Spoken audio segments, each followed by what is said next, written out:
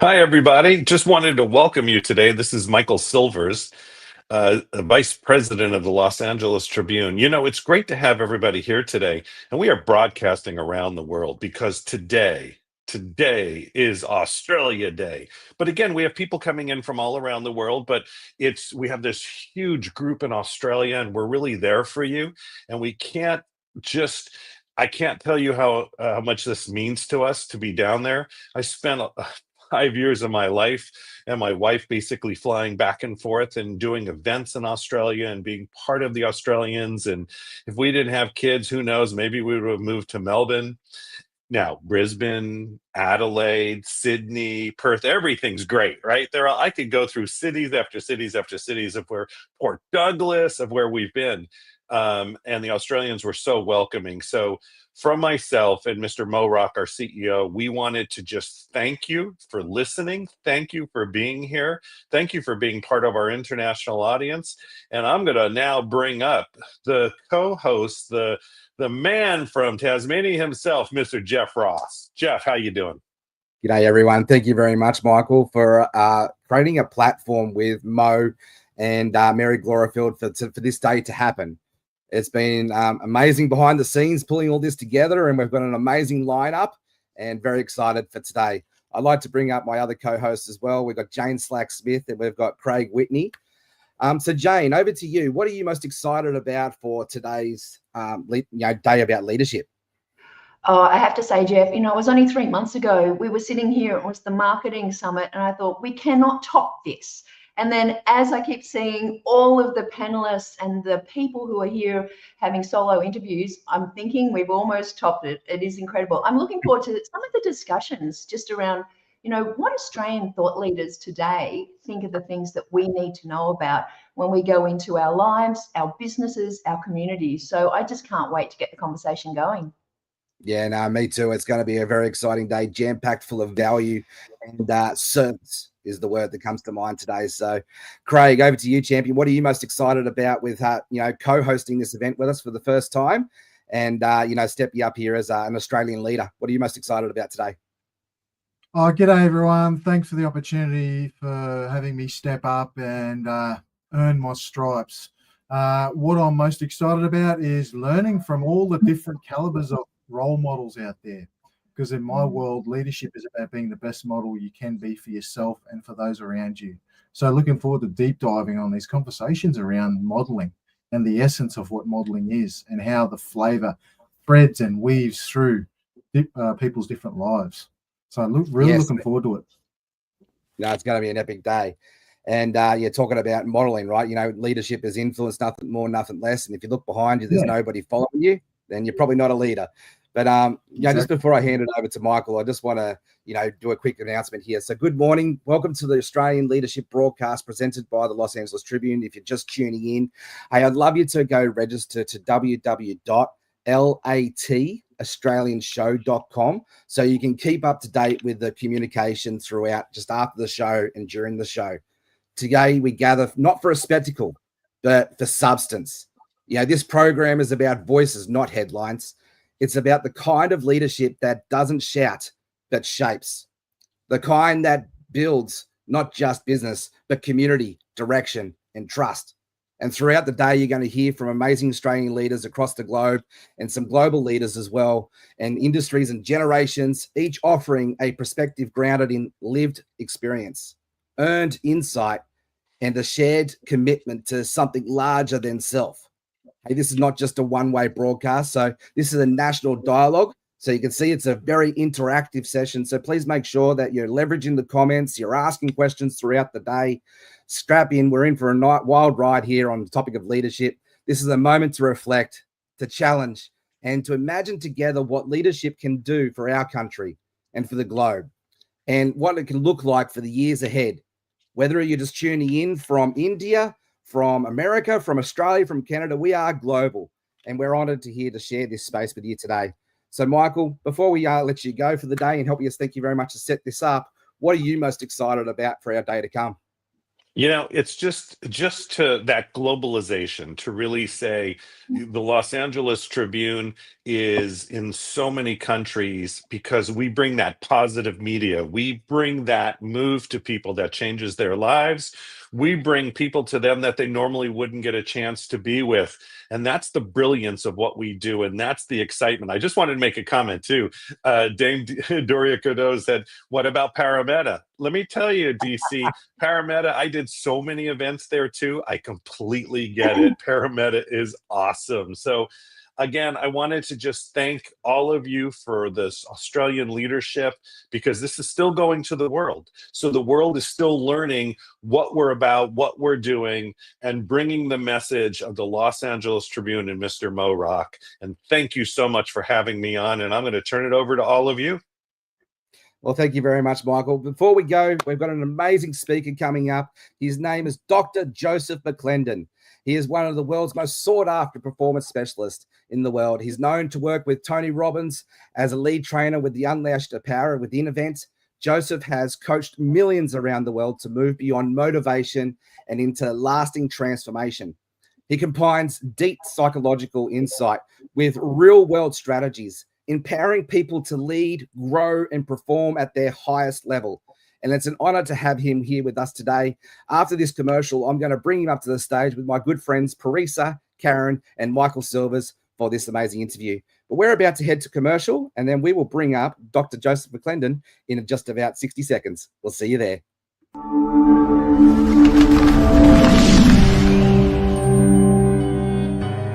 Welcome to the Los Angeles Tribune page. Here you will find original news programming, exclusive digital events, and shows that are directly from the community. At the Los Angeles Tribune, we believe in giving a voice to the voiceless. We are proud to be the only national brand to empower everyday people to make a difference. Since 1886, our reputation has been built on truth and responsibility. Thank you for watching and making a difference. For general inquiries, contact today. Thank you on behalf of the Los Angeles Tribune team.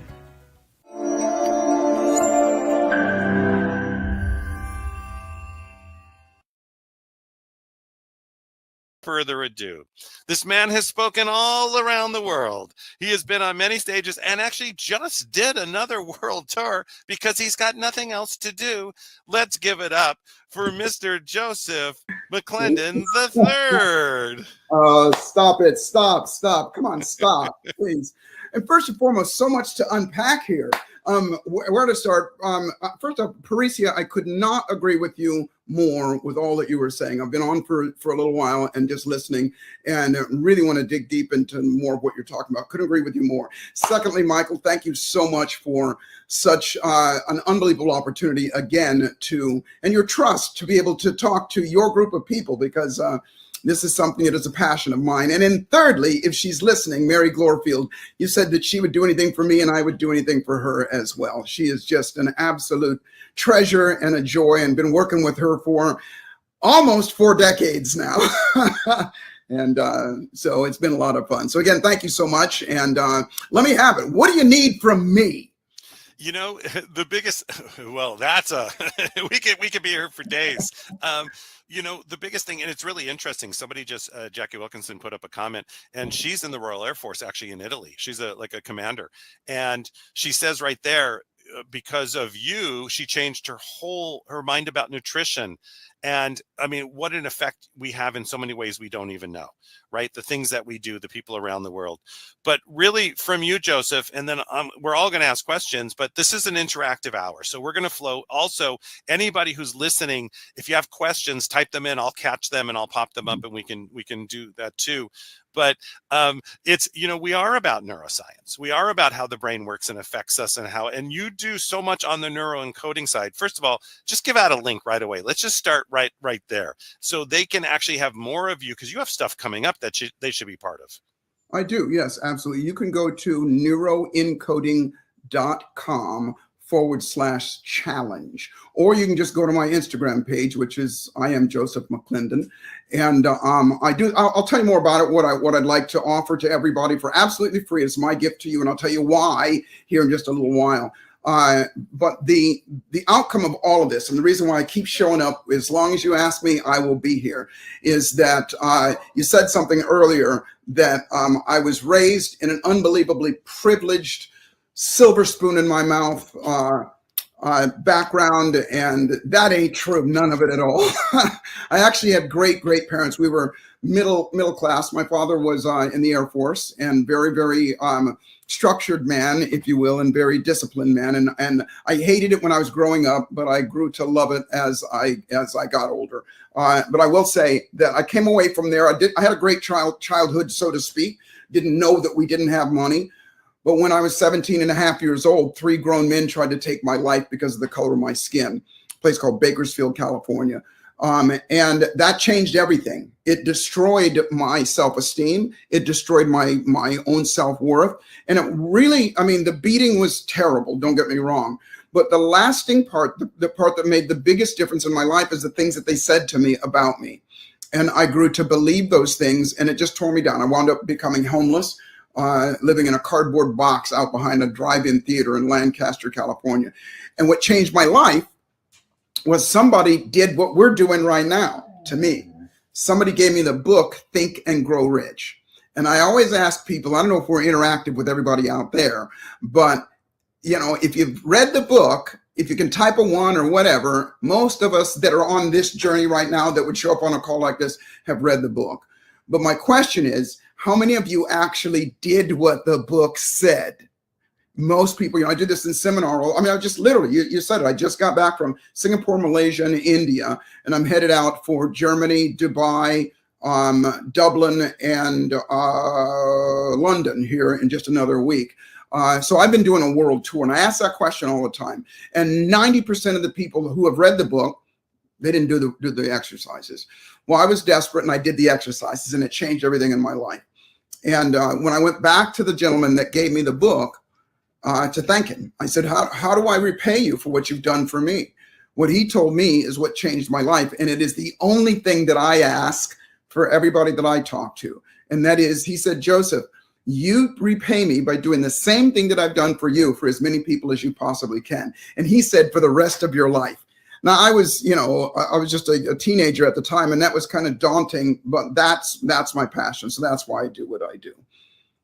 That's the long story short. Yeah, but you know, the great thing about that is there's because a lot of people, you've done this a long time, and so have I. That's why we're already in our 30s. But you know, there's usually something that people suddenly relate to, that story, that traumatic story, that thing that changed them, that thing, and I know you talk about this and you read the book and that moved you forward, but can you go a little deeper into that? And then I'm going to let Parisa and Karen ask questions too, because what made the difference between what you did and what somebody did who became depressed and it's a different life? Yeah, I will tell you that, hang on, that's my, sorry about that. I was going to say, is Mary calling? Yeah, no, I'm in, you can't see what's around me. I'm in the final pieces of my house. Everything else is packed up. I bought a new house in Laguna Niguel, and everything else around here, if I turn the camera, it'd be empty. So let me answer your question. What changed in me, the difference in myself and anybody that goes further faster, is what I call a significant emotional event, and that is something that makes you that impacts you in an emotional way, that moves you in a direction. And that significant emotional event for me was that somebody cared. It wasn't the knowledge that was in the book. It was that somebody cared. And I felt beholden to that person to do what the book said. That was just the catalyst. See, you know, getting people to do something, that's the easy part, because everybody will do something when they want to do something, and they have willpower. We all will start a diet tomorrow when we're looking at ourselves and we're busting out of our pants. Okay, all of us will stop drinking when we wake up with a hangover the next day, but willpower goes away. What makes a difference in people, what makes people go further, and it's what my specialty is, if you will, is creating those significant emotional events. And I'll tell you, there's only 10 things that stop people from doing things. I call them the toxic 10. And there's 3 things that make you go forward. I make things as simple as possible because, you know, it's like, and by the way, Dr. Amen and Jim Quick and everybody else that you have on it, those two are my idols and my mentors as well. And I've known both of them for a while. Dr. Amen, I had an unbelievable experience with him. He actually took a picture of my brain, and I had a significant emotional event there. I'll go into that a little bit later. But here's the 10 things, and I'm going to go through them. And as I go through them, anybody that's listening, just go a thumbs up or go, yeah. If any one of these 10 things has or still does hinder your life, meaning keeps you from going as quickly or as efficiently or as fast as you could, getting you what you want, your dreams, goals, and desires. Here they are: procrastination, hesitation, fear of failure, fear of success, self-doubt, self-loathing, imposter syndrome, stress, overwhelm, and fear of rejection. Now, if you're human, there was a point as I was going through there in one of them, if not all of them, you went like this. Oh yeah, that's me. Oh yeah, okay, oh yeah. And they're designed to do that, to get people to recognize, because that'll make you go, okay, I want to make a change. But the other side of it is what I believe. And let me give you a saying that I love to use. And the saying is that those of us that dare to dream while the rest of the world is having a nightmare, we're not only going to create the abundance and the wealth and all the things and the health that we want for our own lives, but the greatest part about it is that we will be the catalyst, and we will be examples of possibility for the rest of the world, for everybody else to be able to, at the very least, look at us and go, hey, they did it, I can do it as well. Not from an arrogant standpoint, not from a braggadocious or, look at me standpoint, but go get what you want. But go get what you want by mitigating that toxic 10, by getting that toxic 10 down to and replacing it with something that serves you. And the second thing that I would say, second, third, fourth, I don't even know which one it is that it's process over knowledge. And I think this is what Fabrice was saying as well, that it's not just knowing something. Whomever it was that you said, their life changed because they changed their diet and everything. It wasn't that I gave her knowledge or gave that person knowledge. Knowledge is only part of it. Knowledge will get us off the dime. But the process is what makes the difference. And so, I had a professional practice in Los Angeles for many, many years as a traditional therapist. And then I moved more into the neurosciences. And I quickly realized that, people would come in and it was effective. So this isn't throwing traditional psychology under the bus. It was effective. It just took a long time. And in that long amount of time, people oftentimes fell off the wagon. People would go back to what they were doing. It wasn't as effective.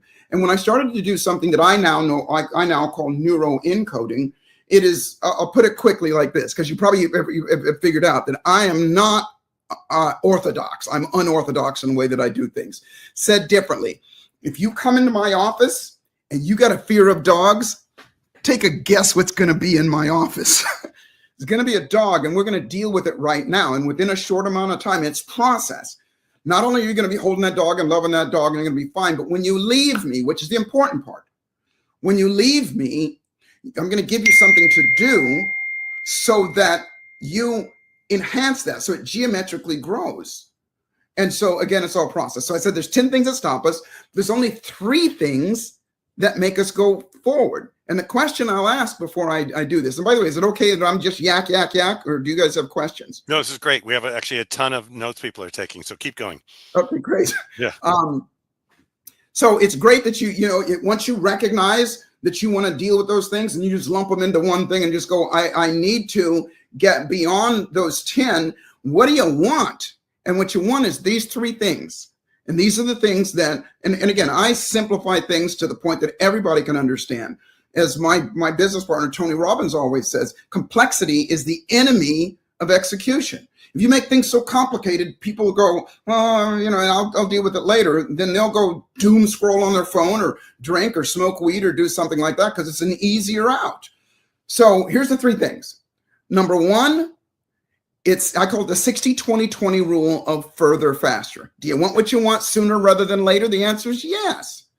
Number 1, it's 60% psychology.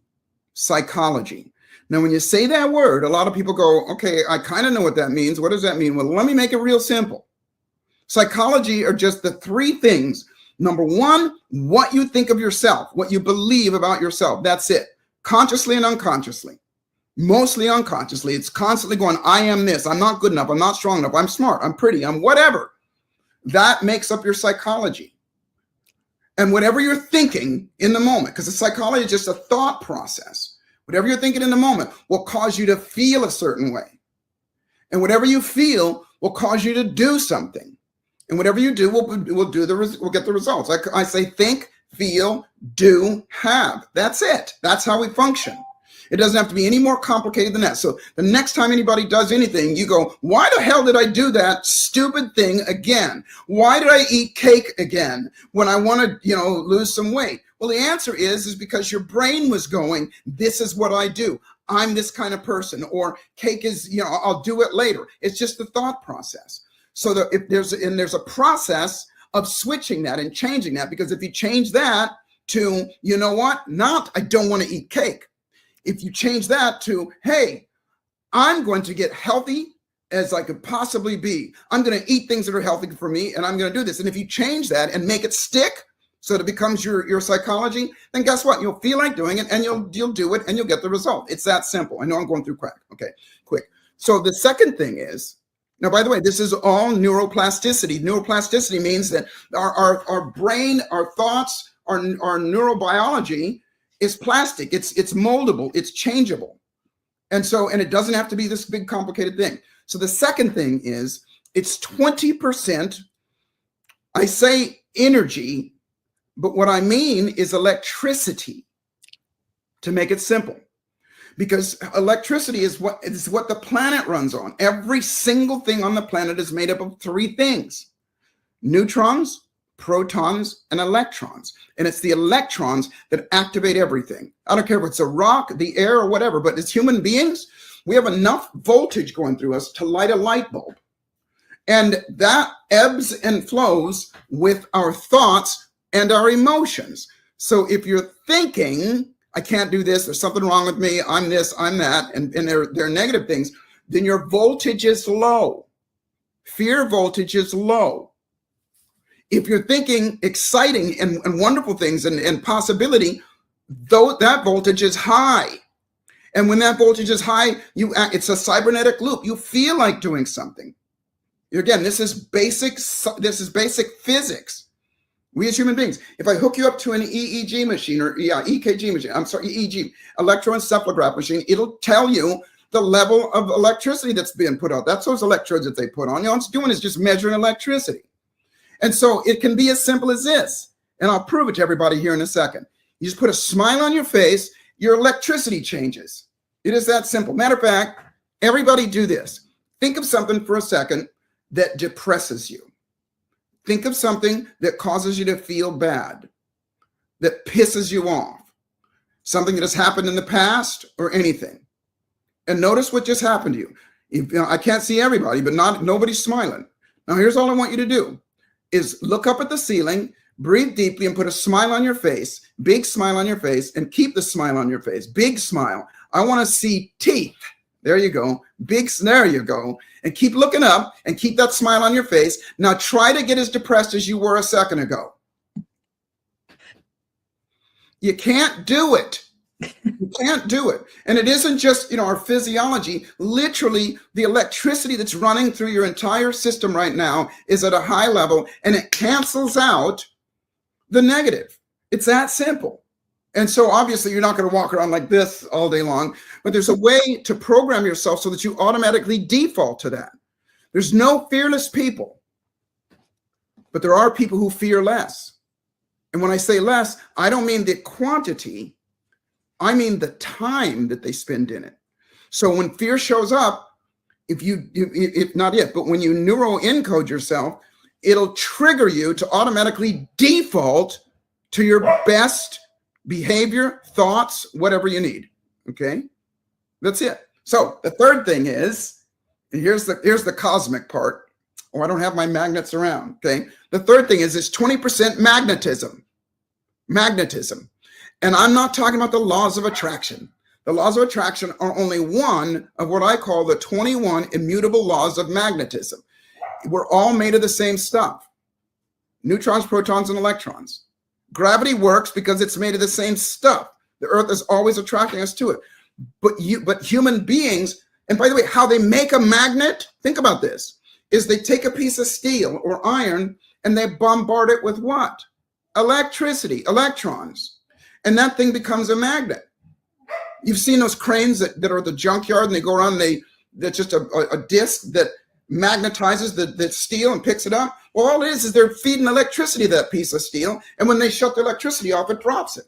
Well, human beings are the same way, exactly the same way. It's not a metaphor. We're the same way. The more electricity we have going on inside us, we are magnetizing. We become the center. We become a magnet.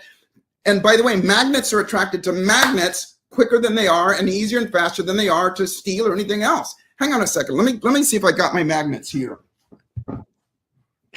This is so fascinating. I think all of us have seen magnets and we recognize that. And Joseph has so many amazing tools that he can share with us. It's amazing. I have so many notes already. I know, me too. I'm writing as fast as I can. Yes, same here. Same here. Oh my goodness. I got them. Yay, he's got them. Isn't that amazing when you're smiling and looking at the ceiling? You can't feel a depressing thought. I found them. I'm packed up here, so I found them. Now watch this. Let me see if I can. I'm gonna see if I can do it on my desk here. Yeah. Okay. Okay. So watch this. So first off, here's two magnets. Watch this. Now these are very powerful magnets. Okay. Now watch this. If I hold these magnets for here, it's always going to do that, right? Hang on. Look, I got movers downstairs. I got a dog going berserk here. Okay, so life is a living hell here, isn't it? Okay, so that means this magnet is attracting this magnet. But watch this. Can you guys hang on just one moment? I apologize. There's no problem at all. Mhm. Moving is You the are least good. fun thing to do. Moving is the least fun thing to do in the world. That's all there is to it. You know, it just makes it's one of those things. And you know, how come when we're going to go to a live stream, the gardeners show up? This is the first world problems. The gardeners show up. The knock on the door, it's the wrong door, right? The package you've been waiting for all day. And we all Uber everything, right? So at the same time, yes, I know this is an American thing, but we all right, the Safeway delivery comes, that whatever it is, it's literally, or that's when they're fixing your internet. And now to the stage, Mr. Okay. Joseph Sorry about McClendon. that. Okay, so now I'm gonna put it on my desk here so you can see. So watch this. These magnets. Now, by the way, let me say something real quick. People always go the laws of attraction, right? And I'm not throwing it under the bus. It's good stuff. That's the origin of it was Think and Grow Rich, right? And it's just that if you ask people, what does that mean? It means that what you think about is what you bring about. Well, if that's true, all of us would be dead because most of us, I so apologize. It's the gate calling me. I think the movies are trying to get in. Yeah, no worries at all. I already said Hello. moving's the worst thing on the world. Yes. So, see, this is live, by the way, everybody. This is like live TV. Oh, We're seeing yes. Joseph Tell her I'm going to McClendon call move. her in about. Isn't that just 20 minutes, amazing? okay? And it's the neuroscience behind what he's doing and the thought Yes, process you behind can what let he's us know. doing. Okay. See, and then we'd listen to his conversation because that's like, you know, this is like real TV. So Joseph, we're going to make a new show. It's reality TV. It's Moving Day with Joseph McClendon. Just think of that, actually. Yeah. Okay, so watch this. Watch this. So first off, remember, human beings, our magnetism comes with the ebb and flow of our emotions. Okay, a magnet will stay a magnet forever. Okay, but human beings, we magnetize and demagnetize by our emotion. And so it's not just what you think about is what you bring about, because you can want something all day long, but if there's something inside of you that's going, I'm not worthy, I'm not smart enough, I'm too black, I'm too white, or something like that, you literally push it away. And let me prove it to you. So watch. So these are magnets, but watch. And this is steel. Well, this one isn't. Well, anyway, steel will come to this, right? I have to bring the steel to it. Let me find one. I wasn't prepared to do it this way, but hey, you get what you get, okay? This is real time. This is Well, reality. this is reality. Okay, this is reality. So watch this. This is like the insides of a pin. So if I bring that to there, then it'll do this, but watch, okay? Now it'll go to there, but watch. I can't do it here because I'll break my desk. I'll do it here. But if I put the magnet here, the magnet's not going to go to it, okay? The magnet will attract this to this, but imagine if this is you, okay? And you're going to go towards what you, or I'm sorry, this is you, and you're going to attract this to you. But if you don't have the emotional energy, electricity going, then you're literally going to push it away. Watch this. Now, most people don't know this. This is basic physics, okay? Watch this. So these two magnets, if I put them together, now watch close. Now, first off, the magnets both are moving. They're moving towards each other, okay? But watch this. If I take this one and I flip it over, watch what happens. Okay? It pushes it away.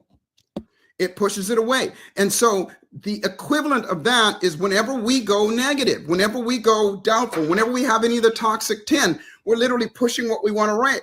Evidence of that is how many of us have sabotaged ourselves? All of us. That's you flipping, going, I don't think I can do it. Something's wrong or whatever, consciously or unconsciously. So it's a loop. And so the trick to the whole thing is to learn how to flip and change your psychology so that it is your default, so that your psychology goes, well, wait a minute. Yes, I can do this. I learned how to walk and talk and ride a bicycle and drive a car. I can do this as well. And that level of optimism, and optimism doesn't just mean every cloud has a silver lining or, the glass is always full. Optimism is exactly what the word says. You have more options. You see more options. And we've all got thousands more great options than we do the negative that's options that's sitting in front of us. And as soon as we program ourselves to default to a place that causes us to go, oh, well, wait a minute, I can do this, then guess what? It starts to be automatic. Yak, yak, yak. Oh, this was so amazing. I want to dive right into exactly what we've been watching and witnessing you in reality with the dog, the phone, the door, moving, all of these pieces, because this is real life. And honestly, this is such a blessing to experience you in real life, because this shows people how you actually get it done versus talking about it, watching it, no, this is real time. So I want to speak to that. So as you're navigating the door, the dog, the moving, all of these pieces and parts, a lot of the time we can find ourselves very limited or feeling very limited when things kind of come in the way and are stopping us with what we're trying to do, right? We have this is not going to get done now. How am I going to do this? We start going into more of a negative and like defeatist type of mentality. However, we've watched you do nothing but speak with such freedom and maintain this level of freedom in how you speak and how you're communicating and how you're sharing. I would like to know if you would share with us, let's say like your top 1 or 2 habits within your mind that you continue to employ that keep you speaking from that place of freedom as life continues to happen, because life is always going to be lifing as we are experiencing it right now. Okay, so first off, great questions. And thank you everybody for your patience in my going through all this stuff here as well. And you're absolutely right. And so in order to answer your question, I've got to give my beliefs about habits first. Okay. And you accurately asked the question. And I have, as I teach my students at the Institute and everything, to oversimplify stuff so that a third grader can understand. Because there's habits and there's addictions. And never shall the two meet, okay? There's one or the other. Habits are the things that the things that we are compelled, that we desire, that we have an urge to do that serve us. Addictions are the things that we're compelled to do that do not serve us. That's it. If you make it that simple, then you look at it 2 different ways. So my habits are the processes that I do to condition myself to do that. And they come down to some of the things we all know. I just started doing something. And by the way, contrary to popular belief, I'm human. And what that means is that I'm still evolving as well. And so I'm constantly looking for different things to do to enhance myself so that I go further, faster as well. And so one of the things that I do every single morning that I wake up is I have a conversation with myself. And the conversation I've been having lately is I, Joseph McClendon III, give myself permission to receive new amounts of health, wealth, happiness, joy, passion, love, intimacy, financial abundance, overflowing, and healing right now. And I grant my angels permission to bring to me miracles and surprises to remind me that I'm worthy of all of these great things: health, wealth, happiness, joy, passion, love, all of those things. And it is done. Now, I say that because guess who believes that stuff now? Me. And it becomes an unconscious belief. If you want to change a belief, there's quick ways to do it. But guess what I'm not doing when I'm saying those things first thing in the morning? I'm not scrolling on my phone. I'm not, worried about this and that kind of thing, because my mind is not just consumed with that, but it starts to bleed into that. So I wake up that way. From that, that becomes my default. So when fear shows up, when anything shows up, the dogs start barking, you know, the movers downstairs are breaking my stuff, you know, stuff, you know, anything that happens, my brain goes, hey, everything's going to be okay. You know, everything happens for a reason, and I'll deal with it, whatever happens. So I would say that's one of my habits. I have other habits with the way that and all of it starts with what I said, psychology first. See, people always go, listen, just so everybody knows, in, what is today? Today's the 3rd. So in a month and 3 days, I'm going to be 71 years old.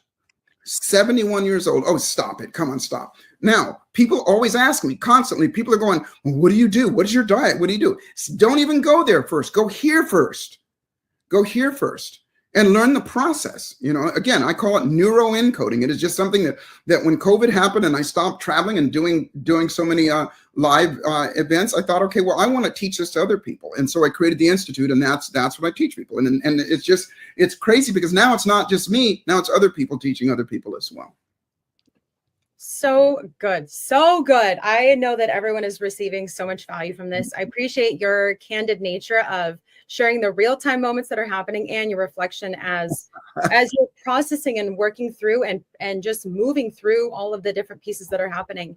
And heck yes to your birthday in 1 month and 3 days. I think that is amazing. You really show that it's not about age, it's about where you place your mind, because your cells do listen to your thoughts, and you are not just teaching that, you are showing that, and you are the embodiment of that. I'd like to give this to Karen. Karen, go for it. Thank you. Thank you so much, Teresa. Thank you so much, Joseph. I'm so glad that you're here. And I would like to dig a little deeper too, because when you were talking about what you went through, and that was really traumatic, you know, to be beat like that. And many of us go through these fears, and we have the trauma sticks with us, and we have a hard time overcoming it. And so you talked about programming yourself to default to the high voltage. How do you do that? Well, that's a longer question than I have time to answer. However, I will tell you this. I'm going to give it, because I want to give as much value as possible. I'm going to tell you this. Let me back up for a second. So it is akin to the example that I gave you about somebody coming into my office and they're afraid of dogs. There's going to be a dog there. How you program yourself is, first off, you decide what you want, not what you don't want. So for example, if somebody says, I want to lose weight, or I don't want to be afraid, or something, then I know they're looking at what they don't want, not what they want. So I got to get them clear on what they want. They want to be healthy. They want to be at this weight. They want to make money. They want to be whatever. So to get them looking at that. And then the next question is, what stops you? And it's always, always, always going to be any one of those toxic 10. Okay, when it comes down to it. And then you go, okay. And so I'm going to give you the formula to answer your question. And this is an oversimplification. I will cause them to feel the very thing that they don't want to feel. If it's a dog, I'm going to put them in a room with a dog. Why? Because when that fear comes up, now's the time to deal with it. And how you deal with it is, so first off, the formula is feel bad first, on purpose. Don't wait for it. Make yourself feel bad. Second thing is interrupt that pattern while they're in it. And what that means is, the analogy I love to use is this. We've all done this. You're sitting in your house and you're going, I need to go in the kitchen and get a ink pen. And then you stand up and you go in the kitchen, and there you are in the kitchen going, the hell did I come in here for? Okay. Now that is, in psychology, what we call it is, you've created a scotoma, which is a blank spot in your mind. When you change your physiology, I did it with everybody when I had you think of something bad and then look up. That's a pattern interrupt. You're no longer there. But the greatest part about it is that when you interrupt that pattern, when you're feeling bad, and then all of a sudden you do something, whether stand up or whatever, this naturally occurring thing, but you cause it to happen, you create a scotoma, which is a blank spot. And that blank spot is like a vacuum. And a vacuum always wants to do what? Be filled. Fill itself up. So it's a perfect opportunity to put something else in there. So the process is feel bad on purpose. Don't wait for it. Number 2, interrupt the pattern. Number 3, feel good.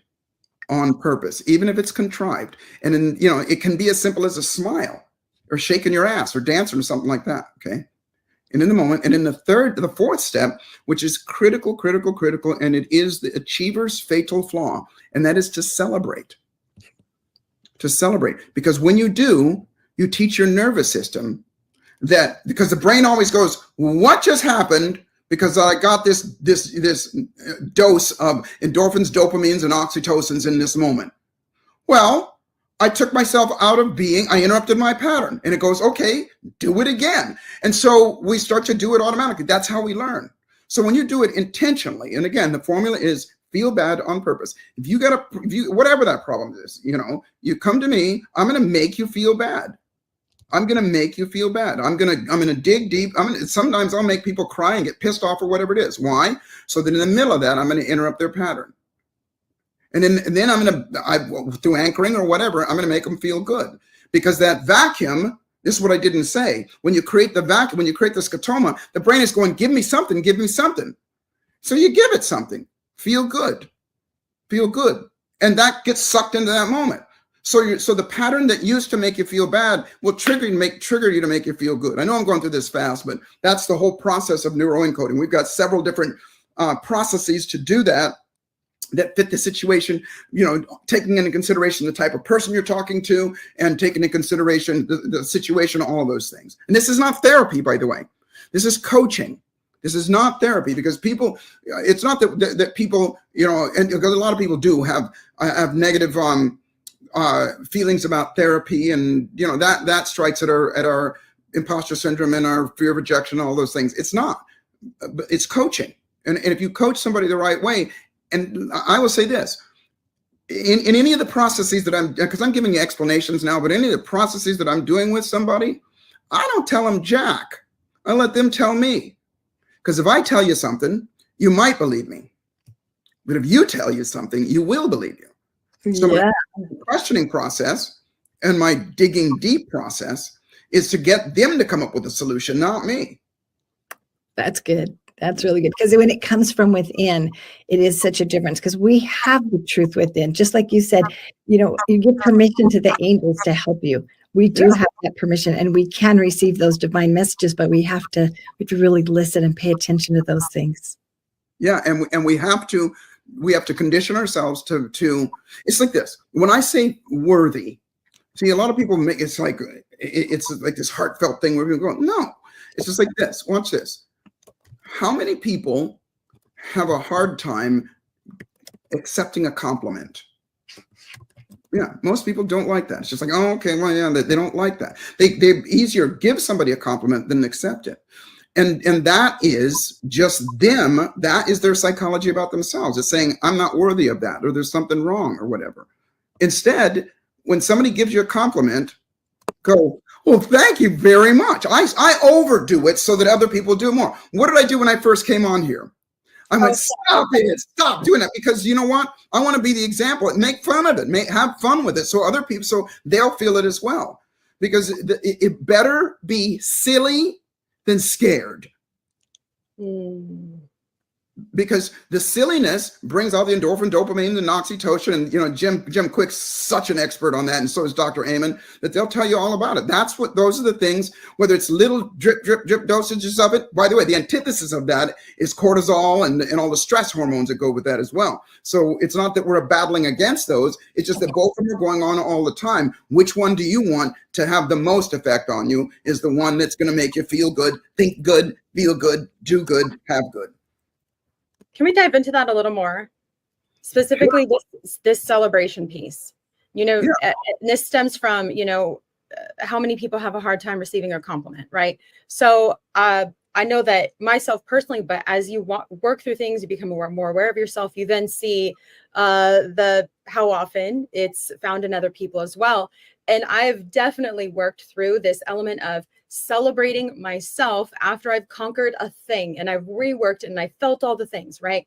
So can you please dive into what celebration can look like? Because I think some people will feel it's like this big grand gesture when I know that it's not, but I know that your words will describe it and share it beautifully. So celebration, all of that. Yeah.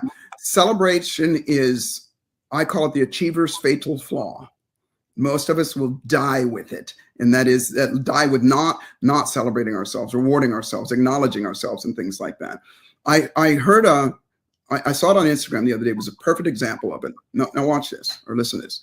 It was Einstein was teaching a course to his college students. And Einstein, arguably one of the greatest minds of all times, right? And he started off and he wrote on the board, 9 times 0 is 0. 9 times 1 is 9. 9 times 2 is 18. And he went all the way up till 9 times 9, 81. And then he said 9 times 10 is 91.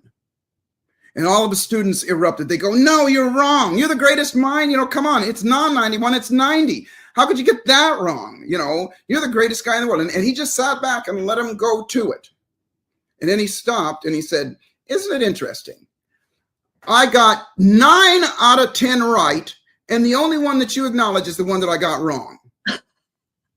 Now, so the aha for most of us is going, oh, wait a minute, we're beating up the one that's wrong. We're ignoring all the stuff that's right and beating up the one that's wrong. That's not the point. That's not what I took from it, with regard to celebration. How often do you give yourself credit for the 10 things or 9 things that you got right? That is what's going to change the habit, or I'm sorry, the addiction to beating yourself up. And it's not, as you said, it's not about dancing around. You can do that, and I want you to do that, and you can do that, and you can go over the top. It's also just acknowledgement. If I ask, and I do this all the time, I ask people to write down 10 things you've accomplished. People will go, okay, I graduated from college.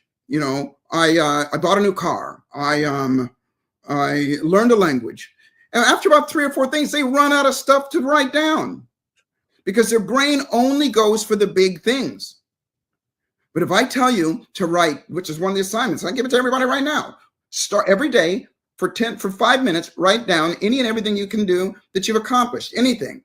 You brushed your teeth this morning. You took the trash out. You did anything at all. Because then you start to create those new neural pathways inside your brain that are quicker to look for something that's great. And you start to recognize that you're a badass in millions of ways more than you are, something that you failed at. And that becomes your default. So to your point, celebration doesn't have to be dancing around naked, whatever. It just means, at the very least, acknowledge. At the very least, go, Like for example, look behind me here. These are all these journals, and there's another 2 or 3 boxes of them upstairs. Now, in the olden days, before the internet, we used to write stuff down, right? Inside these journals, there's pages and pages and pages and pages of stuff that I've just done because that's what I used to do. That was my way. Now understand, I came from a place of where when those guys did that to me, I was suicidal. So I don't use myself as some shining example of the way that things should be. I do use myself as an example of what's possible. I pray to God, and I hope something like that never happens to you. And a lot of people worse has. It's all irrelevant. I mean, everybody has their own feelings about what happened. And so if we spend more time looking at what's great, looking at where we want to go, looking at and acknowledging ourselves and acknowledging other people as well, then guess what you're not doing? You're not beating yourself up. You're not looking at the things that you don't want. And you start to make that automatically. That becomes your psychology, your emotion, and your actions. Gosh, Wow, powerful. Sorry, I would love to cue anyone listening to what Joseph just said. If you can share in the chat something that you've already accomplished today, even if it was just here, brushing your teeth, put it in the chat. Nothing is too small. Nothing's too simple. I think that's really great. Like, let's apply this now. Let's start celebrating now. Let's go. Let's do it. I think it's those things too. It's the celebrations. It's that, because we used to talk about this a lot, right? We had this, and Joseph, from stage, how many people are not celebrating? How many people are just they're looking for something, but they're always looking for something. Yeah. And we got about 11 minutes left here or whatever. But what do you want this audience? This audience is worldwide. I mean, it's been an amazing with you, and Jim Quick just kicked it out to his whole his whole community. I've not talked to you for a while, but Jim, if you're listening, I miss you, my friend, and you're absolutely amazing, and I just love what you do. Yeah, and we're going to get you two together. We're going to do more with him and more with you, and we just want to be the place people can come together, because this is the greatest thought leaders on the planet. You are two of them. I'm just going to say that. I'm going to leave it there. So yeah, it's not a. It's a lot of our lives are because actually you two and what you two have created, but. You know, really from an audience perspective, knowing that we're never winding down, we're always winding up to the next, and you're going to be a lot of places, but tell them a little bit about what you'd like to leave them with. And I know you have a gift for them, you have something for them, how they can get that, and where you're going to be next. Yeah. I'm gonna gosh, there's so much to unpack in that. I know. Okay, so here's what I'm going to say. You said so many people are looking for stuff. That's why we're on this call. That's why people are here right now. It's human nature. It's part of the package of life that we came through. We start our lives with only one fear and two needs. The two needs are the need to avoid pain, that's obvious, and the need to grow and learn. That never goes away, and that's why we're here right now. Okay. The only fear that we have is the fear of rejection. Don't get me started on that. Okay. But to answer your question, with regard to something I'd like that I want to leave everybody with is, while you're looking, recognize that you're finding stuff all the time as well. I often say, stop looking and just pick it up. It's right there in front of you. It's right there in front of you. The exercise I just gave with regard to going back and looking at the things that you've accomplished, that's you. That's not somebody else. Those are all the things that you've accomplished. Find it. Stop for a second. It's like we're so busy looking, instead of going, okay, wait a minute. Let me take even off of this call, let me take this right thing right now and do something with it, okay? Let me do the processes or learn more about it so that I can do something. It's not the knowledge, it's the do. And so what I would like to, so that's the one thing that I would like to leave everybody with. The second thing to leave everybody with is that you are just as capable as anybody else on the planet. It doesn't matter who they are. It doesn't matter whether it's Jim Quick, Dr. Amen, Tony Robbins, anybody. You're just as capable as those people, because every single one of them has got an origin story as well, and so do you. And let me tell you everybody's origin story. Matter of fact, everybody, close your freaking eyes. And I'm going to give you your origin story, okay? A long time ago, many, many years ago, when you were really, really little, you don't even remember. You woke up one day and you were excited because this was the day that something inside, you knew something was going to happen. And they told you that this is the day that something is going to happen. So you got up and you waited by the door and you waited and you waited and you waited. And all of a sudden, boom, the door opened up and you and about 60 million other little sperms, depending on how excited your dad was, went on the first race of your life. And you were the luckiest, smartest, fastest. You were the only one that won, the only one. And the prize is life. You get it right now. You already won the freaking race. Stop and recognize it, that you got it. And so everybody, whenever you come into those places where things are hard, things are tough, you know, and when they are, remember, wait a minute, I already won. I can do it again. Success is built on success. Let me do it again. Step up and go for it. Second to lastly, I'll say this. I get asked this all the time, guys. I know you do as well. If you could go back to your younger self and tell yourself one thing, what would it be? And I'm going to tell you what I would tell me. Learn the skill of snapping the hell out of it quicker. That's it. So when stuff happens, and it's going to, yeah, you guys experience it's happening with me right now. I have a default that snaps myself out of it. And I encoded myself. That's what neural encoding is. I encoded myself. So learn that skill quicker. So the gift that I'd like to give to everybody, and it is absolutely free. There's no charge whatsoever. It's something that I do every year. It's my way of giving back. Is and this is just in a few days, on the October the 8th, 9th, and 10th. I'm going to spend 2 hours a day with you. And I actually got some other of my other colleagues that are going to be with me, one or two of my other colleagues that you'll recognize. I want to keep it as a surprise. And it's virtual.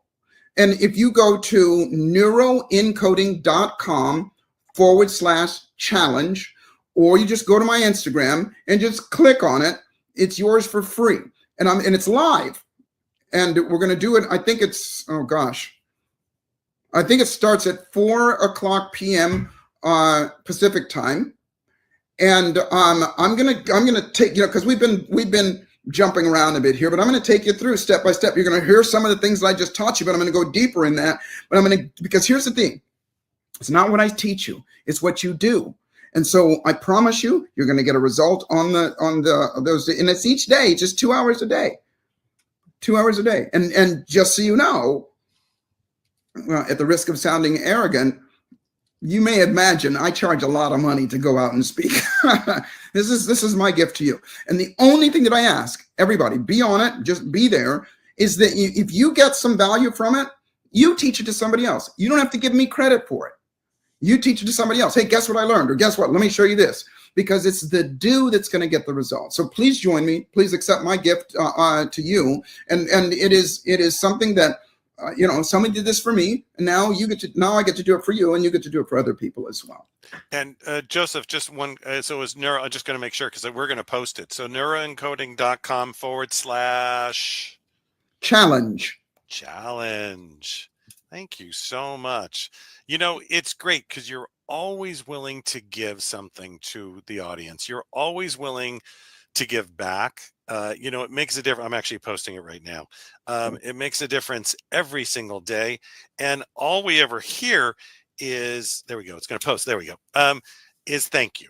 We hear thank you because you're always giving back. Look, you didn't need to be on this call, right? But you're moving. You got everything going on around you. You still showed up. It's about the showing up that makes the difference. Well, it is my pleasure and it is my passion. And it really is my passion. And I don't expect everybody to have this same passion that I have. I do encourage everybody to, at the very least, find your core passion. Everybody has passions. And most of us go through, I don't know what my passion is. Joseph, you're lucky you got your passion. Yes, you do. Let me tell you what your passion is, everybody. And that is helping your fellow man, helping somebody else. Every single one of us feels good when we did something and somebody goes, thank you. When we did something and you never know, a word that you say can change somebody's life.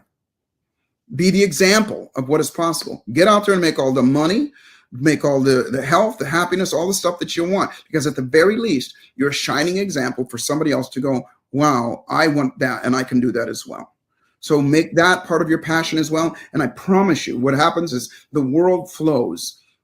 Listen, just like these silly magnets here, you can't see what's going on in between here. There are unseen forces. Unseen forces. Electricity is unseen. But it's happening all the time, all around us. And the old saying, I'm going to butcher this, and make it my way, and that is, once he or she commits, mighty forces will come to your aid to bring you the situations, circumstances, and even the material things that you desire in your life. And the greatest part about it, again, to second this again, is that you become that glowing ball of magnetism and glowing ball of energy that affects other people. I get this all the time. It's like I was in India for the very first time about 6 days ago, no, about 8 days ago now. And when I was there at the end of the seminar, and I get this all the time at the risk of sounding arrogant, people come up to me and they go, Joseph, how is it that you can command the stage the way that you do?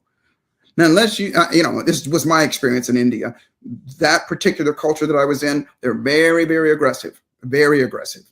And they were not the easiest audience to get. But I have this certainty about myself. And that certainty is, I don't care who it is.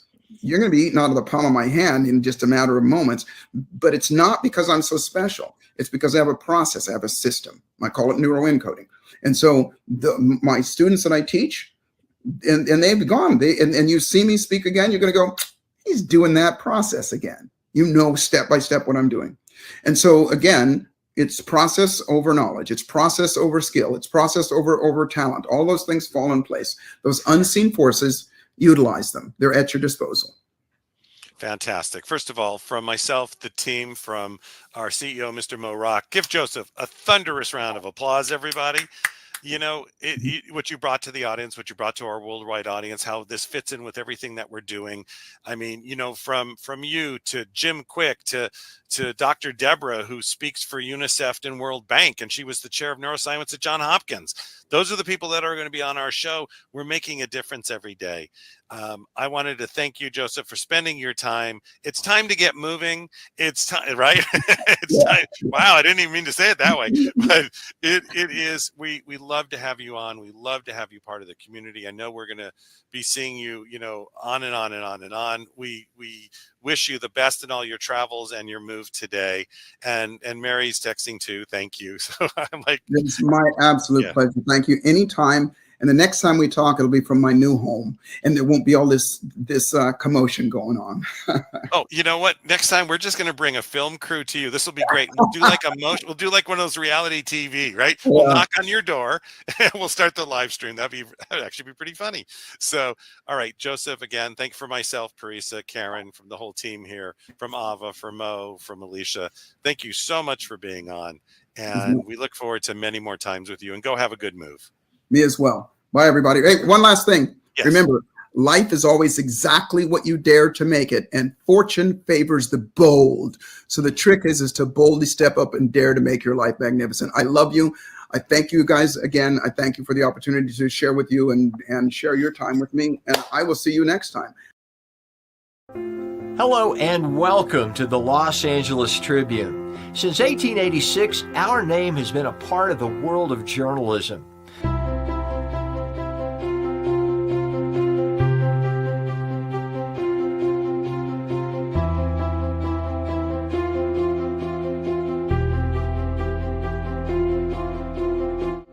We've earned a reputation for being a publication that practices integrity, authenticity, and responsibility.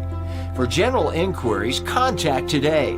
Thank you on behalf of the Los Angeles Tribune team.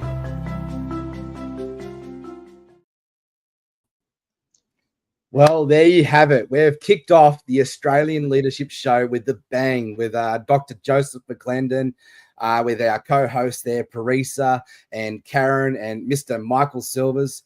That was an amazing interview, wasn't it, Jane?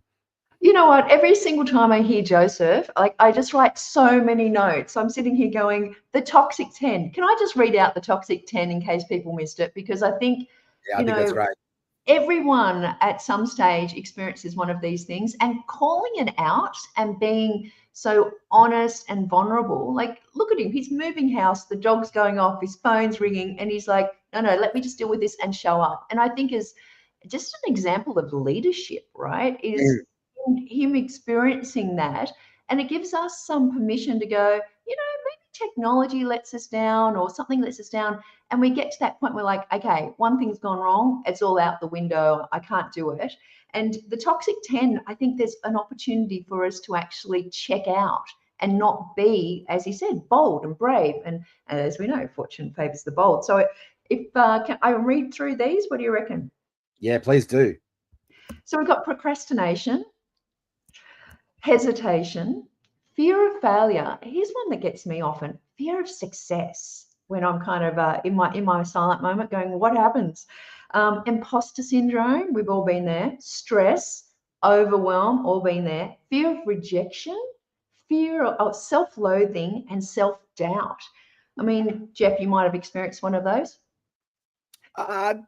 If not all of them. It's like we can play bingo. Tick, tick, bingo. Yeah, that's it, right? I just love how he delivers precision and process and perspective for us all to get into, out of our subconscious mind. I was actually on a private mastermind with him just a couple of weeks ago, and such a privilege and an honor to be, in that inner circle. And one of the insights that I took away from that masterclass was, if we don't, lean into using these tools to help us to, essentially control our subconscious mind rather than controlling us, it becomes the puppet master of our life. So, who wants to be the puppet master? You let your subconscious mind do it, or are you going to step up and really step into that greatness that we all have available for us? I love how he talks about the power of process over knowledge. Joseph emphasized that transformation isn't just about what we know, it's what we do about that, and that really highlighted a statement that I use for our teams is it's better to have knowledge on ice. It's better to have ignorance on fire versus knowledge on ice, right? It's knowledge without application is just sitting there collecting dust. And I love how he emphasizes that power of process. And I think that's so important, as you said, it's the action that you take. There's an awareness. I mean, everyone's into AI these days, but the reality is the original, artificial intelligence is actually this algorithm that we've got running in our brain that comes from somewhere else. It's artificial because it's been put in place, and as neuroscience knows, up to the age of 7, we're in a hypnotic state, and that's where 76% of all our beliefs and habits come from. So you're operating as a 20, 30, 40, 50, 60-year-old person with stories from a child. And so just, just flipping that switch, as you said, 60% is psychology, 20% is energy. Like if you can nail the 80%, the rest is just how you turn up. So yeah, I love listening to Joseph. I could listen to him all day. Yeah, no, me too. And I also love how he says that we can, rewire our thinking. Like you can't be depressed when you're smiling all the time, right? Yeah. And, it sort of celebrates that rewiring of it all. Celebrate to rewire. And, he called this celebration the achiever's fatal flaw, and too often it's actually skipped over. Yet it's absolutely critical to reinforcing new behaviors, and small intentional wins condition the brain for that resilience and momentum, right? Absolutely. And I just think, we can sit here for hours listening to a leadership summit with some of the thought leaders in Australia inspiring us. But if we do nothing with it, as you said, there's no purpose. It's ignorance. If you have the knowledge and don't take action, and it takes willpower to actually go, how am I turning up? What are the choices? How's the wiring turning up for me today? And how do I choose to turn up? So yeah, Joseph, every single time I'm sitting there going, yes, I could listen to you all day, but we don't have to. We've got I think it's set us up for a really awesome, leadership discussion here for the next 6 hours. So the next conversation that we're about to have, and features voices from the Los Angeles Tribune podcast network, each bringing a distinct leadership, lens. I'm going to bring up our friends Craig Whitney, Alex Terry, and my beautiful wife, Sarah Jordan Ross. So it's actually a privilege and a blessing to be here with you, amazing people. So we're going to shift gears here now. So Jane is my co-host throughout the day, but now she's going to jump into this panel seat with us. And we're going to talk about storytelling, what it's like to be a host for a podcast, being mentors, being builders of dialogue across industries. And together, this group here, as part of the Los Angeles Tribune podcast network, they represent the power of voice that's shaping influence and responsibility that comes with reaching out to an audience. So please welcome this outstanding panel from the Los Angeles Tribune podcast network. Let us get into it. And I love you just to, go around the horn and just quickly just introduce yourself to our wonderful community. And we'll start with you, Jane. So I want you just to obviously mention your name of your business, and one thing nobody knows about you. Ooh, so much. Well, look, over the last 20 years, I've been helping Australians create wealth through property and their businesses. And what struck me is there's something holding them back, which is those subconscious beliefs. So I went deep into that rewiring, neuroscience, AI, and I am the founder of Recode for God Mode, which is the group coaching, and Exit the Matrix, Stories of Success is my podcast, which I'm so excited about because I get to hear the stories of people sliding doors and how they exited that limiting belief. And one thing people don't know about me is I'm doing a world first experiment right now. I'm writing a book live and interviewing thought leaders on how it is to live a life of abundance from your heart's desire. So I've got a group who's watching me. I'm creating AI tools, courses, etc. So it's a bit of a fun experiment. Absolutely brilliant. And so welcome to this amazing panel. And Craig Whitney, I'd love to go to you, man. So your name, the name of your business, and one thing nobody knows about you. And then we'll go to Sarah and then to Alex. Oh, g'day everyone. My name's Craig Whitney and I'm the founder of Next Level Coaching. One thing nobody knows about me, I've learned a lot of my own leadership skills by growing up with donkeys, the humility and the patience, determination, the wisdom and the intellect, these beautiful creatures. It's just fascinating that no chalkboard, whiteboard, seminar, or podcast cannot teach. It's amazing. And to take this into the next generation of leadership just takes it to next level. Yeah, no, so good.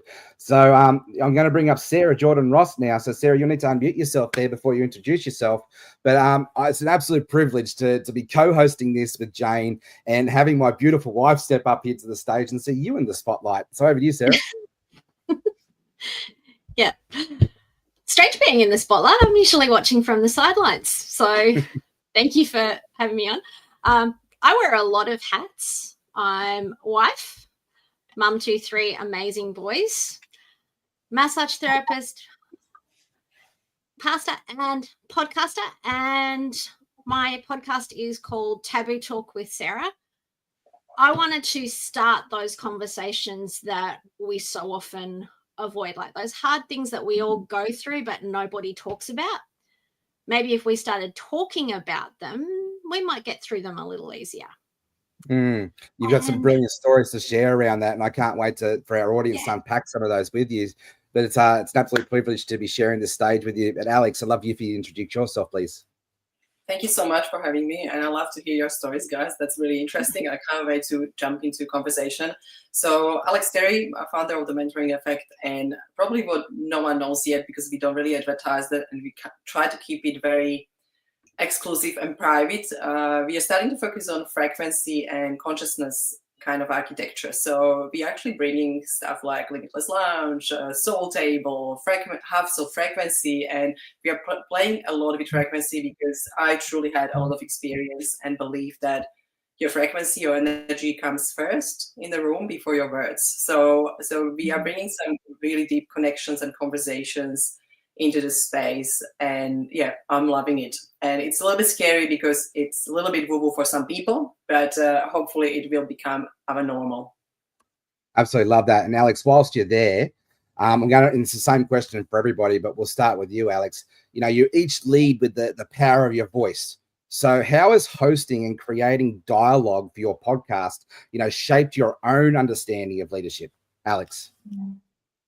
That's a really good question, Jeff, and thank you so much, because when you look at evolution of my podcast, when you go to first episodes, it's terrible, honestly. It was just me trying to be good and ask the right questions, focusing on wrong thing. So I learned so much how to lead, how to be connected, and what to bring, or how to bring the best value to the audience. And it is actually through real heart-to-heart conversations. It's not about position. It's not about who I am. What am I saying? Is that right? Is that correct? How I will sound? I honestly, truly don't really care, because all what I do is what I feel in my heart is important right now, and what the other person feels is right. And I had the most beautiful last probably 20, 30 episodes, most beautiful conversations with amazing people. And Joseph was talking about attraction. So I feel like my energy shifted, my emotions shifted, and I started to attract these right people in a podcast. So now I can bring more value to people because of these people. And that is exciting to me. I'm so grateful for that. No, very exciting. And Sarah, over to you, the same question. So, how has podcasting helped shape your understanding around leadership? That first you've got to lead yourself, and you've got to be comfortable in the space that you're in and leading by example. So it's the same. It's that getting out of my head of I've got to ask the right questions. I've got to get all the tech right. I've got to do all that sort of stuff. And now I just relax into having a conversation with people. Like, yes, I'll prepare questions to ask. And sometimes I ask all of them, and sometimes I end up not asking any of the questions that I'd prepared because the conversation goes in a completely different way. Mm-hmm. And I've learned to be okay with that what happens is what needs to happen, and what we get out of that conversation is what the people listening really need at that particular moment. Yeah, no, brilliant insight. And Craig, I'd love to hear your insights around how podcasting has helped shape your leadership. Totally being in the moment, getting out of my head, thinking theory, thinking ahead, thinking the fears of what's going to be said next, thinking that I need to follow structure, script, protocol. No, just be in the moment. Have a yarn, connect heart to heart. I need to feel myself to be able to connect and feel with those around me. And once two hearts are connected, from a leadership and a follower, interesting things can happen. Deeper conversations, breakthroughs, and the deeper edge. We go to our edge. We're connected to our hearts rather than stuck in the heads. Yeah, no, I love that. It's a saying that comes to mind: when our emotions go high, our intelligence goes low, right? And so, Jane, I'd love to hear how podcasting's helped shape your leadership. Yeah. I have to say, Jeff, I'm sitting here going, we've got taboo, we've got woo, we've got donkeys. Like, it's around the diversity, right? We've got this diversity of voices. And what I love about podcasting is we have this opportunity to be in someone's ear, you know, often longer in conversations than they're talking to their best friends. And so we have this opportunity to lead and open up, I guess, conversations like what Alex said in frequency, or the taboo conversations, or the leadership conversations that people are too scared to ask the questions about. And having been someone who's now onto their second podcast, my first was, 7-8 years ago, very orchestrated. It took us 6 weeks to do an interview assessment, taking that hero's journey, and it was beautiful. It was timeless. People still listen to that property podcast today. But the Exit the Matrix podcast is one around having those conversations around what is your sliding door? What was the tough moment? How hard was it for you to choose to escape? And my thoughts are that I'm not taking a leadership role here. I'm just taking a role that allows people to, I guess, through my questions, hear the answers that they were too scared to ask. Brilliant. And I see a question here from Karen Hall. And I think that's a very brilliant question for us to actually go around and ask that, all of us here, but we'll start with Craig. Karen wants to know, what you've learned from leadership from donkeys. But I think that's, not to set you all up for failure, but set you up for success. I'd love to hear what you have learned from either from children or from other animals that have helped shape your leadership. So Craig, we'll go to you first, mate, because I think the audience really wants to know, what have you learned around leadership from donkeys? Well, that's a great question, because we've been conditioned to look at donkeys as a beast of burden, right, in our society. However, peel back that conditioning and you've got humility. It's a very powerful trait, and presence from the heart, not the head. We can talk about schemes and ideas, theory and logic all day long, but where does it get us? It gets us nowhere unless we are heart-centered, connected with ourselves and connected with others. And play out with the woo. Go for it. Donkeys are quite wooistic animals. They're just there. They just do their thing. They don't hold back. And it's having that peace of being around these majestic creatures and just enjoying presence that's helped develop my over this as I've kind of grown up with them as my siblings, if I may say, being an only child on the farm. So there's a lot of experience there early on. Craig, your internet connections there are a bit of a slight lag, but we've got most of the gist of that. But thank you very much for sharing. Karen says she'll never look at a donkey in the same way ever again.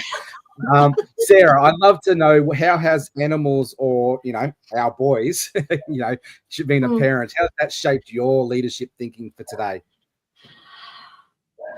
Probably in a couple of ways. One, it's not monkey say, monkey do. It's monkey see, monkey do. So they're always watching.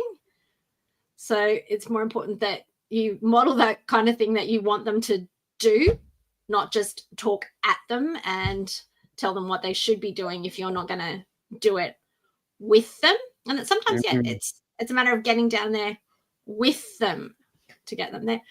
Also, the power of being completely present and not censoring yourself and what you say, being able to express those emotions. They just come out with all sorts of random, amazing things that I constantly go, now, where did you get that from? Or, oh, they actually were listening. So, yeah, it's just being present, being connected, and paying attention to what's going on around you. I'm loving this conversation. So, Jane, what insights have you got to add to this conversation? Well, I did grow up on a farm. So I'm a farm girl from Dubbo, but, you know, it's interesting. We think that we're the teachers for our children. And I had a celebration this week, and my son, who's in his final year at school, said, what would you like as a gift? And I said, actually, I'd like to spend some time with you cooking. Would you cook risotto for me? He's like, I don't even know what that is. So we had an hour because I knew it was a long process. And I was saying, you know, how are you feeling about school and, you know, what you're going to do after school?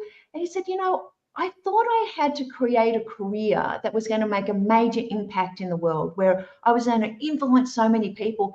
And he said, I've been thinking recently, what if I just lived my best life in service and be kind to the people I come in contact with? And as a parent, I was just like, job done. But you can't give up school yet. So, yeah, I think we're always learning. And sometimes from the people that we think we're teaching, we learn so much. That's absolutely brilliant. And I didn't know that you grew up in Dubbo. I grew up in Cowra, so we're almost neighbours. There's a little bit of insight about you. Alex, over to you. How has animals or, you know, watching children shaped your leadership? Yeah, I would say big way. Like, it's actually probably the best learning, because when you look at, I'm a dog person, I love dogs. What I learn from dogs every day is unconditional love. That is such a massive topic, and from perspective of kids, it's the same thing. Because when you look at teams or kids or friends, everyone can grow around you when you give them love, when you give them respect, when you notice them, when you acknowledge them. And that was what Joseph was talking about as well, right? That acknowledgement is the celebration, you know, acknowledge them. And same thing what you do with dogs, right? I know that's really almost a weird comparison, but my dog's just waiting to be a good boy, right? And he loves that, right? And what they want, people, kids, dogs, you know, animals, they want you around. Such a simple thing. They want you to be there, you know, present, listening, being there, touching, hugging, loving. And I think that's all what it is, right? It's actually so simple. And we forget so many times that simplicity of love. And being there. Talking about dogs in the background, I can hear them now in the background. It's absolutely perfect timing for asking for love. So look, I'm loving this conversation, but let's shift gears to around authenticity. I think, you know, animals and kids can teach us a lot how to be authentic, and it's often talked about, but it's rarely practiced well. So how do each of you navigate the tension between being real and being responsible, you know, on your podcast and in your day-to-day leadership roles? Sarah, we'll go for you. There's a reason I called my podcast Taboo Talk. Because that way I can navigate that fine line between saying exactly what I think and pulling myself up, because sometimes I do have to remember that our son helps to edit our podcasts. So it's while I can talk about anything I want, and we've talked about teen mental health crisis, homelessness, in an upcoming episode, rescuing kids from being trafficked. And I have to remember when I'm navigating those topics that, yeah, my kid is going to hear it, but also that I want to strike that emotional key to spur people on to taking action if it's something that resonates with them, or to make them realize that they're not alone in their struggles. Like, grief is something that so many of us go through, but it's the being mindful of what I say, even though my podcast gives me permission to say whatever I like. Yeah, I think that's a really awesome practice, to be mindful and to be present, right? But also not to hold back, to still have the tough conversations. And, and as parents, we've chose to, not really, shelter our children from too much. Like we're very transparent, but we also have the conversations and have the dialogue around to help them to process things, right? And one of the things I love is that our boys know if there's something going on that they're uncomfortable with, they can come to us and they can talk to us about that. Yeah. I think that's setting up for leaders for the next generation. So Jane, over to you. I'd love to hear your insights onto this conversation. Look, I recently did this tour around Australia teaching mortgage brokers how to use AI. And, there's this whole threat kind of, the world's going to end. We're going to go into Terminator kind of dystopian world. And I wanted to make it real and relatable. And to Alex's point, I use dogs. So I have this brand new puppy called Tilly. And I was saying, use AI like, to communicate it like it's your puppy. Give it some feedback and going, well done, but also keep it in line and check, what the information you get or the response that you get is not always what you want. And you have to have discipline, in how to do it. And I think, when we're keeping this real conversation, it allows us to bring in our real world experiences to the conversation that we're having. And we have responsibility to get our message across and, setting the intention as podcasters of what we want to communicate. And also navigating the humanity of it. I've recently interviewed someone on the podcast who, was a meth dealer and someone died from it. And, someone else who's had, quite significant life experiences and been attacked and, how that was their sliding door moment. And as a responsible person who's taking that story and with empathy, listening to it, but also for the listeners, it's going to the conversations, as Sarah said, the taboo conversation that says, what was that really like for you? How was that experience and how was the change? So that others can kind of listen over our shoulder and go, gee, it's okay for me to have a traumatic or terrible experience or a great experience. How am I going to be aware to see it, but then to act on it? Yeah, I love that. And the observation here, the real key word that just jumped up for me was two, actually, responsible and being a safe person. Like as leaders, right, we have a responsibility to act with being mindful to help people feel seen and understood and feel heard. But it's also about the impact that that's going to have on others around in our community as well. And I love that. That's what, basically awesome description for a leader of today's generation. Alex, I'd love to hear your insights around this conversation and how you can add to this dialogue.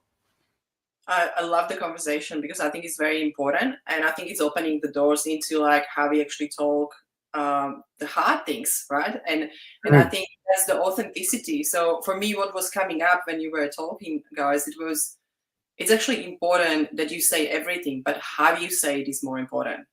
So if we say the things with respect, with empathy, when we take responsibility and we understand the impact of our words, our frequency, our emotions, and our energy and what we ask, how we ask, I think that's what is important, right? So being ethical, have morals, like showing people or being model, I think that's what is important.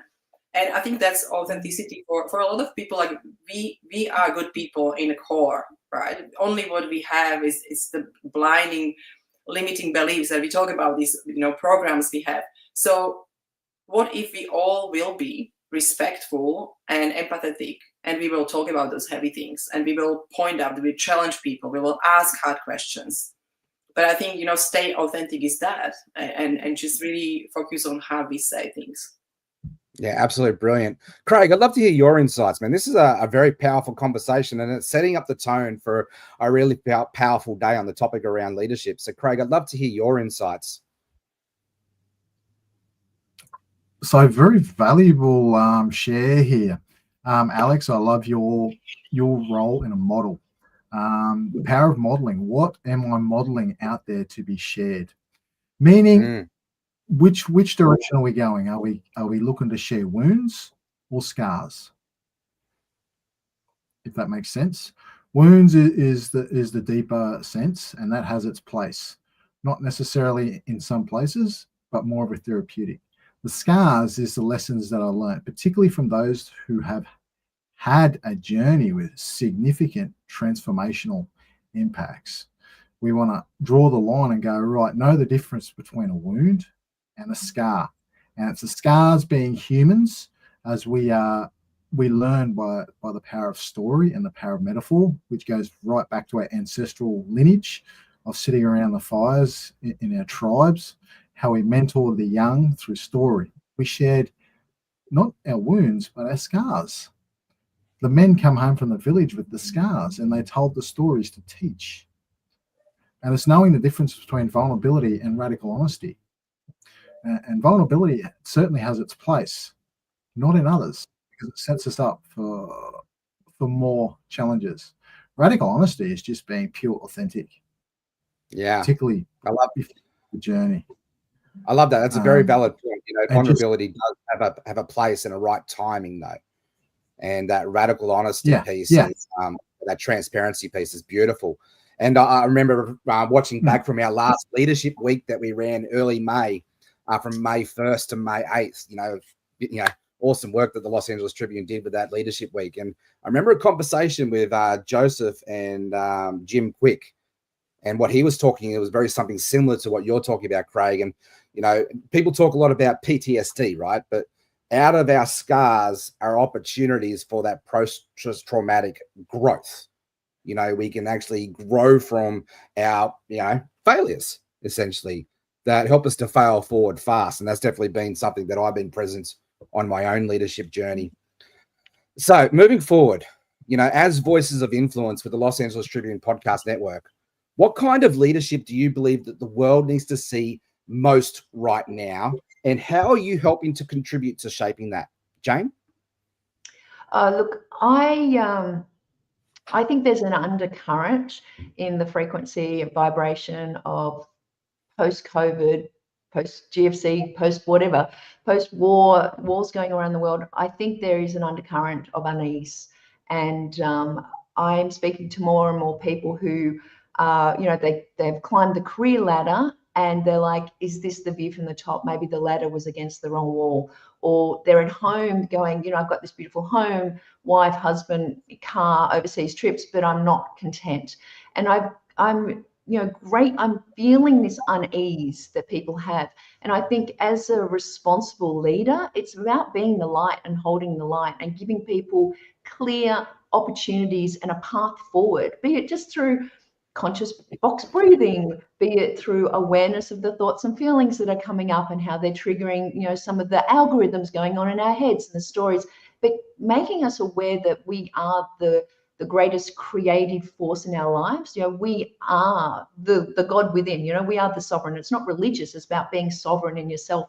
And if as a leader, I can stand in light and give people a positive expectation of, how the world can be, rather than being drawn into the dark of uncertainty and unease, I think that's what the world needs right now. Yeah, I love that.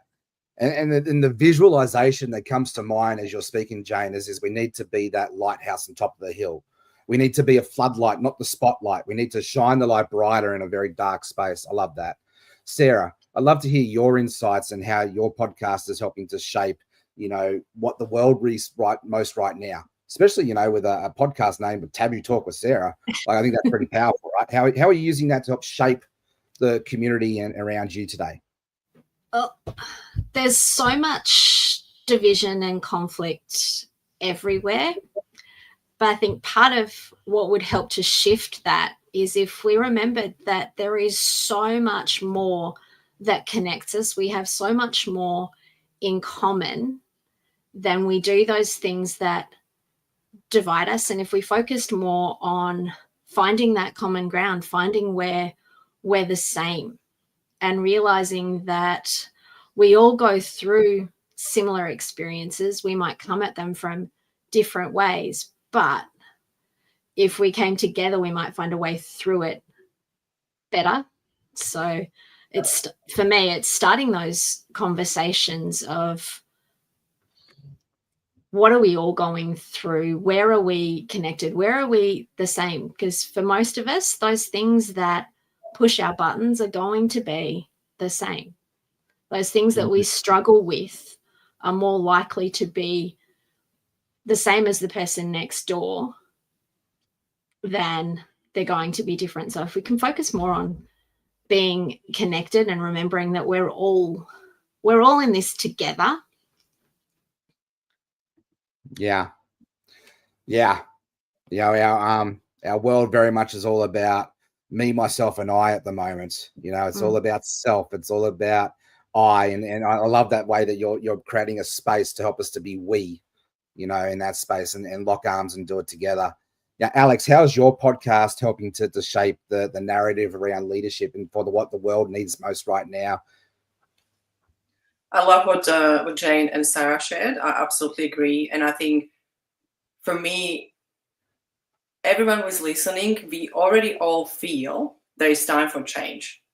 And I think right now is the time for leaders, for people. They have calling. They feel like there has to be some change in the space, how we work, how we collaborate, how we communicate, how we lead people. I think it's just, we know it's coming. So be the first, be the one that brings more consciousness and awareness into your team, into your world. Create your own world. Create a world, connections of people. They're heart to heart, soul to soul. They are open to help. They are open to support each other. Create that small world. Create that with one person, with 2, 3, 4, 5. Slowly. Don't get called and pulled by social media. We need to have thousands of followers. No, we don't need. We just need to start to recreate a world. We need to start to recreate a world because I believe that's the time, right? We feel it. We are hungry. We are hungry for connections. We are hungry to be seen and understood. We are hungry for real, deep, honest conversation. I truly believe we are hungry for that. And I see burnout. I see anxiety. I see people, they don't have time for lunch and they're running and their habit is busyness. In that world, it doesn't exist. It doesn't exist. The heart-to-heart connection is no time for it, right? So I believe, Sorry, there you go. You believe what? No, Jeff. I think, it's beautiful what you just said. Like, we're hungry for connection. I've been saying it probably for the last decade now. I reckon we're starving for connection. We're starving for love. Yeah. And I love that what you're doing with your podcast. But community, beautiful word. Numbers of people, when you have community of thousands of people, you can't sustain more than 100, 150 connections. You can't. No. So why do we all want millions of people? Have 50 people in your community. Have deeper sense of community. That's what people want. And we still don't listen. Yeah. Let's get past the superficial and let's get to know people. Help them feel understood. Craig, I'd love to hear your insights on this conversation and how's your podcast and, what you're doing in this space to help shape the narrative around leadership in the community. Leadership at the end result in my world is all about legacy as a man in this world. And it starts with that silent calling in the back of the mind, that voice that gets louder and louder over time as our stories develop. That yearning, that question is, what do I yearn in this world? What am I called to do in this world? And it's to be a better example, to model. If I could just share a quick story, I've just come back from a men's retreat, a 4-day retreat recently. And it was a mixed gender retreat between men and women.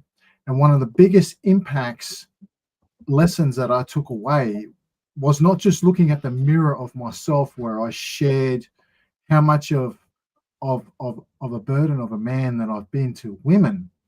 It was looking beyond that mirror and hearing that the women were apologizing for how much of a burden they were to us men.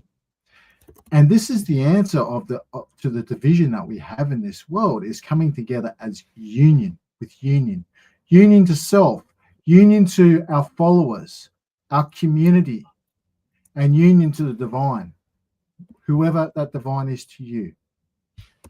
It's that unity through union and celebration and becoming the model, answering that call within. What do you yearn for?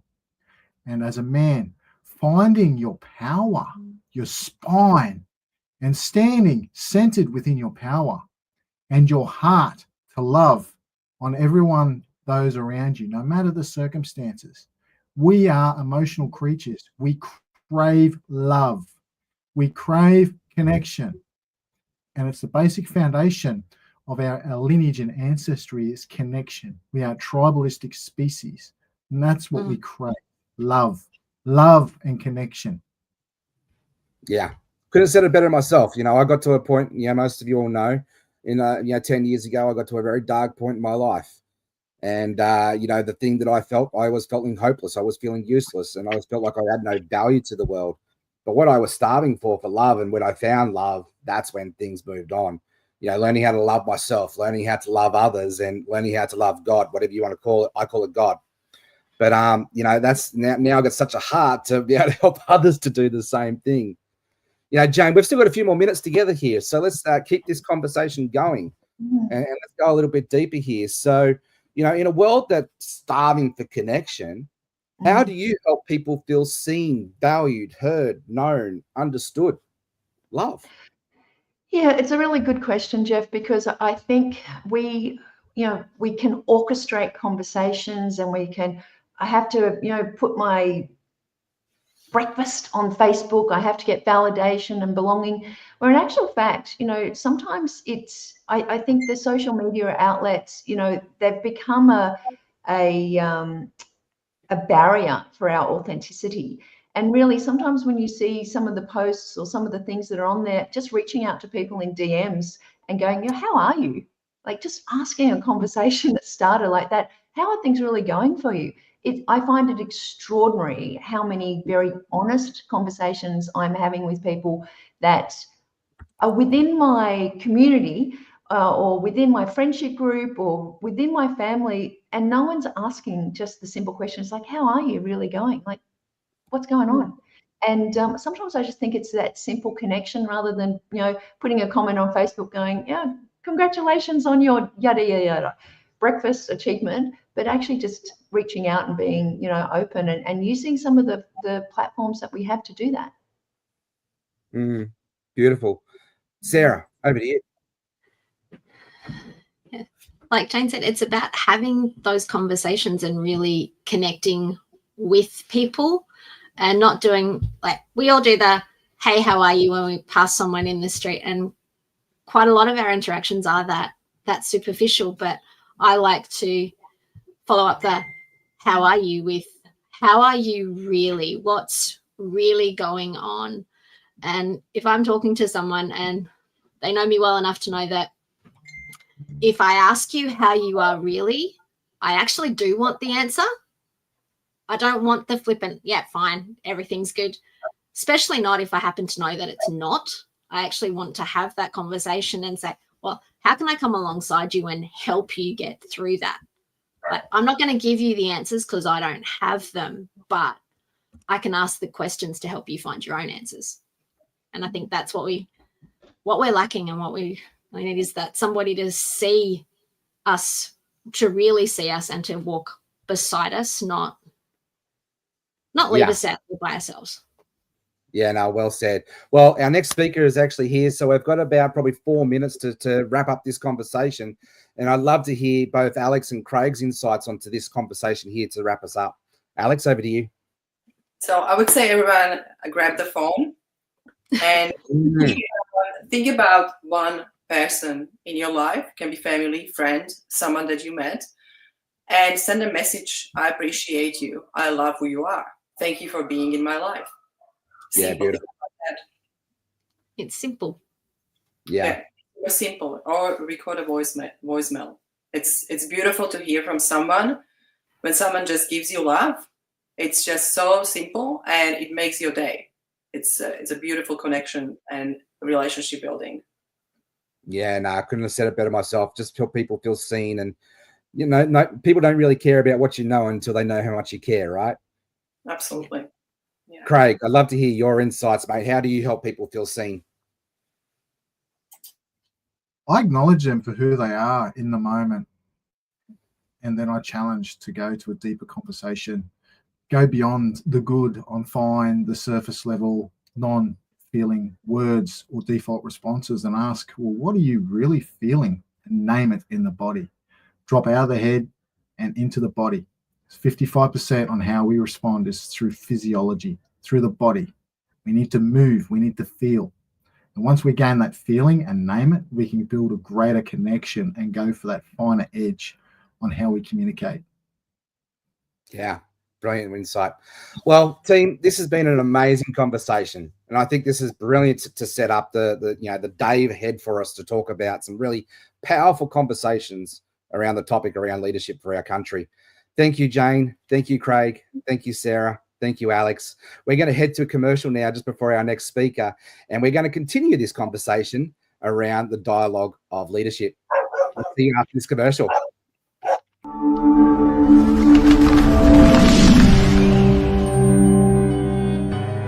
Welcome to the Los Angeles Tribune page. Here you will find original news programming, exclusive digital events, and shows that are directly from the community. At the Los Angeles Tribune, we believe in giving a voice to the voiceless. We are proud to be the only national brand to empower everyday people to make a difference. Since 1886, our reputation has been built on truth and responsibility. Thank you for watching and making a difference. For general inquiries, contact today. Thank you on behalf of the Los Angeles Tribune team.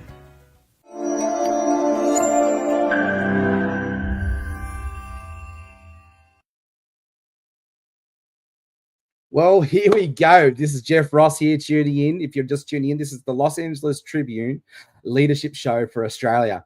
And next I've got Craig Duswalt coming up. So let me just do a quick introduction and bring up Craig here, and let's get this interview started. Craig, thank you very much for joining us. Craig Duswalt is a keynote speaker, author, brandy expert who has worked with some of the most iconic names in the entertainment and business world. From touring with Guns N' Roses to consulting Fortune 500 companies, Craig brings a rare blend of creativity and strategy to everything he does. He's the founder of Rockstar Marketing and has helped thousands of professionals turn their message into momentum. He's bold, he's clear, and he's here to challenge how we think about leadership in today's modern world. So, Craig, let's get started. You've both led, in the music world, in the boardroom, and everything in between. What's one leadership principle that holds true, whether you're backstage or you're in a boardroom with a CEO from a Fortune 500? Yeah. Well, first, hi, Jeff. Hi, everyone in Australia. I just wanted to shout out, you didn't mention Air Supply. I toured with Air Supply. I mean, come on, they're Australian pop band. I know, right? I should have mentioned Air Supply. But anyway, look, I toured with Guns N' Roses and Air Supply. They had two very dynamic lead singers. One, a pop band, Russell Hitchcock, the lead singer of Air Supply. And then there's Axl Rose of Guns N' Roses. And, I learned a lot from watching these bands, how they lead. Everyone knows that Guns N' Roses and Air Supply, they party. And all the stories. I don't need to go there. But, they did so many things that we as business people should do 24/7. That's where I learned basic discipline. So we have Axl Rose and Slash, the lead singer and guitarist of Guns N' Roses. And these guys would do the fundamentals all the time. Like Slash would wake up at 6 o'clock at night from last night, and he would play his guitar, doing scales on his guitar. Basic stuff, the basic foundation of guitar, just playing scales for like hours before he'd take the stage. And Axl Rose, the lead singer, who everyone thinks is a crazy party animal, would rehearse, warm up his voice for 1 hour in the shower before he went on stage. And then after the show, he would take a shower and cool down his voice for another 30 minutes. Here's leadership. If those guys, the leaders of the band, are doing the fundamentals and being disciplined, then they are doing it by example instead of just saying, you need to do this, you need to do that. No, they did what needed to be done for the foundation of Guns N' Roses, and led by example, by showing people, look, if we're the leaders of the band and we're doing it, we expect you to do it as well. So discipline is a big, big thing for me as an entrepreneur, because it's hard. You know, you're your own boss. You got to wake up in the morning and go to work, even though sometimes you don't feel like going to work, and you don't have to because you don't have a boss. Yeah, so you know, who are you going to complain to, right? Right. Yeah, exactly. Yeah, no, I love it, and yeah, I'm reminiscent of you know, I watched a documentary on one of our world famous cricketers, Sir Donald Bradman. I'm not sure if you're a cricket fan or not. I am a cricket fan. I don't know the names though. He's back in the early 1900s, right? So he's one of our, you know, legends. And in this documentary, they said he used to, you know, bat a ball up against the wall for an hour a day. And this guy's one of the world's best batsmen, Yep. you know, at the time, and still is known in history throughout. You know, he's legendary. But he got out there and he practiced the fundamentals every day. So yeah, discipline is a lot just to say for your character around stepping up to be that leader that you need to be, right? Mm-hmm. So throughout, you know, Rockstar Marketing, you've helped thousands, help them find their voice. You know, what's the link between authentic branding and authentic leadership? Well, okay, so you know, we all do. Well, we're supposed to be doing videos, right? Everyone says you got to do videos. You got to do videos in your business and podcasting and all that stuff. Well, there's so many people that get hung up on editing their videos and making them perfect. I am the complete opposite. If I mess up on my podcast, that is a way better podcast. People want to see real people. I never memorize a script when I speak on stage. You didn't give me the questions today that you're going to ask me. I don't want them, even if you guys offer them, but I know you don't, which makes it a better interview. It's the authentic. Like if I didn't know an answer, I would just tell you, Jeff, you know what? I have no idea. I just don't know. And that's what is the difference between what I feel is fake and rehearsed. I just don't trust it because it's not real to me. Go out there, make mistakes, be a mess the first time you do it. And I always say this to people too.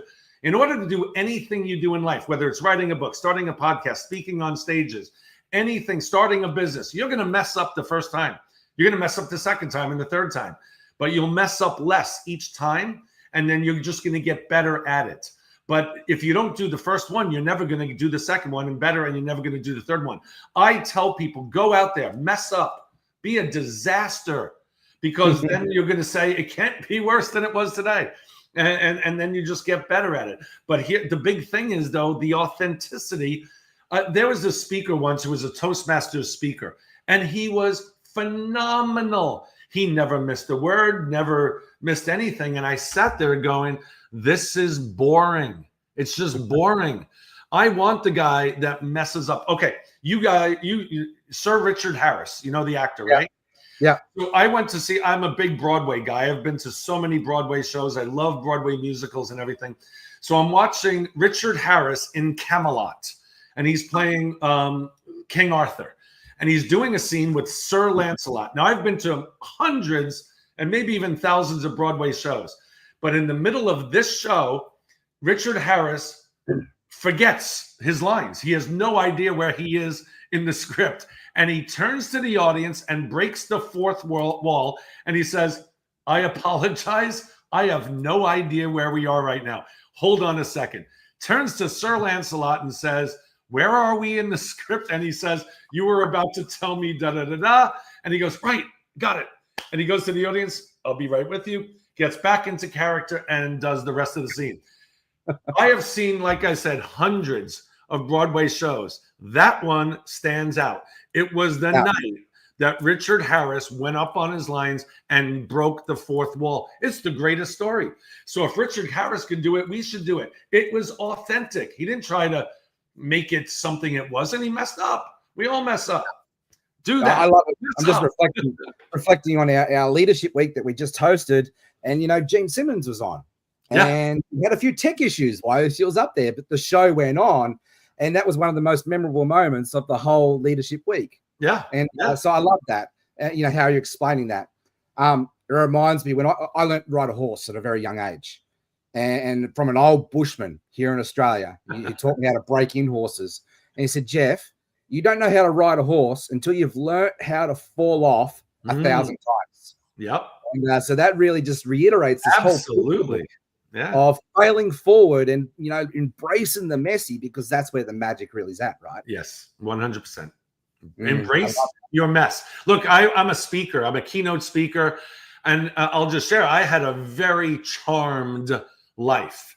I grew up in a great family. We were we were just middle class, but we had a great mom and dad, never got divorced, had a great life. A lot of things went very well for me. I got the job with Air Supply at 21 years old, just out of college. So things went great. But my wife was diagnosed with cancer in 2006. She's totally cured now. But you know what's really funny? Because they say your mess is your message. I don't have a mess. I have to use my wife's poor mess in my talks because that's what people relate to. They're like, if you have had it hard, yet you're here and you made it through that, that's who I relate to. And I want to learn from that person that overcame a challenge and became successful and is now a leader because of the challenges that they went through. Well, we're talking about sharing our origin story. Talking about from before versus after, and marketing, which is really essentially as a part of leadership. And like John Maxwell says, leadership is influence, nothing more, nothing less, right? So if that's the case, when influencing people, we've got to understand the marketing side of that. And something that I've learned over my almost 2 decades doing this is marketing and sales, and before and after is just transformation. So if we could share stories around transformation, how people went from what I call Sucksville to Awesome Town, then that's us leading, is it not? Yeah, 100%. That's exactly what it is. No, I saw like Guns N' Roses and Air Supply, like lead band members that were going through how do I put this?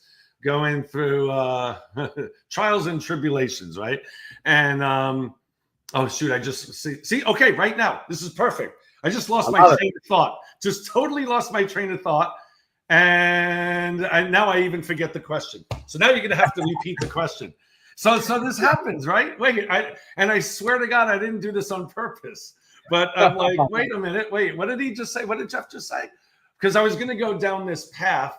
And then I said to myself, I can't go there because it was a story that might be a little uncomfortable. So I stopped myself. And then I forgot what you said. Yeah. So we're talking about transformation. And you're talking about, really leaning into that and embracing the suck to the awesome. Yeah. And some of us don't have to suck. Some of us, just start off, with basically the before versus after, right? Yeah. Well, really, I did have a modeling. Right. I did have a before and after. I kind of exaggerated what I just said, that my life was like really charmed and everything, but I was an actor. Like I tried out of college, I wanted to be an actor. And then I toured with Air Supply for 7 years. And then when I got back from Air Supply, I tried the acting thing again. And I tried to become a musician. I was a singer in a band. And I got rejected all the time. And I'll just share this story. I ran a theater in Santa Clarita, California, and it was a 99-seat theater. It was a small theater. And in Santa Clarita, they were building this big performing arts center. And the board of directors, friends of mine, said, you would be perfect to run the big performing arts center. So to make a very, very long story short, I applied for the job. I was one of the finalists for this job. I was a business leader in the community. I ran a theater already. It was a smaller one, but still I was a leader in this community. And I didn't get the job. Even though the board said, you're going to get this, just go through the formality, you're going to get it. So I was like, wow, I was like pissed off. and I was mad, but I said, you know what? Not meant to be. A year later, that person that they ended up hiring to be the artistic director for the Performing Arts Center quits. And my friends at this place came back to me and said, we made a huge mistake. We apologize. We need you to apply again and you'll get it this time. But again, you just have to go through it again. And I didn't get it a second time. And I said, what are you people doing? Now that job capped out at like $80,000 a year, maybe $100,000. I was mad at God. I was mad at them. I was mad at everybody. 2 weeks later, I go to a seminar. To make a very long story short, I become a speaker and I make 10 times per year what I would have made there. So the transition of I was mad. I thought this was what I wanted. I thought that's what I wanted. But in my world, that wasn't the plan. Here's the plan. Here's a way better plan. But sometimes we don't see that. Now, here's the key to this whole thing is you got to rise above it. You could get mad and grieve for a week or two. I'll give you that. But that's when you say, F you, I'm going to do better. And I'm going to leave you guys in the dust. And basically that's what I did. But I easily could have just buried my head in the sand and said, oh, woe is me. And I felt that way for 2 weeks. Don't get me wrong. But then I said, you know what? Screw this, man. I am going to be bigger and better than they ever saw. And now I blow it away. So well, that's a whole powerful story about versus reacting versus responding. Yeah. Where our emotions versus our intelligence. What I like to call, living life above the line. Ownership, accountability, and responsibility versus blame, excuse, and denial. There's lots of just to unpack that there in itself. So what are some of your tips there to help you to get out of your emotions, to get back into your intelligent state there, to help keep your state, to help you to, be leader and go. Yeah, it's this, what we're doing right now. I show up to all this stuff. Seminars, I go to seminars, I go to live seminars, I do virtual seminars, whether an attendee, 90% of the time I'm speaking at it.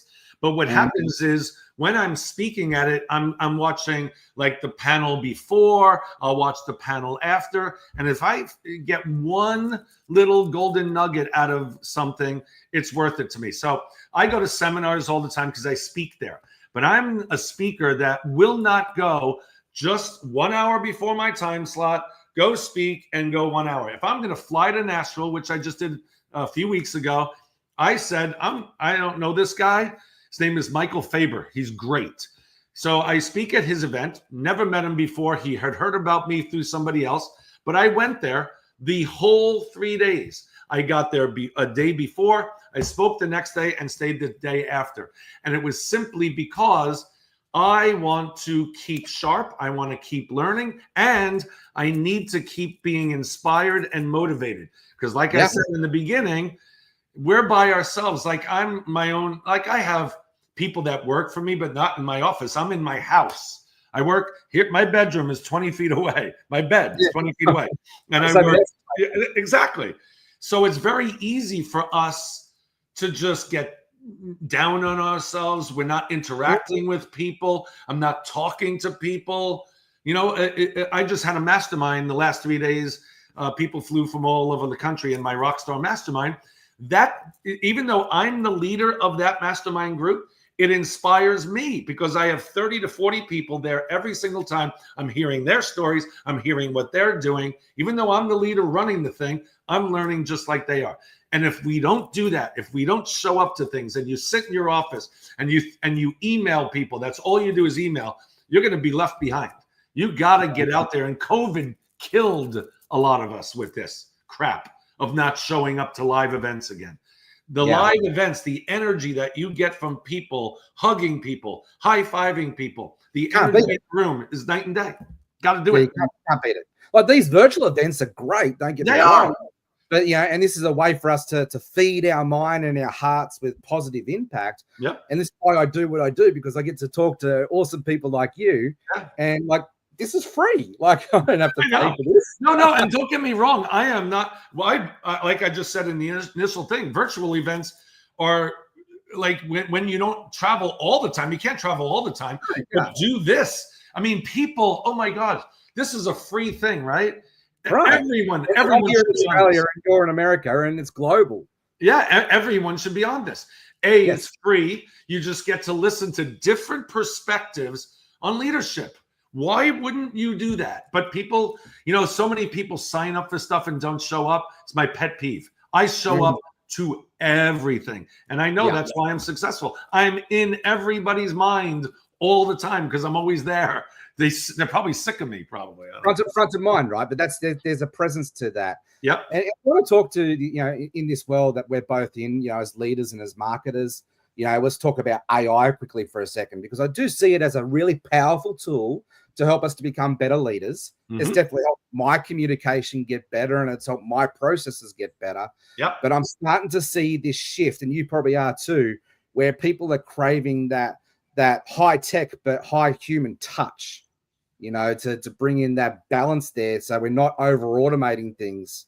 How do you see this world navigating in the marketing AI world, especially as a leader and as a pioneer in this space? Yeah. What's something that we could share with our audiences listening today to help them to navigate this space? First of all, I'm a huge AI fan, huge. Yes, because I have become a better writer, and I'll share why. I don't copy and paste it. Well, I do copy and paste it, but then I tweak it to make sure it sounds like me. I basically use it as an outline, and it's a great outline, and I love it. But here's the thing: I will not, and I get this offer every time. I do pretty big seminars. I get 500 to 700 people coming to my marketing seminars, and I get this all the time. The person doing the AV, we could live stream this, and we make extra money. Well, back to my theater background, and like I said, what you're doing right now is gold. It is needed. But if there's a live event, have you ever tried to watch someone film a Broadway show and they film it and it just loses every energy? It's horrible.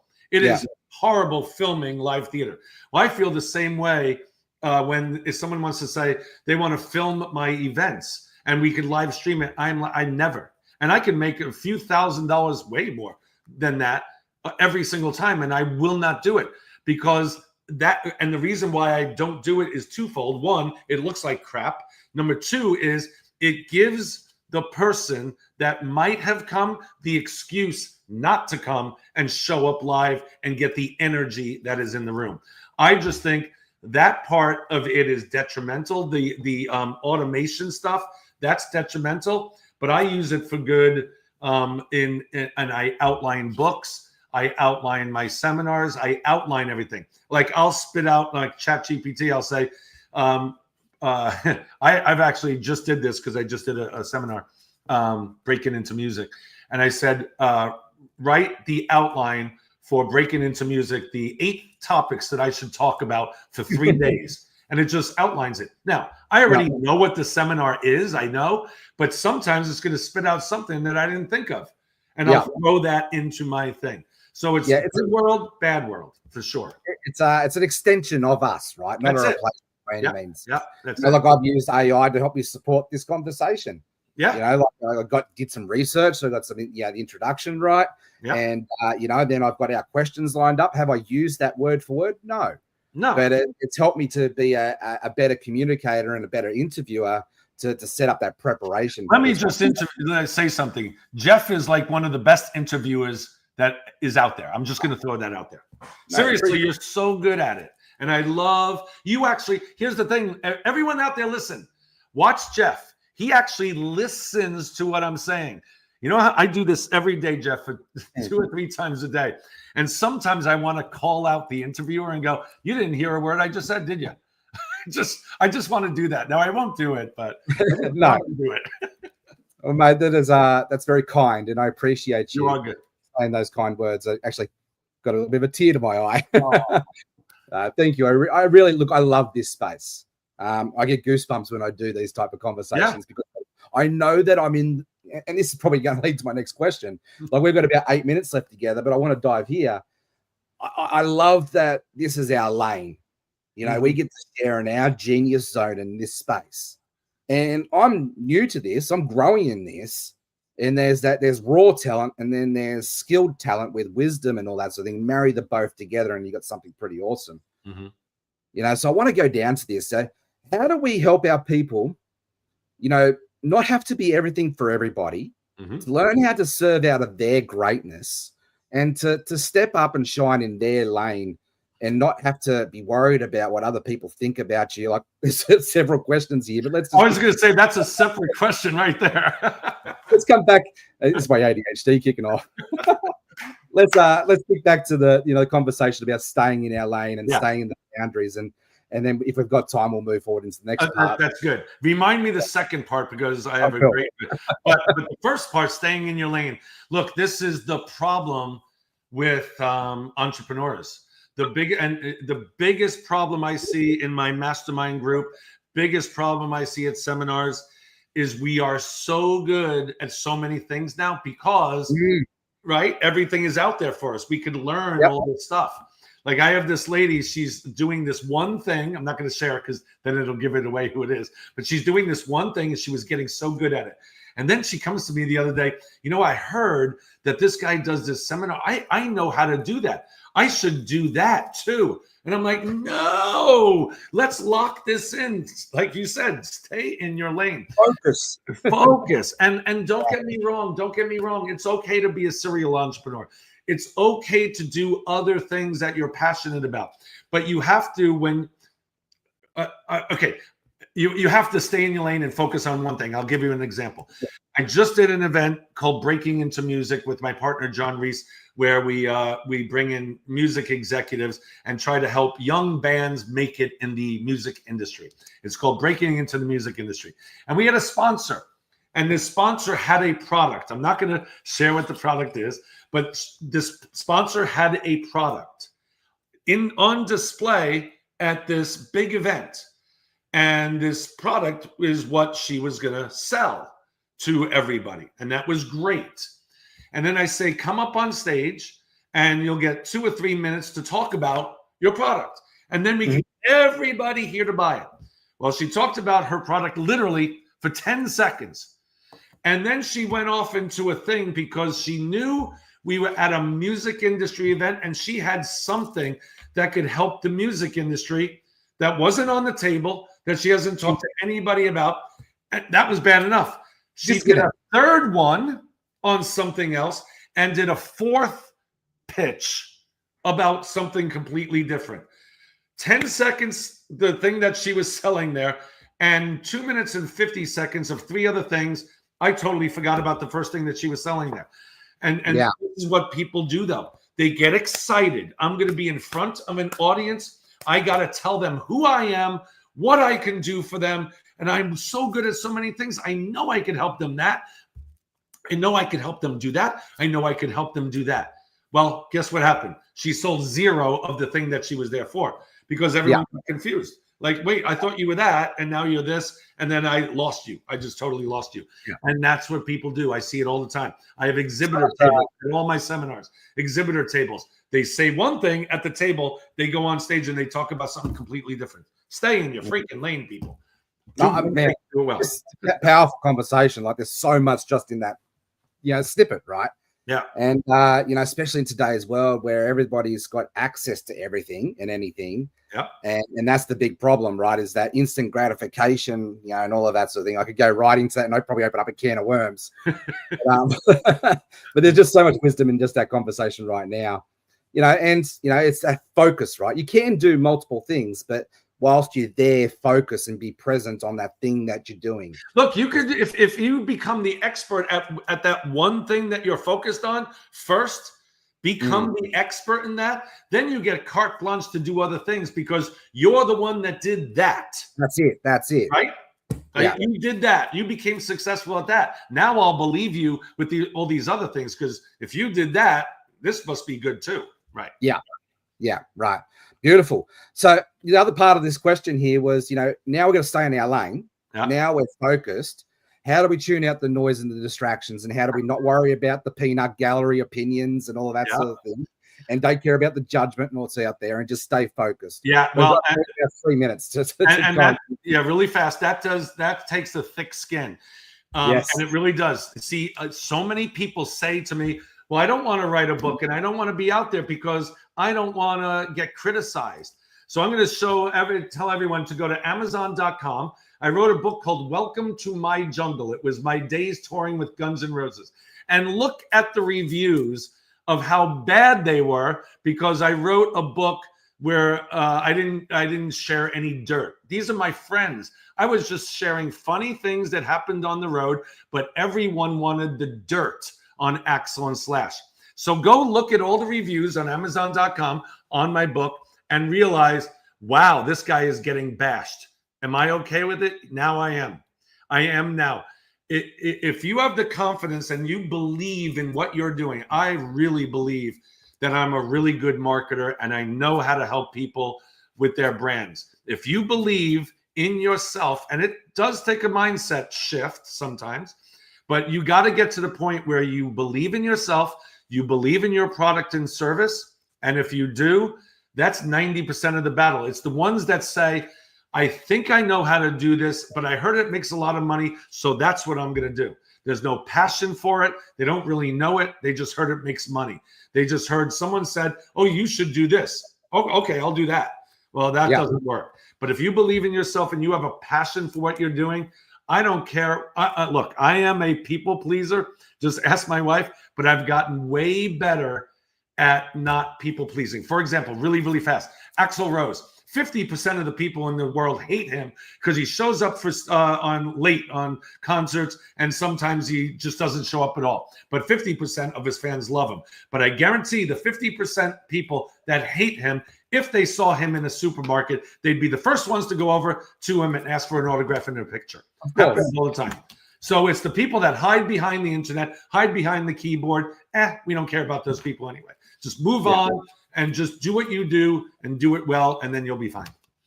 Brilliant. Well, mate, I think I can't think of a better conversation for the topic of leadership. So, Craig, it's an absolute pleasure always with you. You too. Thank you.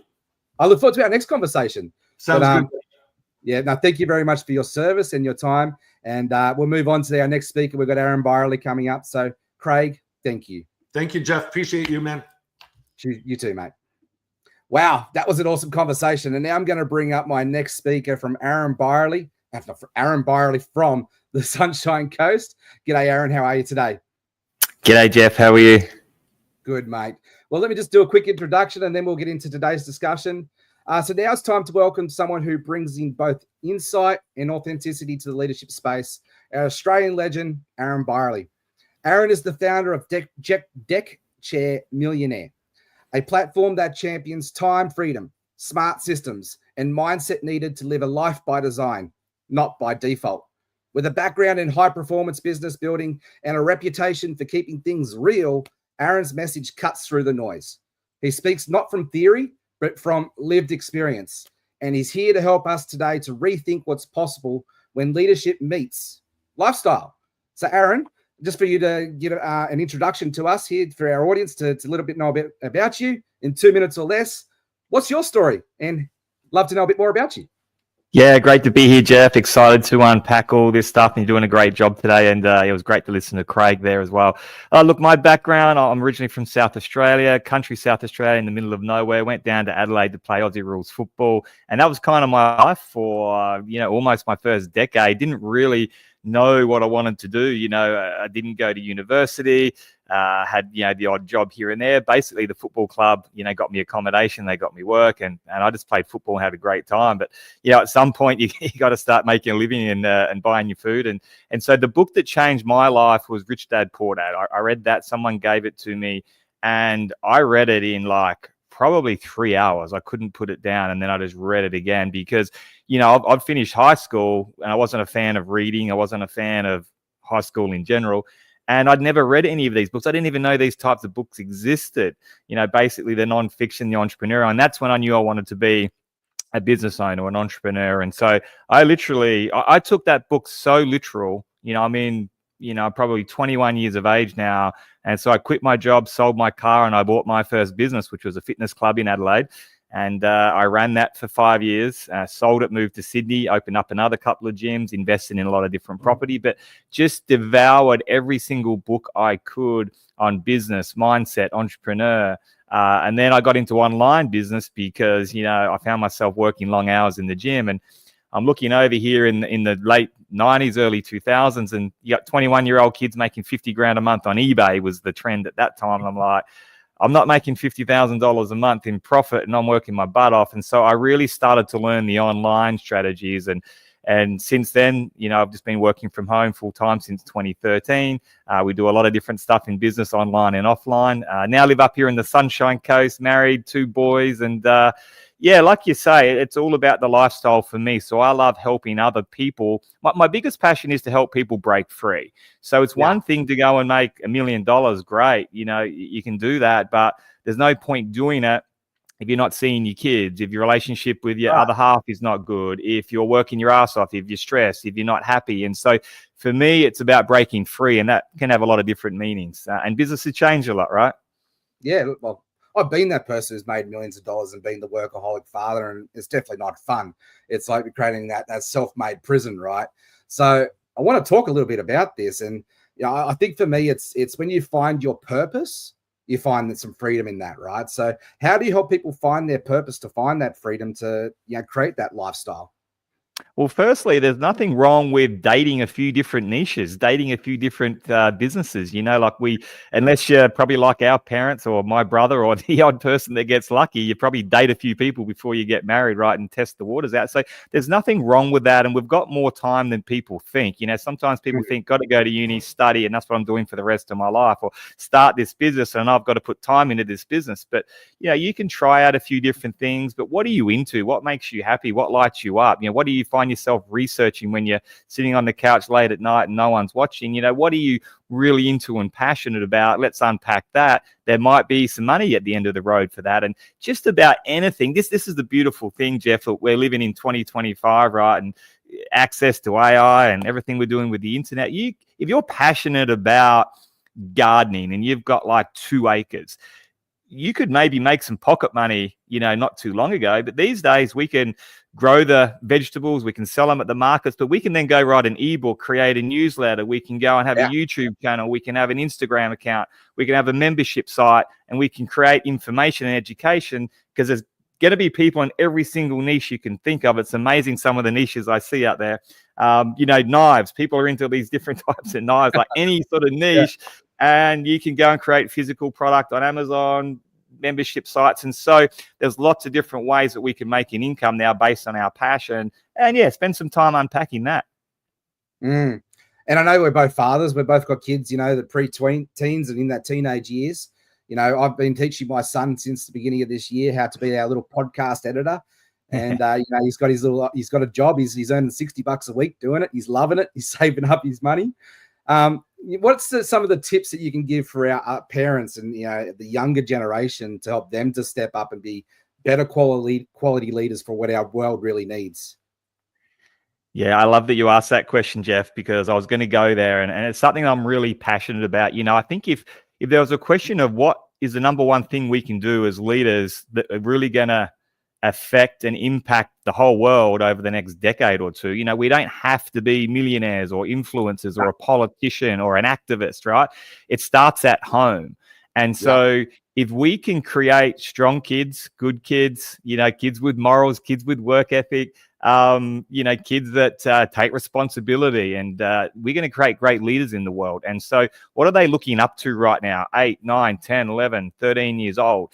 The 2 things that you've got to protect the most with your kids, eyes and ears, right? And in 2025, what's eyes and ears? It's the podcasts they're listening to, the YouTube channel that they're watching. What are they watching on television? And of course, how do you talk to your partner at home? And what are the things you're saying? They're just going to replicate if you're always making excuses. And, if you just stub your toe, and you say, oh, that'd be right, always happens to me. Your kids are going to start, they're going to bang their finger and, oh, that'd be right, always happens to me. And so this is something we're really big at the moment and I did this experiment with my kids recently, Jeff, because you probably realize this. Have you ever walked into the room, they're watching YouTube, and all you can hear is these freaking 20-year-old boys just screaming? It's just, I'm in the next room, and it's just screaming. It just does my head in.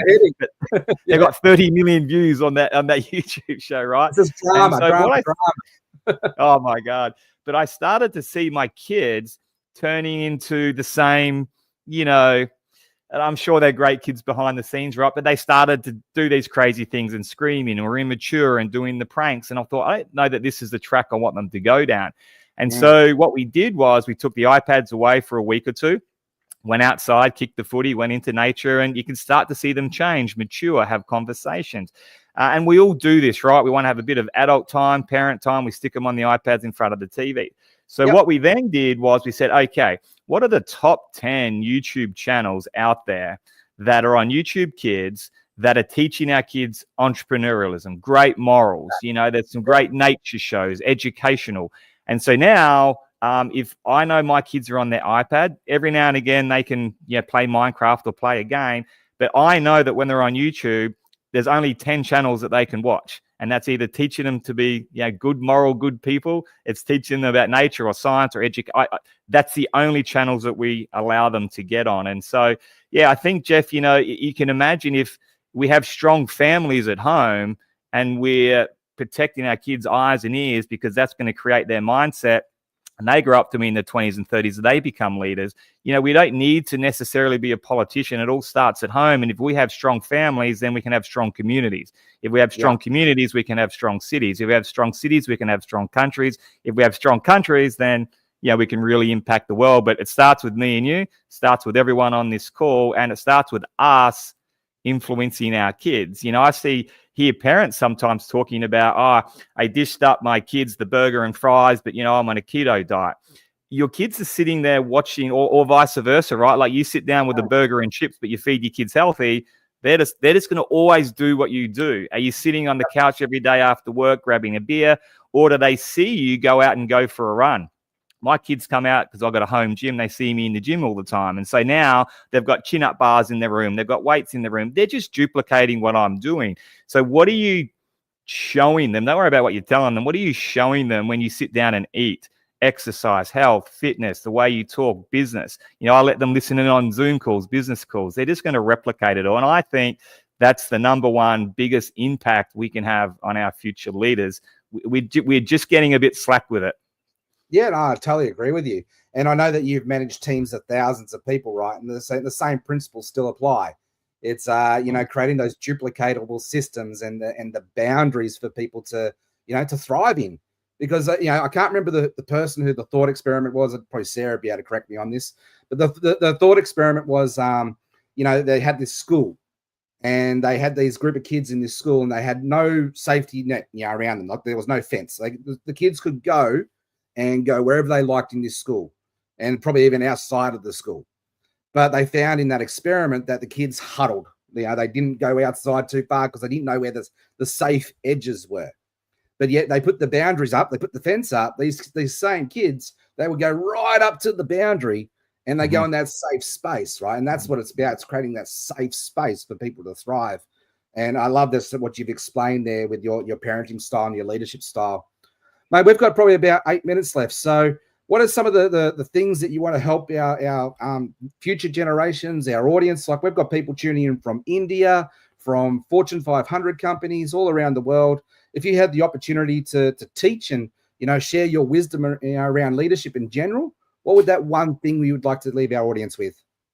Yeah, I think, we've got so many different opinions in the world today, don't we? And our algorithm is feeding us, and I think this way and you think this way, and religion and politics. And so we all have these different opinions and different areas that we come from. But, the one thing I would say is just continue to educate yourself. So continue to always be open-minded, continue to always educate yourself, ask questions, question everything, find out your truth. And then, you really do have to be strong. You got to have courage, because if you're going to go out there and make an impact, whether it's just at home, whether you're going to go online, make a bigger impact, a lot of people are just fearful to turn their phone around and go live on social media. So you, as a leader, no matter how small or how big you're leading, you've got to have courage in every aspect, in every single way you can look at it. You've got to be courageous. You've got to continue to want to grow, because if you're not growing, you are going backwards all the time. And then you can start to influence and lead. And, leading is always by example, as we sort of spoke about with our kids, but it's the same in the workplace, same with the big team, same in the corporate office. And Jeff, I love using the word invisible leader. And so if you kind of think about it like this, and you guys might want to write this down, great leaders have fingerprints, not footprints. And so footprints say, I was there, look at me, look at me. You want to be more of a humble leader. And, fingerprints say, look, I touched it, but now you own it. And so if your business is falling down, if your house is falling down, if your workplace is falling down when you're not there, you're not leading, you're managing. And so you want to start to create leaders, be that invisible leader that is creating other leaders, whether it's your kids, workplace, entrepreneurs, team. And so if you can go away for a month, and you read about the 4-hour work week with Tim Ferriss, it's amazing. Like what you said with the kids, you give them that safe place. If you give your staff or your colleagues or your partners permission to lead, and obviously you're training them up, inspiring, leading by example, and you can go away for a month or 2 months and they're stepping up. They're like, okay, now I'm in charge. You're creating leaders. And that's how you want to lead, as the invisible leader. So if you can get yourself to that place, you've done something pretty well right. Yeah, I love that. So I want to unpack that a bit further, because what you're talking about, essentially leadership in its truer essence, to empower and equip people to step up and become leaders themselves, to, instead of that manager, which essentially saves or rescues people in the extremes, right? So how can we help our audience to learn how to, not save people, not get caught up in the drama triangle, not put yourself in that rescuer position, but be that person who's a hero maker? Yeah, well, you want to have empathy, and you're always wanting to build relationships, but you don't want to get caught up in the drama, right? And so I think number one, it's leave your ego at the door. So again, remembering fingerprints, not footprints. And so it's not all about me. And I had this in the gym game, when I was working really long hours, my mentor or my business coach at the time said, look, first thing you do is you put on a personal trainer, you put on a gym manager, you train them to be leaders, you train them in sales, you step back. And I always thought, man, no one's going to do this as good as me. I'm not putting someone else on and spending that money so they can do a terrible job on sales. And, that's just the wrong way to think. If you're going to train them up, do well.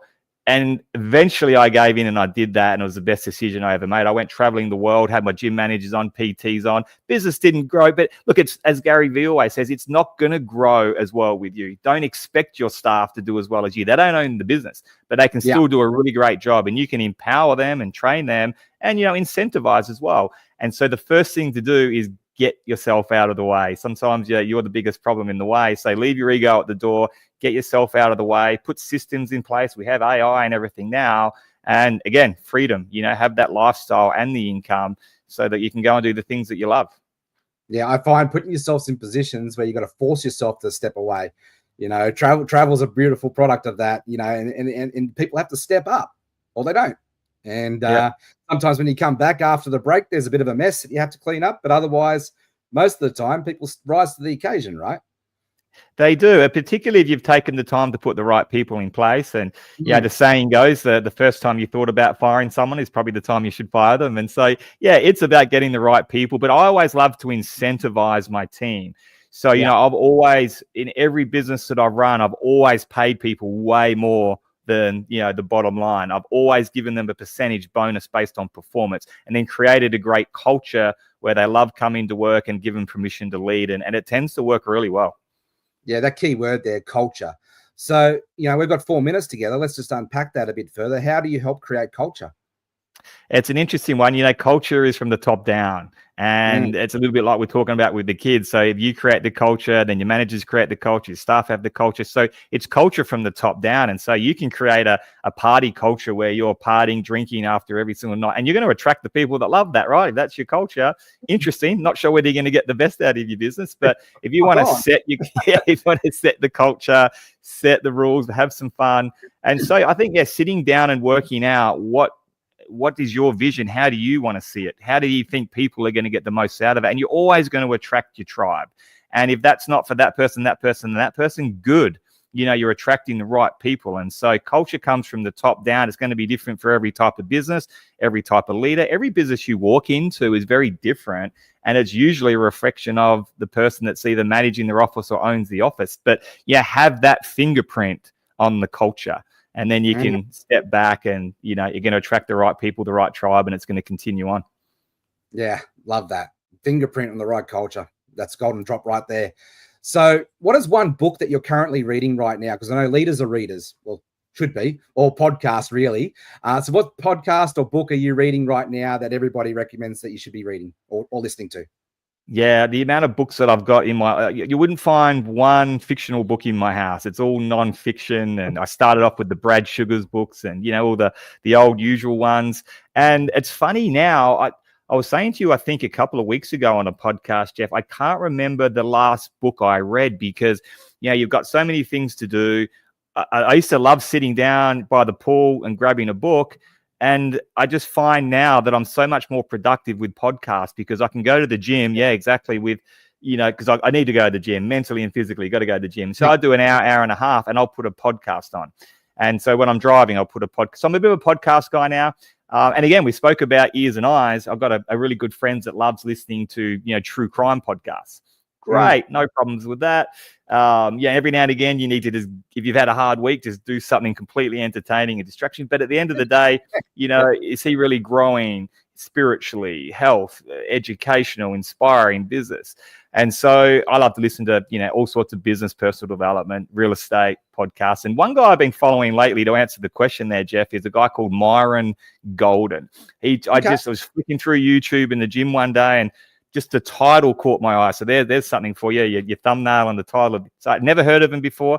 Press play, and I just found myself nodding like, yes, this guy's talking to me. So subscribed, and so I've been smashing Myron Gold's YouTube channel. If you guys haven't heard of him, jump on. Very entertaining, very articulate, but his information that he has is completely gold around leadership and business. Yeah, brilliant. Well, look, just like AI, we all say garbage in, garbage out. This here is a very powerful tool. And if we, we've got to feed it and plug into the right things to help us to step up and rise.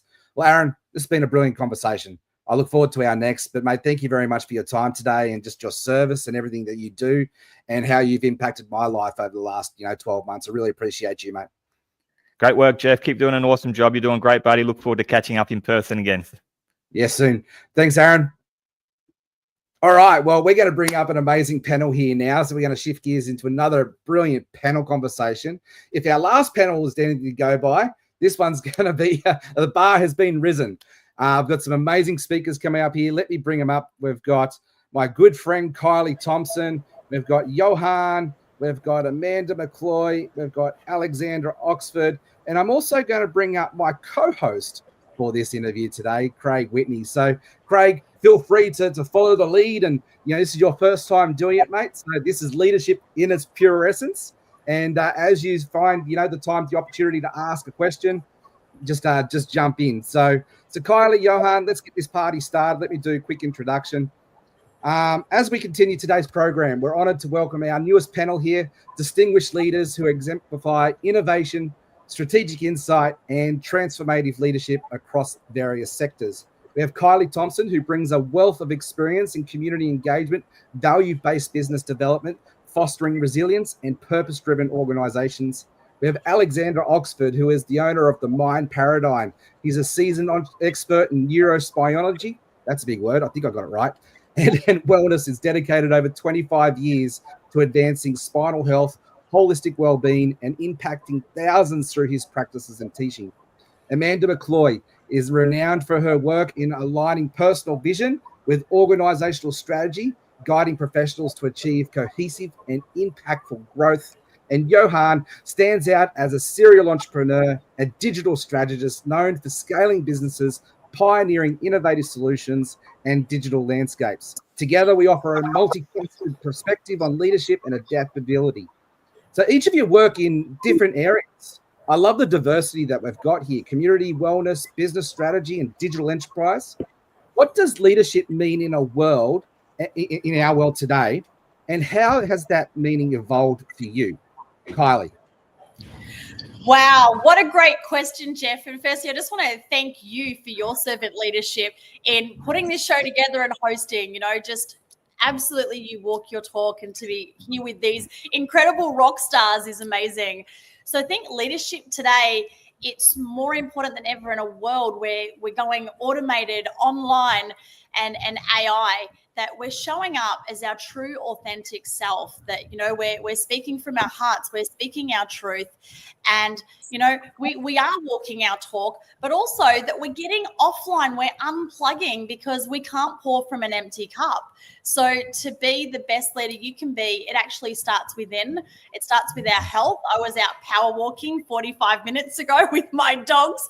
So we've got to get that fresh air, that sunshine, drink the water, move, because that's going to allow you to be the best person that you can be. And the last thing is, don't react. Things happen. That's life. And, really your test as a leader isn't when it's all smooth sailing. It's when, what hits the fan. So when you're looking after your health, that puts you in such a better space to be able to deal with it powerfully, because when emotions go up, intelligence goes down. So thanks, Jeff. Brilliant insight. And everybody, I just get you to mute yourself if you're not speaking. Just got a bit of background noise there, but appreciate you. Thank you, Kylie. That was brilliant. Alexander Oxford, we'll go to you, mate. So how has leadership evolving in your space right now? Well, I think really embracing our story, from even my story from when I was 12 to now, the journey that I had to go through of being debilitated to being now empowering so many thousands of people, not just locally, but also around the world. Now, that story is unique to me, and I've embraced it for 4 decades. I've never shied away from it or anything like that. And to see how many people have been inspired from that, I think everybody needs to really embrace their own story. As Kylie said, it's got to do with your unique, your authentic self, because that's you. And if you shy away from it and try and be somebody else or try and be something better or anything like that, I think it really puts you down, and you're not going to be sharing that person around, the person on the other side of the planet that's actually looking for the solution that you have in your story. I think that's the new leadership right now, and that's what we need to embrace. Yeah, totally agree with that. Johan, I'd love to hear your insights, mate. Yeah, for sure. So leadership in this day and age, I think it's one of the easiest things to achieve, because we are so interconnected. And if you have a vision, and if you speak about that vision, people rally to it. And all the platforms actually find those people and point them to you, because we've all been categorized, right? And so they go, like Aaron was sharing before, Myron Golden. He's saying, hey, I really like this type of content. He showed him Myron Golden, and now all of Aaron's attention is diverted there. So guys, articulate your vision and people will come. Get it out there, broadcast. Get it out there, just broadcast it. Amanda, I'd love to hear your insights on this conversation. Okay.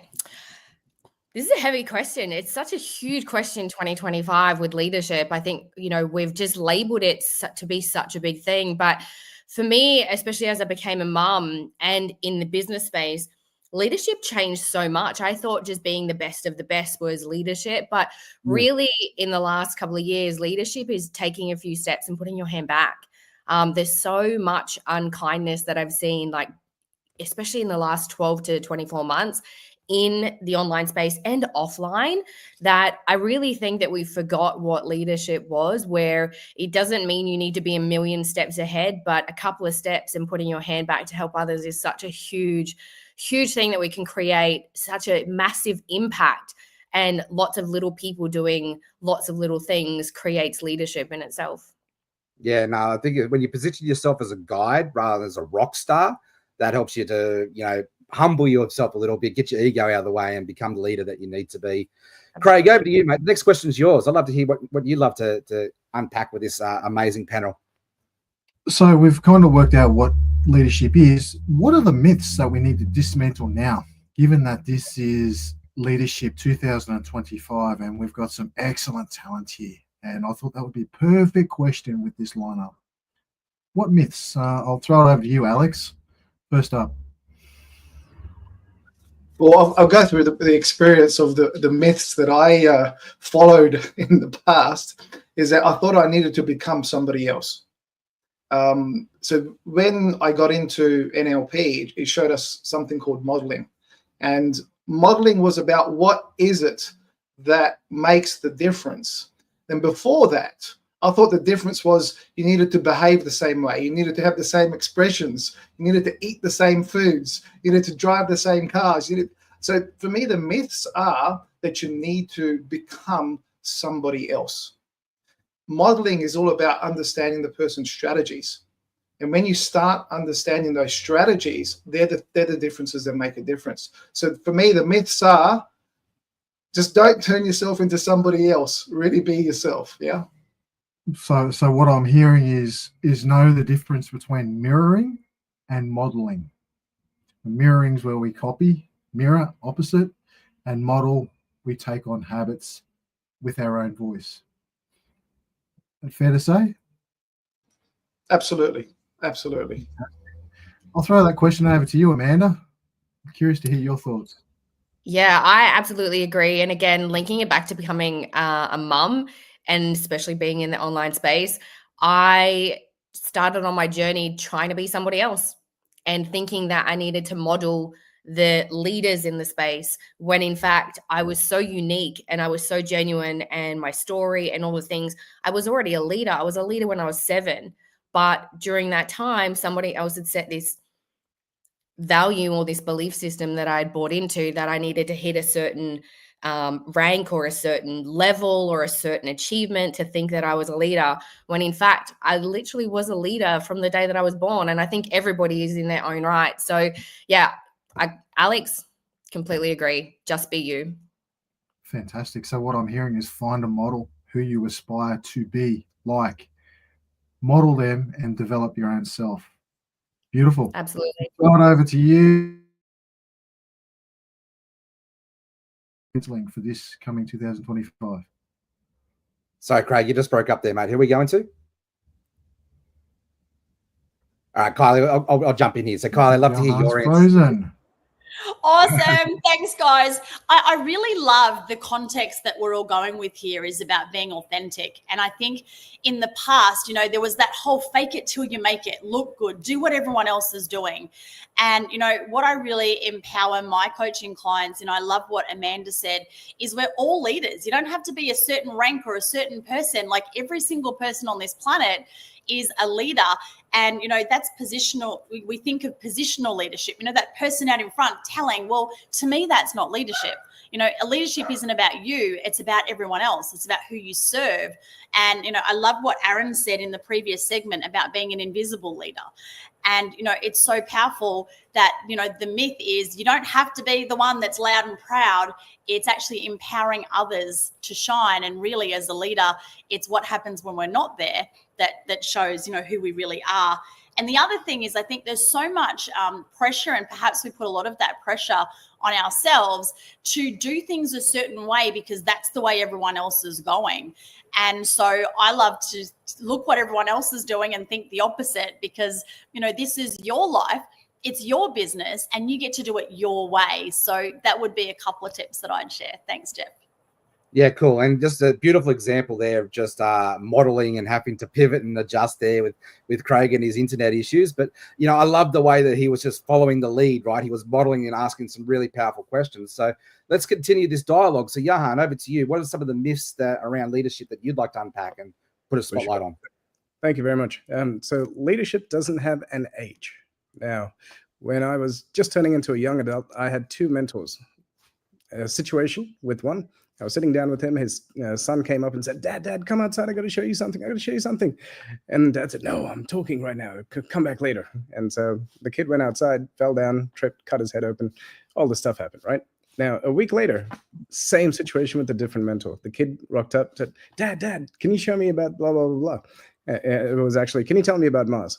And the dad said, excuse me a second, Johan. Takes her to the computer. She's 7 years old.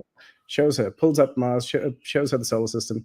And then 2 minutes later, she's out on the lawn with all her friends sitting down. She's standing on a stone, telling them about Mars. That's leadership, right? So it has no age. And to finish off, there's the definition of hell is meeting the person you could have been. So you got to wake up every day and lead and be the person who, at the end of your life, you can be like, I did the best that I could with this opportunity that I had. Thanks, Jeff. I love that. And so basically what I come to vision is two sayings, like, John Maxwell, leadership is influence, nothing more, nothing less. And, we get the opportunity to influence people to follow our vision or their vision. And, Jim Collins, good to great, the Ikigai spot, finding your sweet spot and serving from there. So Kylie, I'd love to, unpack that a little bit more. What are some of the habits? What are some of the processes people can really find their sweet spot? So I think once again, I'm going to echo the health thing. If we don't start, how you start your day sets you up for success. So there's a really great book called The 5 a.m. Club, and, getting up at 5 a.m. and moving, exercising. What are you telling yourself? I know we've talked about leaders are readers, and, making sure that you're investing in your own personal development. And I acknowledge every single person here that's watching this, both live and the replay, because you're here investing in yourself to become a better leader. But really the foundation is always our health. And the second thing is this, our BS, our beliefs and our stories. And the great thing about our brains is it doesn't know what we tell it is true or not. It's a bit like Google. Whatever you put into it is what you're going to get out of it. So, if your belief is I'm not a leader or I'm not good enough or whatever your beliefs or stories are, well, you can just reprogram those into something that's really empowering to be the most incredible, powerful, inspiring leader on the planet. So that would be a couple of my tips. Yeah, absolutely great. And Johan, over to you. Yeah, for sure. At any time, you can decide who you want to be, and then you can action it to make it happen. I was having a conversation last night with a friend who's going through an absolutely horrible divorce right now. And I said, hey, dude, you get to choose who you are next. This chapter of your life is over. But now you get to sit down, get out a pen and paper, go out, don't be at the computer, go outside, be in the sunshine, and just write down and imagine who you want to be. And then get to work becoming that person. And he was just blown away. He said, I didn't know I could do that. I thought I had to keep going, being the person I was for the last 30 years. Yeah, I love that. There's moments in our life that we get to recreate ourselves. Like COVID, losing my business overnight was one of those opportunities, and turning that trial into, and that tribulation into something great, to be able to step up in that space. Yeah, that's powerful, Johan. Amanda, what are some of the things that we're talking around here in this space to be able to help us in that habitual spot, to find those processes and habits, to find that sweet spot? Yeah, look, I know you introduced me as a bit of a strategy queen, and I'm sick for a strategy. But I love to tell. It'll be a 30-second story. If you haven't seen the movie In Time, please go watch it. It was probably about 10 years too early for its space for people to understand. But now we're so in tune with freedom is actually just being able to spend the time that you have. Now I have it actually tattooed on my arm. It's a clock, and it has just under a day. It has 1 second under a day. And the moral of that movie is you can get done in like 24 hours so much more than you actually think you can. So I literally have it tattooed on my arm as a reminder of what I can create in 23 hours and 59 seconds. Or 59 minutes and 59 seconds. So every decision you have made has led you to right here, right now, which means every decision you make from here on in is going to lead you to wherever you want it to get to. And as Johan said, you can literally choose whatever direction based off one small decision. That can be a huge ripple effect.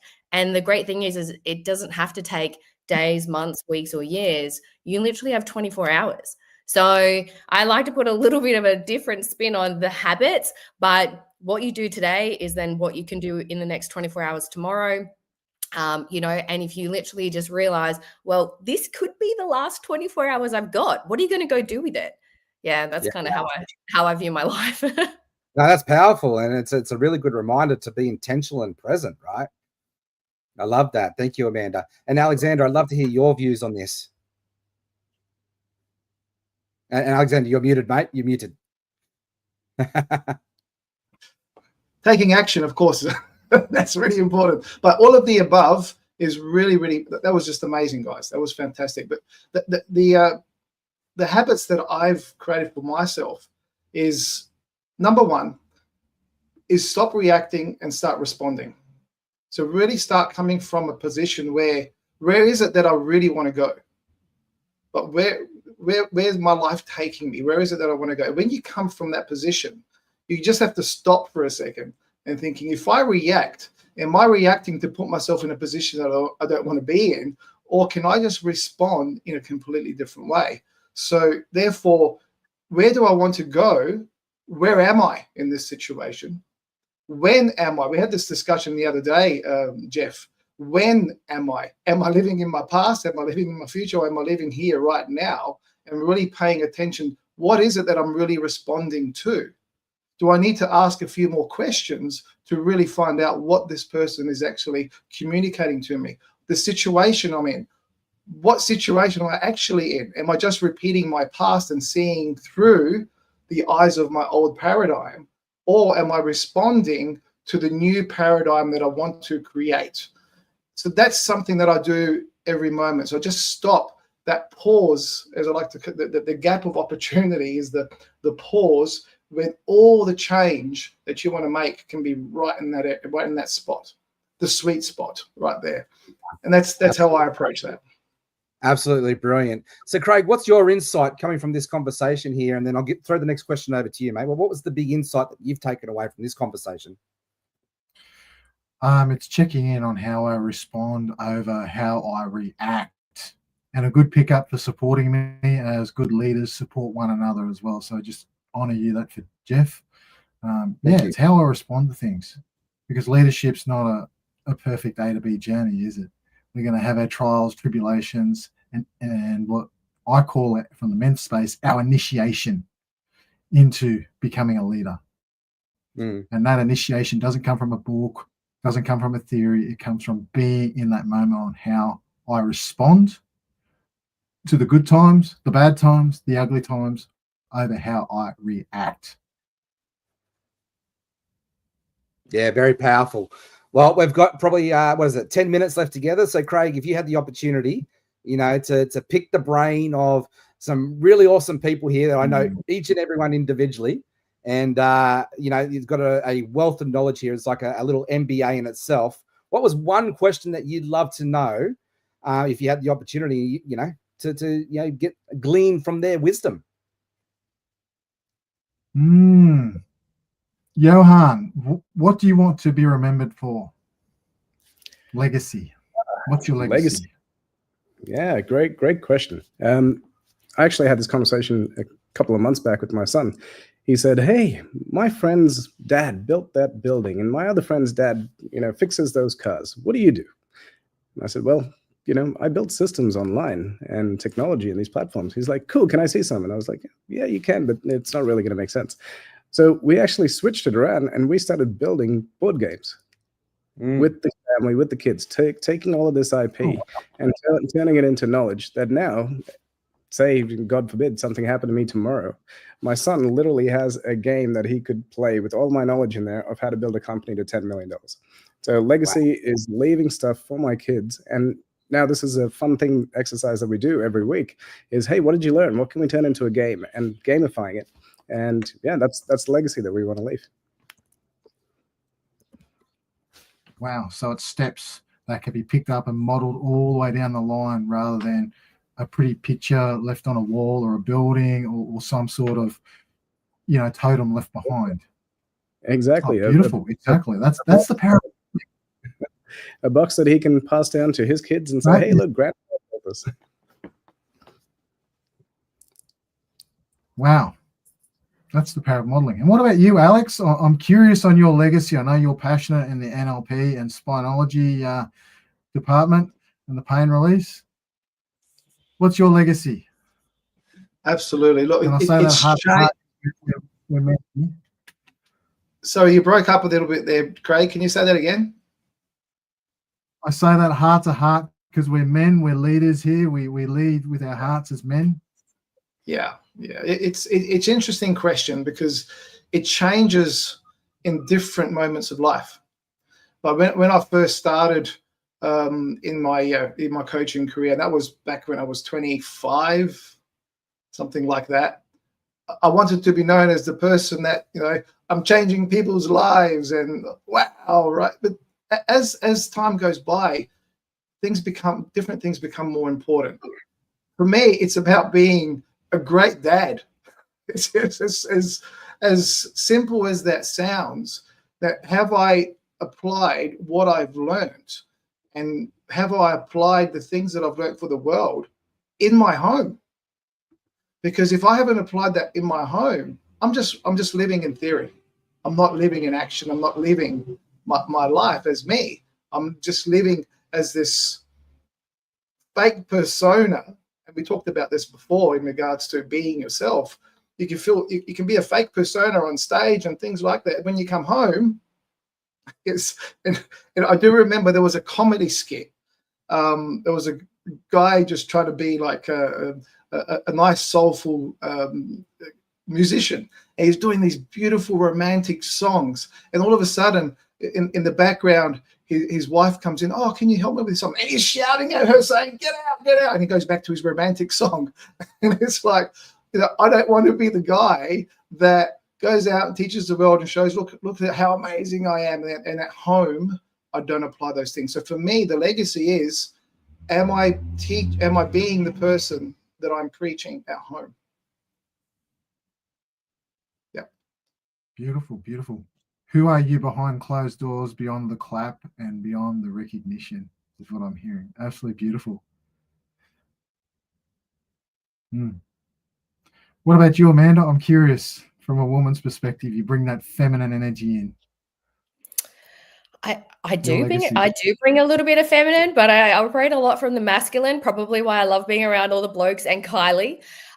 So mine is probably a little bit different, definitely due to my upbringing. So quick backstory, my younger brother was killed at 17 and my dad unfortunately committed suicide 18 months later. At both of their funerals, so my dad was 55 and my brother was 17, at both of their funerals, they had 1,500 people. For me, that was a real testament to, it didn't matter how old you were to create such a legacy that people never forgot you. So, you know, for me, that's really what it's about. So, you know, we don't do chores at home, for example. My kids get rewarded for being good people. And if they're not good people, they don't get paid. You know, so for me, legacy is about how much impact can I create just from being a good human and being able to share, whether I'm 40 or 17 or whatnot, and just letting my kids know as well that legacy can be created and you can create impact at such a young age, purely from being such a good person, you know, and being able to influence others in such a positive manner. So for me, legacy has nothing to do about money, nothing to do about my success. It's really just being about a good human and being able to affect other people. Beautiful. Impact. Impact's the way to be on how we make others feel by our actions, yeah? And last up, Kylie, what's legacy mean to you? Who do you want to be remembered for? Thank you, Craig. And what incredible responses from each of these leaders. Hey, guys, like smash the heart button. Like, what an incredible panel. And to follow them, like, wow. So for me, I turned 50 a couple of months ago. And, you know, up until this point in my life, I guess I've been known as the make it happen queen, you know, the person who can achieve the impossible. When everyone says you can't, I figure out a way of how we can. And so for me, you know, for the next part of my life, I want to empower others that they can do that, because so many people believe that they can't. So, you know, I guess for me, when I think legacy, it's really helping people to unpack that BS and 10x whatever it is that they want to do, whether that be their business, their life. And that would be the ripple effect that I want to be known for. You know, the person that actually made me believe in myself, that I can do whatever it is that I want to do. And, you know, as a mum, I say to my two teenagers all the time, I don't care what you do, as long as you're happy and you follow your dreams, because at the end of the day, that's what it's all about. And you don't have to do what other people tell you to do. You know, live the life that's in your heart, you know. So for everybody watching, you know, what are your limiting beliefs? What are those things that are holding you back? And what do you want? What do you want to do? And I promise you it's possible. Absolutely anything is possible. So that's what I would love to be remembered by. Thanks, Craig. Absolutely brilliant. Well done, Craig. That was an amazing conversation, just going around there, focusing on impact and legacy and what we all want to be known for. I think that's a beautiful example of leadership right there. So look, we've got about 4 minutes left. So I'll go to Kylie next, and then we'll go to Johan, Alexander, and Amanda to wrap us up. So close us out with one insight that you would like our audience to really take away. This is your opportunity to shine. Kylie? I think the biggest thing when it comes to leadership today, with everything being so fast and automated, is to actually make time to be still and to come into your heart and to breathe and to go at your pace. You know, just because the world's chaotic and going at 1,000 miles an hour, you know, you don't have to do that. You know, really to be a conscious leader and always serving from a place of love and coming from your heart. You know, we don't have to if you're putting things through AI, great, but you still speak your voice, you know. So I think that would be the biggest thing that I would love to leave everybody with today, Jeff. Thanks. Well, thank you for your impact and service today, Kylie. It's been an absolute blessing having you here. Johan? Thanks for having me. Thank you. And Kylie, you're amazing. Jeff, you're amazing. Thanks for organizing this.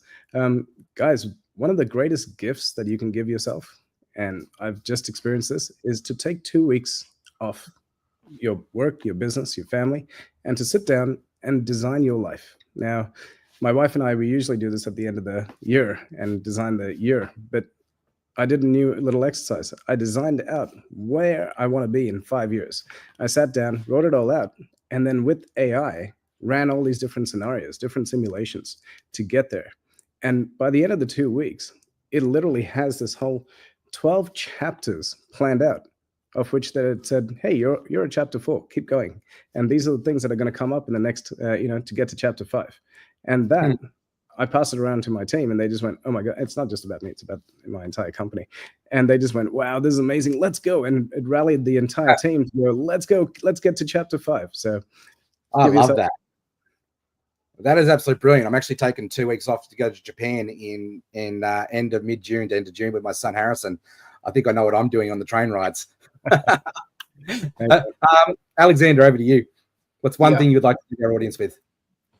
Is always be a student of self-mastery and make sure that you are the biggest influencer in your life. That's how I like to leave you guys. Powerful. Amanda, close us out. Yeah, look, in terms of leadership, I always like to think that I know absolutely nothing. So I love being the dumbest person in the room. I love thinking that I know nothing. I love being proved wrong. And so for me, a big thing I took this year and something I'll take into my life consistently is always surrounding myself with 5 people who have 5 times what I want. And for me, that's the leader that I'm looking for. And whether it's, they've had 5,000 people at their funeral or they've got $5 million or whatever it might be, or what they're creating is 5 people. And that times 5 is, makes me feel really stupid. So, and I get to be in a space where I then get to learn something that I absolutely know nothing about.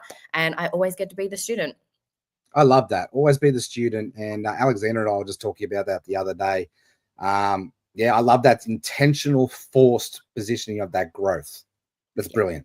Well, guys, this has been another amazing conversation around the topic of leadership. I'm sure our audience is just taking so many notes because I know I am. Thank you for saying yes. Thank you for your servant hearts, and really appreciate each and every one of you for saying yes and the gold that you've just dropped here today. Thank you for your time. Thank you. Thanks, Jim. Thank you so much. Thank you. Thanks, Craig. Thank you. Awesome. Well, Craig, you did an absolute brilliant job there, helping me to co-host your first one. How do you feel after that? And Craig, I'm not sure if your internet connection is working okay. That's okay, guys. We're going to pivot and adjust. This is what leadership's all about, right? We rock and roll and we go on with the show. So, Craig, are you back? I'm here. How do you feel after that one, mate? Oh, amazing. Yeah, amazing. I feel grounded. I'm stepping into this leading more, leading with my heart, getting right into it, feeling it. Yeah, awesome. Well, I'm going to bring up my co-host here for the day for Jane. Jane, what was your biggest insights for taking away from that conversation today? You know what I really loved? I loved that everyone had a different perspective, but everyone came back to, at the end of the day, leadership is about how you turn up. And it's almost like that eulogy moment. What will the kids think of me? who am I when it really comes down to not being on stage, not being out there, the guru that's out there, but just being the authentic self that you are at home. Yeah. I recently just had a bit of a health scare, probably about a month ago, 6 weeks ago, and I thought I was having a heart attack. I actually rang up the ambulance and I said, this is all the symptoms that are going on. They said, yes, sir, I think you're having a heart attack. We better get you to hospital. It wasn't a heart attack. It was a flare up of my nerve pain. It just happened to be in the chest area, but it got me to stop.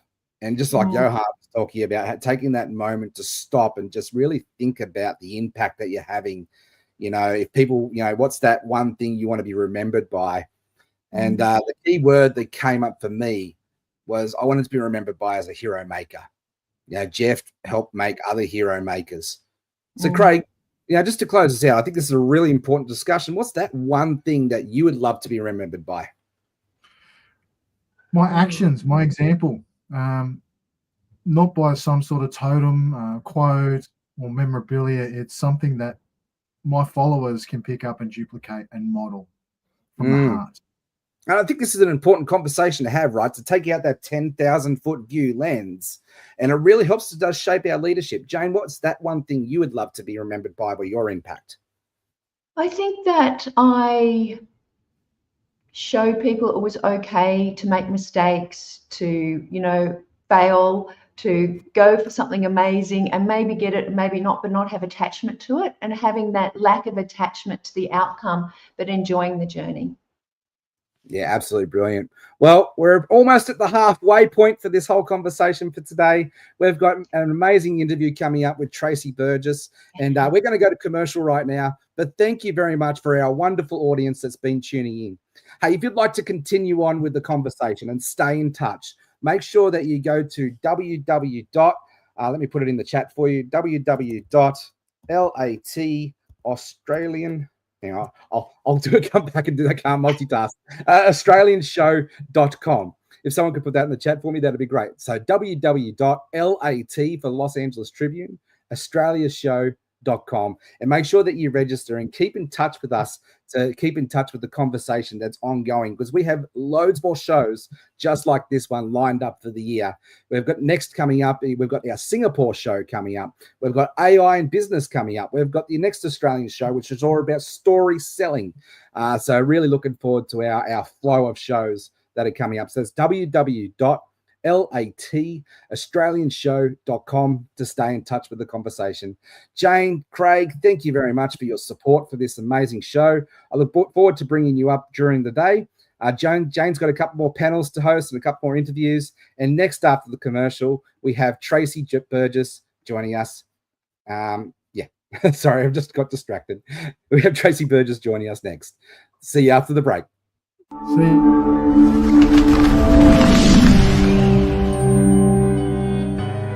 Welcome to the Los Angeles Tribune page. Here you will find original news programming, exclusive digital events, and shows that are directly from the community. At the Los Angeles Tribune, we believe in giving a voice to the voiceless. We are proud to be the only national brand to empower everyday people to make a difference. Since 1886, our reputation has been built on truth and responsibility. Thank you for watching and making a difference. For general inquiries, contact today. Thank you on behalf of the Los Angeles Tribune team.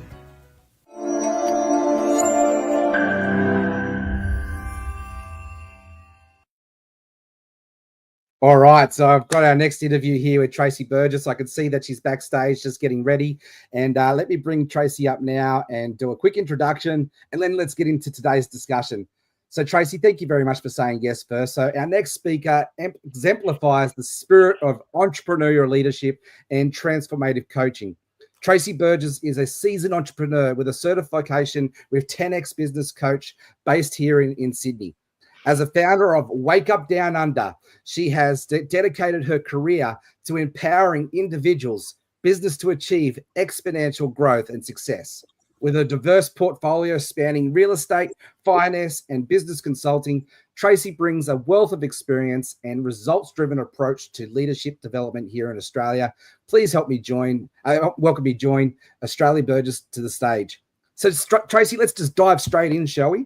You've coached leaders across the country, industries to achieve exponential growth. In your view, what is the key difference between someone who manages well and someone who truly leads? Well, I think managers are task oriented. First of all, thanks for having me, Jeff. It's been great watching all the other leaders on this show today. Really great to see a whole range of expertise and different levels of experience. Back in my days before Wake Up Down Under, I was actually in technology, doing a lot of technology business change. I spent 4 years in Europe doing billions of dollars worth of changeover based in Germany. So for me, not only in Australia, but globally in the corporate world, I have experienced a lot of different culture and a lot of different styles of leadership, whether it's, task orientated and, or coaching or mentoring and all those things. So for me, the difference is managing is task orientation. They're focused on tasks and it's, get this done, get this, that, and the other. For me, leadership is a bigger, whole different environment where you tap into those individuals in how you need them to grow, not only in themselves, in their home life, in their mindset, and how they manage to bring the tribe along, rather than managing day-to-day tasks. Managers just sit there and do the tasks. They've got KPIs. They're focused on that. And managing males and females is very different as well, right? I'm an individualist. When I coach the different business leaders, whether it's someone who's an SME 2 to 50 million and they're trying to get their business together and they get stuck at different break points and trying to follow all these different online mentors, we have to break into what that individual's life is. So for me, when I'm coaching in leadership, I'm looking at the individual person and what suits their body, their time, their life, their family life, whether you're single, whether you've got a family, where do you work around the world? I mean, there's so many people that love this, get up at 5 a.m., do all the things. And if you're working locally, brilliant, if that's your thing. But if that's not your thing, then that's okay too. Yeah. I mean, I'm on calls with Miami and Texas and all that, sometimes to the night to 2 and 3 and 4 and 5 a.m. Australian time. So as a global coach, I have to work out my time frames and health and schedule my diary into when I can take rest times and exercise times and all those different things to make what I'm doing fit my life and my purpose for my clients and my customers. Because for me, my leadership is all about them. It's not about me. I give 30 seconds on what it's about me. People want to know what I can do for them. Yeah. And so when I'm focused on my people, it's like, what can I do for you? I would talk about it like a sporting team. The coach needs to make sure the teams are at the best preparation. They've got all the different things from their health, their nutrition, their fitness, their skills. All of the things need to come together to make that team then gel to be the best team they can be, to be a championship winning team. There's absolutely some brilliant insights just in that conversation right out the gate. And so there's two areas that I want to go. One is about balance, but I'm going to come back to that. The first one here is about knowing your team, like being intimate with your team, knowing their strengths, knowing their weaknesses. So I know that has helped me with my leadership, being a mentor, and when I understand what makes people tick, their strengths and weaknesses. There are a myriad of personality profile tests out there to help us to do just that. What is one of your top go-to tools to understand your team's strengths and weaknesses to help you to be a better mentor? So for me, it's all about understanding them as a person, right? I think one of the most common things you'll see across the board, no matter where you are, is a fear of failure and not being enough. And I find when I'm coaching women into empowerment, there's a more likelihood of them being an imposter syndrome, even if they're already currently successful. And then with the males, it's more about, if I don't meet these tasks and orientations, am I going to be a failure? Yeah, so, right. And the other thing is to culturally, how I would speak to people around Asia and even the different blocks in Asia is very different. understanding not only who they are as people, but understanding the culture and the respectfulness that you need to have to respect their cultures when you're coaching them. Yeah. One size doesn't fit all for Wake Up Down Under. We are very, very focused on the individual business or team that we're doing to understand how their culture is and where we need to move the dial to improve their culture or their understanding of how their culture is created. Because culture is created by the top hierarchical leaders. And when we talk about leadership, every single person on the planet, yes, is a leader, but it's the mindset of what that person defines their view of leadership. Is it the CEO or the leadership executive team? Is it you're the coach of a team? Is it you're the president of a sporting club or any different club? Is it that you're, a leader that's walking into a high school to talk to kids about what their future could be and what opportunities live across the world that you don't get taught in school? Because, is it about how you sit down and work out where their blocks are? But first and foremost, you start that with the how. We do the how. You sit down and you just have a conversation. Tell me how you're feeling about you. Tell me what your vision is. Tell me what your current strategy is. Tell me where you want to be. So for me, it's about listening more than speaking. You need to go into these teams, and if you listen, they will tell you, and they will actually tell you more by nonverbal signals than they will by talking. Yeah. And that's probably what I remember an interview I did with Sam Cawthorn, and he's talking about active listening. Like it's not just listening, but active listening, looking for what's not being said, looking for the cues, looking for the body language. Yeah. And it takes wisdom. It takes experience to mature in that, right? Yeah. And for me, the key is listening to understand, not to respond. Because sometimes I see coaches wanting to respond with their view of the way the world should be and people should follow. Leaders don't make followers. They breed leaders, and they breed leaders that can stay in their own lane. The other key nugget, the golden drop that I give to leaders is when you're hearing someone speak about something, I want you to think about the emotional feel you've just felt in your gut. You know how you can watch some people and you're listening to them talk and you're like, that intuition kicks in. Make sure you listen to your intuition, because your natural response is that will or won't work for me. I was actually just reflecting on a conversation I was having with someone just yesterday. I'll leave the details out because it's not important. But the conversation, the lesson took here is talking about core values. Yeah. And when we're out of alignment with our core values, that's that signal, that heart thing, that gut thing, that intuition thing to help you to bring you back. See, my ultimate overarching core value is ultimate ownership.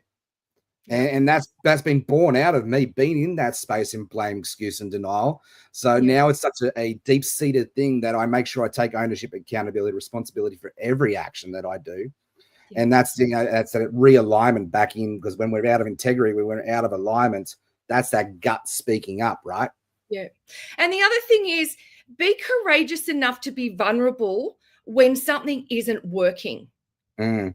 Sometimes ego takes over and people still go down the same path. They know that it's probably not the best way to go, but their ego won't allow them to admit that maybe that was the wrong decision. And everything we do in life, we're going to make a wrong call. We're going to make a mistake. We're going to, screw up at times. We're going to have a temper tantrum, or we're going to throw our toys. That's okay.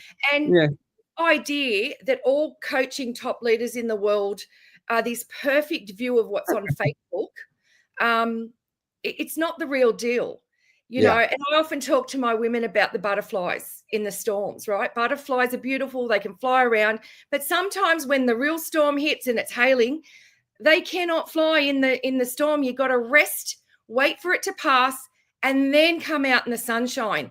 And being able to be courageous enough to admit that should be part of your overall, view of how you look at the day. And that's okay. I say to my people I've got all this to do, and That's okay. Step by step. And you know what? If we have to miss a step or reschedule or change things around that suits the environment, the only environment you control is your own, but sometimes external factors will make us pivot. You have to change what tap. The ability to fail fast and pivot is what makes people who scale quick and who can be successful get speed to market, right? Yeah. So when we talk about, I mean, I do a lot of, marketing and sales, and as a 10X certified coach down here from the Cardone organization, I've also worked with Disney and in corporations, and I was part of the leadership team that developed Westpac's online banking back in 2015-16, with an amazing leader there and a group of very highly skilled technologists and business operational people. Every single person in that 1,000+ team across the globe had value to add to that thing. Every single person brings in your team something that you don't bring. So the ability to be able to listen to the wisdom of the crowd and not want to be the only one in the room that has all the answers. And as a CEO, you haven't got all the answers because someone's going to bring something very important that you don't know. So let's go deeper with that. Let's unpack that a bit deeper. I think that's really present, really profound.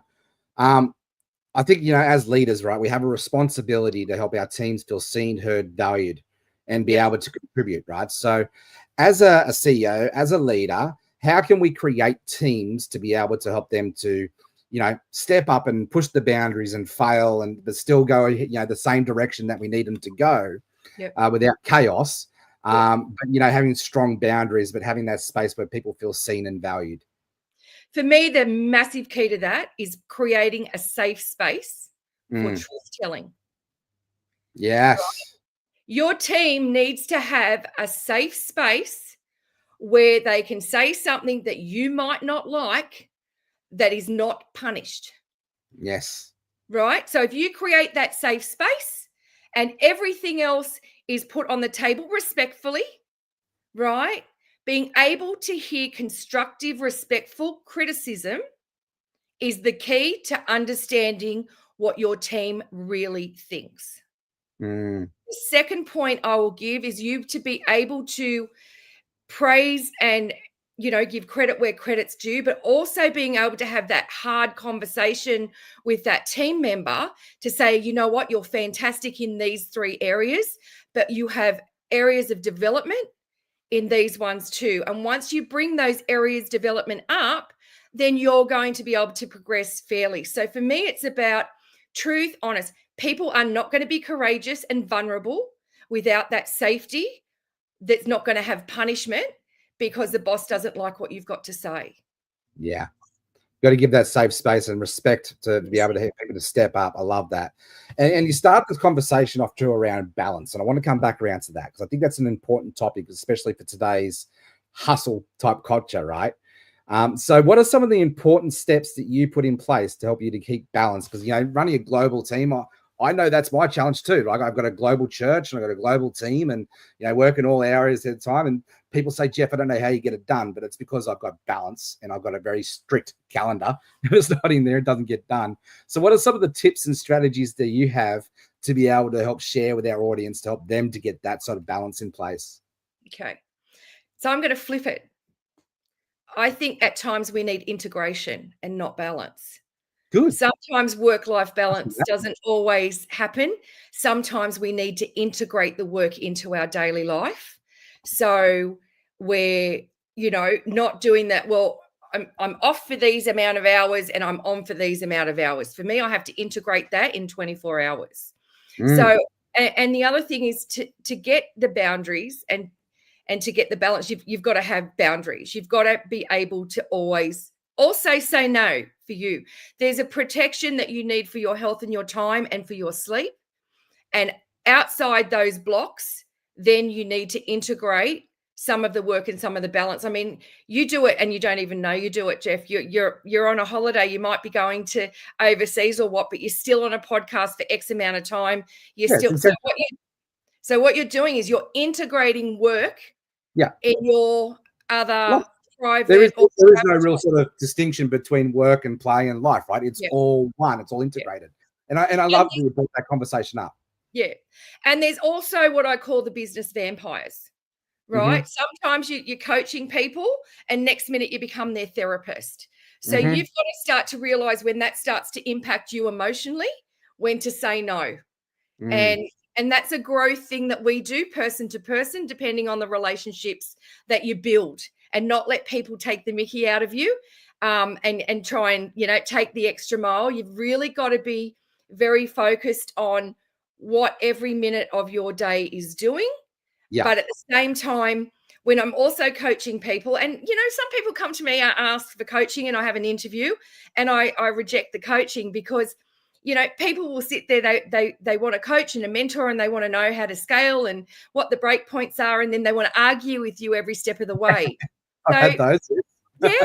So being able to say, I'm probably not the coach for you because I need to tell you what you need to know and not what you want to hear. If you want to hear nice things about you, that's your mother's, your wife's, your kid's problem, your girlfriend, whatever. That's not who I'm going to be.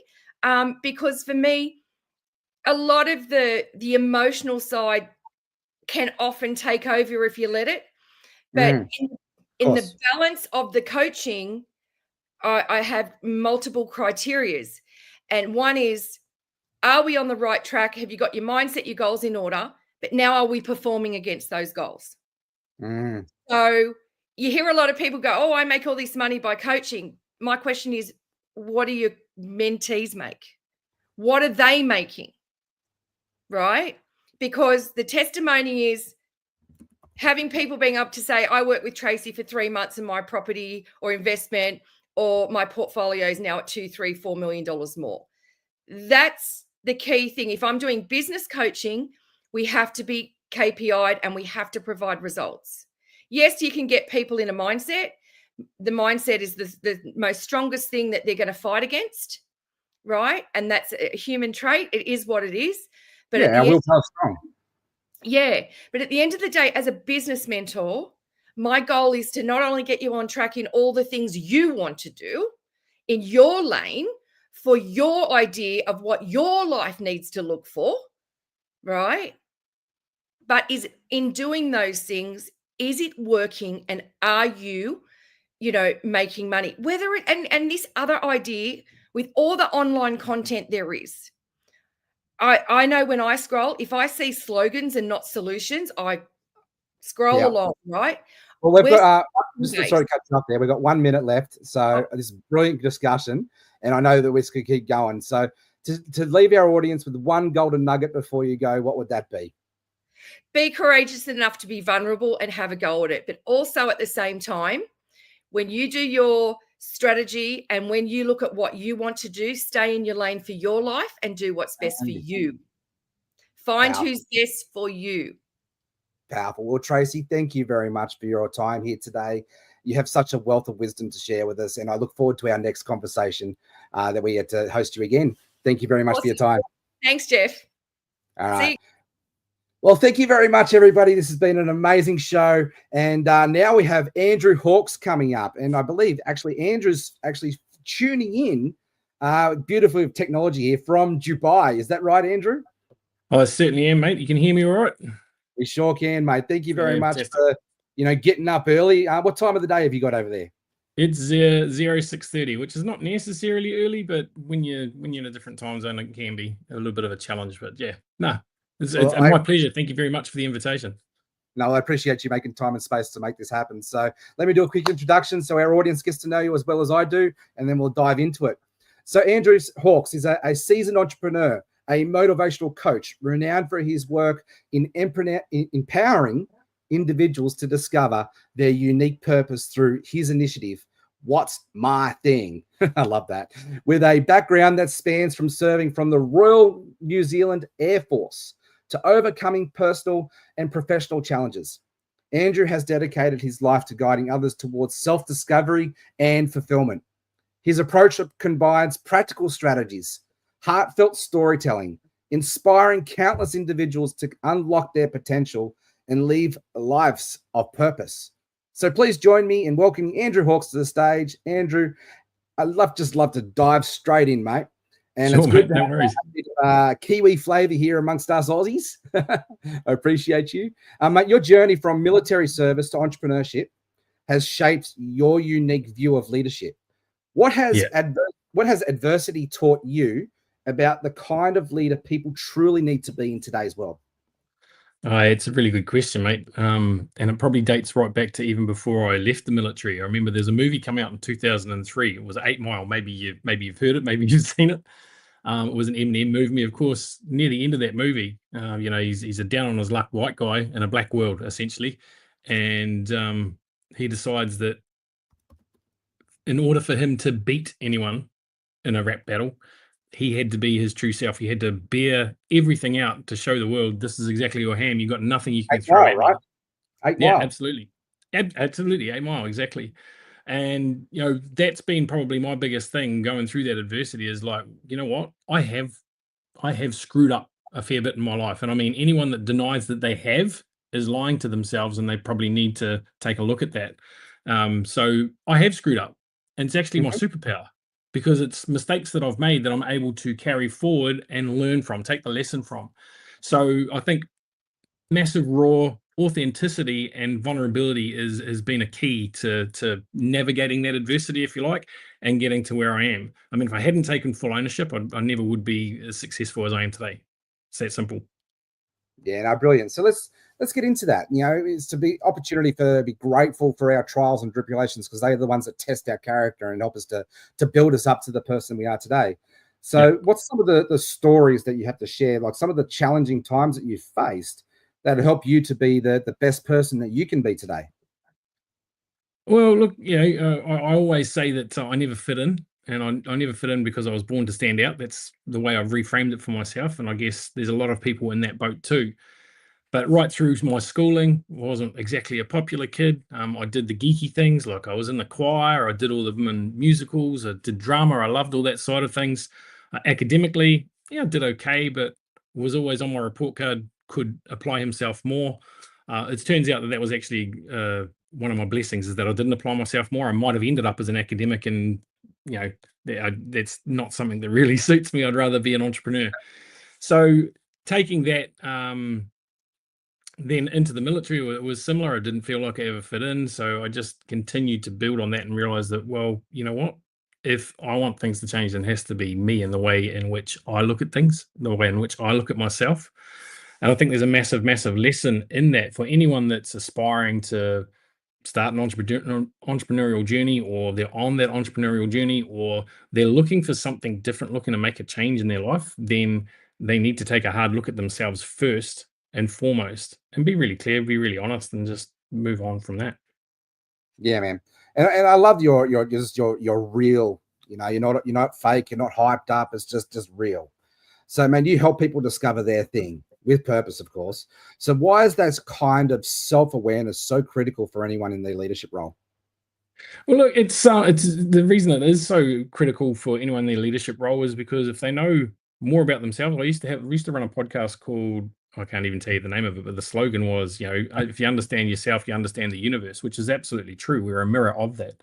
So I think the more we delve into what makes us tick and what really lights us up, then we can accomplish whatever we want, because we use that as fuel. And it doesn't necessarily matter what the vehicle is. Your thing might be the fact that you love, like I love to journal. I'm very, very deep in journaling. So maybe that is my thing. I don't know. But I continue to write in my journal, right? That doesn't necessarily make me money.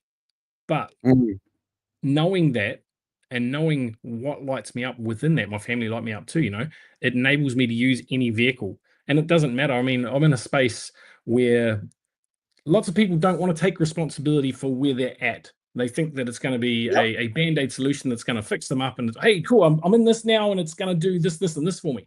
Well, it's not going to do this if you're the same person showing up. So understanding who you are at your core and what your thing is, then that will motivate you to go, okay, you know what? It doesn't matter what this part is, what this vehicle is. It matters how I show up within that. And if I know what my thing is along the way, and look, it's going to be different for everyone. And that's the beauty. It can change too. But understanding that gives you an absolute leverage superpower to be able to accomplish whatever the external world says, hey, we want to challenge you with this now. You're going to be able to get through it so much easier. So what's the thing that people can do? What's that one thing? That's probably the $1,000,000 question that help people can to really discern their thing, like to go deep into that space. How do you help people do that?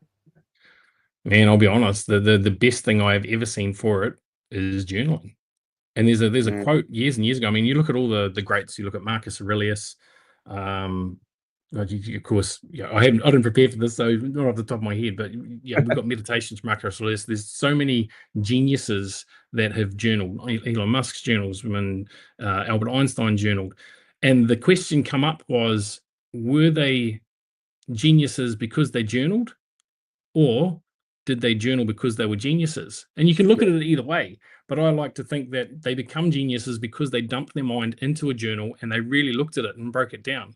And again, that's coming back to being really freaking honest with yourself as well. Yeah. Because if you're just doing surface stuff, going, oh yeah, I've had a great day, da, da, da. No. The work is getting real deep in that, real deep in that, and really discovering what patterns you're creating in your life, what you're going through over and over again, and then go, that's a pattern. Okay, why is that a pattern? What is it that triggers me for that to happen, to go through, that I can look at and delve deeper? Most people don't go past that first why. They go, yeah, that's it. No, it's not. You got to go way deeper. There's probably 7, 8, 9, 10 levels. And the funny part about this, Jeff, is that you'll discover something, you go, that's it. And everything will seem in alignment again for a certain amount of time. And then all of a sudden things might fall down again. You're like, hold on, I'm sure I dealt with that. The fact is, there's so many layers to the traumas that we carry, to the identities that we hold, that you'll only attack it at the layer you are capable of attacking it at that point in time. And once you've moved through it, there's going to be another layer. Once there's going to be another challenge for you to go, I need to revisit this. I need to have a look. And that's why consistently checking in with yourself, the best tool I could say that you asked, that was the question, is journaling. Yeah, right. So let's go into that. Let's unpack journaling a bit deeper. So what are some of the most powerful questions you can ask yourself while you're journaling? What am I grateful for? Yeah. Simple, right? That should always be the first question you ask, because that opens up everything to go, you know what? I am grateful for this. And to the point where and it's not my thing. It's a friend of mine in LA. She used to post a photo 1, 2, 3, 4. And that was at 12:34 every day. An alarm goes off. It says, what are you grateful for? So that is programmed into my phone every day. Every single day, an alarm goes off at 12:34. Hey, what are you grateful for today? Bang. That gives me a chance just to stop, step back and go, okay, these are the things that I'm truly grateful for. This is what lights me up. This is what makes me breathe. So coming back to your question, that is absolutely the first question that I every time ask. And I don't even need to ask it anymore. I just go into hey, I'm grateful for blah, blah, blah, blah, blah, blah, blah, because I know. And it opens up everything else. And then once you've done that, then okay, if maybe you're in a point where you're just in an absolute funk and you go, I'm not grateful for anything. Okay, if you're not grateful for anything, what could you be grateful for if you truly thought about it? Because that, again, it's about opening up that path. And sometimes you're going to have to ask multiple questions. What am I grateful for? Okay, if I'm not grateful, what could I be grateful for? Go one step further and go, okay, what is it about today that lights me up? What is it about myself that I love more today than I did yesterday? Because we have a massive problem, particularly in the entrepreneurial space, of really appreciating who we are and how we show up for people and loving ourselves. It was a massive, massive problem for me for years. Me too. Yeah. You know, one of my points to my deepest, darkest seasons, I coached exactly that for me. She said, all right, I need you to do a gratitude challenge. 30 days. I want you to write 3 things you're grateful for, and each day it can't be the same thing. Yeah. So 30 days you had to find 3 things you're grateful. So when you get to 15, 20, it actually makes you think. And one of the best things that could have ever happened to me was going through that gratitude challenge. Yeah, absolutely. It opens up so much. Mate, you lead with both structure and story. So how do you do personal experiences, especially difficult ones, and become powerful tools for authentic leadership? How do you leverage those stories?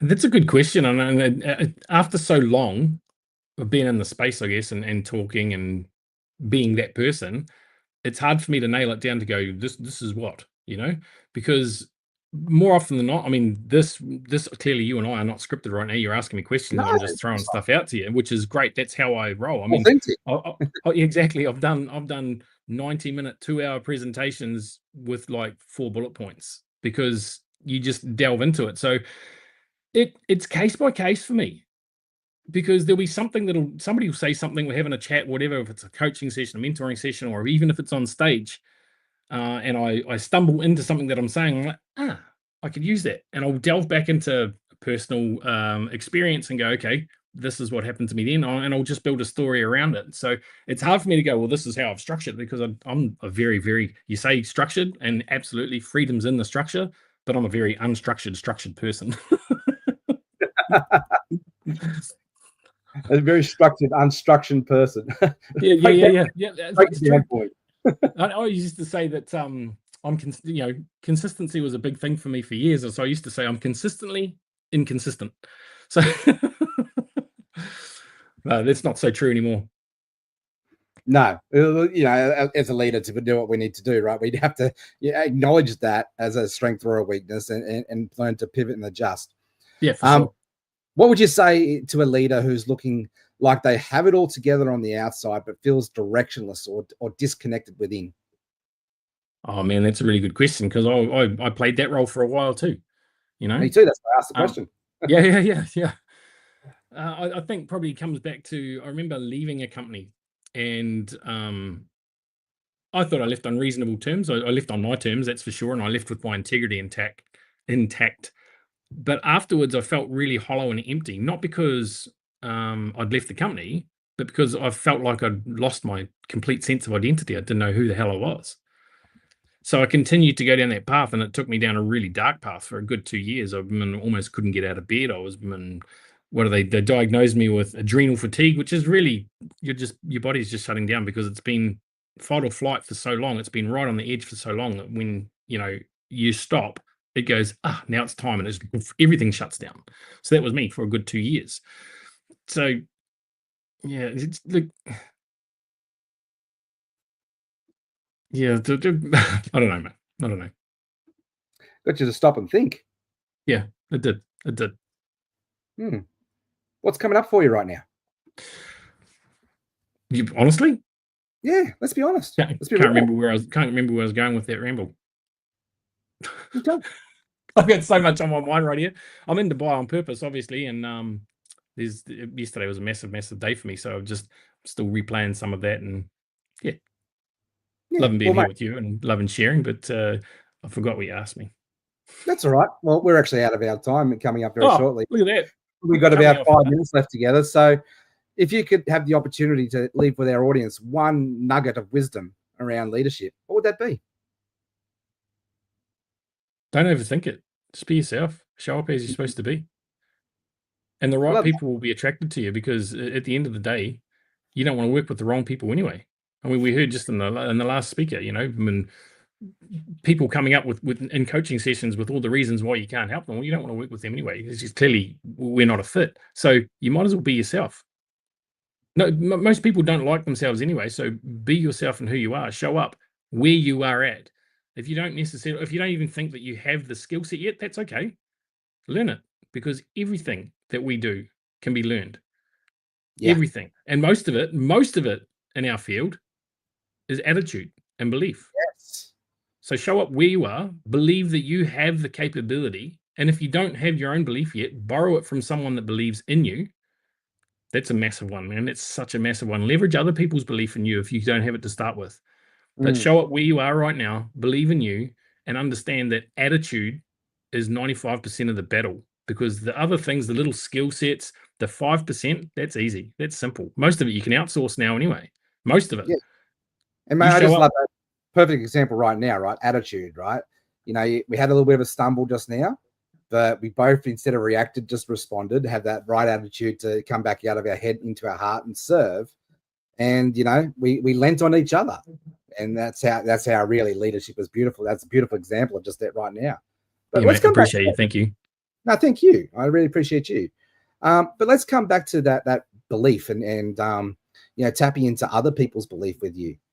We both work with some very green entrepreneurs, like they're new to the game, right? There's no difference between any one of us, except for wisdom and how far down the path we are. Yeah. So for sure. our new aspiring leaders that are listening today, because we've got people tuning in from India, from Dubai, from Japan, from America, we're global. So for our aspiring entrepreneurs, our aspiring leaders, those ones who are going back, and stepping into this space, might not have the belief about themselves yet. What is something you can share with them around that wisdom to, leverage the belief of others around them? To leverage the belief of others? Yeah. To have others believe in them. Well, I mean, to have others believe, I guess you've got to talk to the people that already believe you can, and Right. and Right. really, Right. really take it from them. If somebody said, "Hey, we think you'd be good at X, Y, Z," ask them why. Really delve into it. I mean, there's going to be people that are going to, your friends, your family, your mother. Your mother's always going to want to see you succeed, so she's always going to tell you the best things. She's not necessarily, which is not a bad thing. It's not a bad thing, but she's going to be there, right? She's going to give you that support. But you also want your friends that are going to be honest with you, give you good feedback, not negative feedback, just some critiquing, if you like, but just borrow that belief. Ask them, why is it that you think that I can achieve this? And they're gonna remind you of things that you've completed, that you've done, that you hadn't even thought about. I mean, I always thought that I was a failure for years. At 19 years of age, I competed. Oh, I didn't compete. I was in the New Zealand squad for racing inshore rescue boats for surf lifesaving. Yeah, that was a national squad. It was nothing, right? I didn't achieve that. It was a fluke. I built a business, a network marketing business to over 17,000 people. It was a fluke. It didn't, and that's not a huge number. I get that, but it was more than comfortable for income for me. But that was a fluke. No.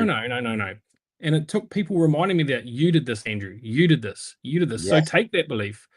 And you're gonna stumble. You're gonna fail. Fail fast to fail forward. Make the most of that. Take the lessons from it. But the belief comes from experience, and experience only comes from getting out there and trying. Doesn't matter if you fail. Doesn't matter if you fall flat on your face. Doesn't matter if people laugh at you. They're going to laugh at you. Embrace it. Say, cool. Ha ha ha. Kick them off your shoulder. Doesn't matter. And that's how that resilience muscle is built through that, and very powerful conversation. So thank you very much for opening up the space to have that deep dive into that space. It's brilliant, mate. Thank you, brother. I appreciate you and appreciate the show.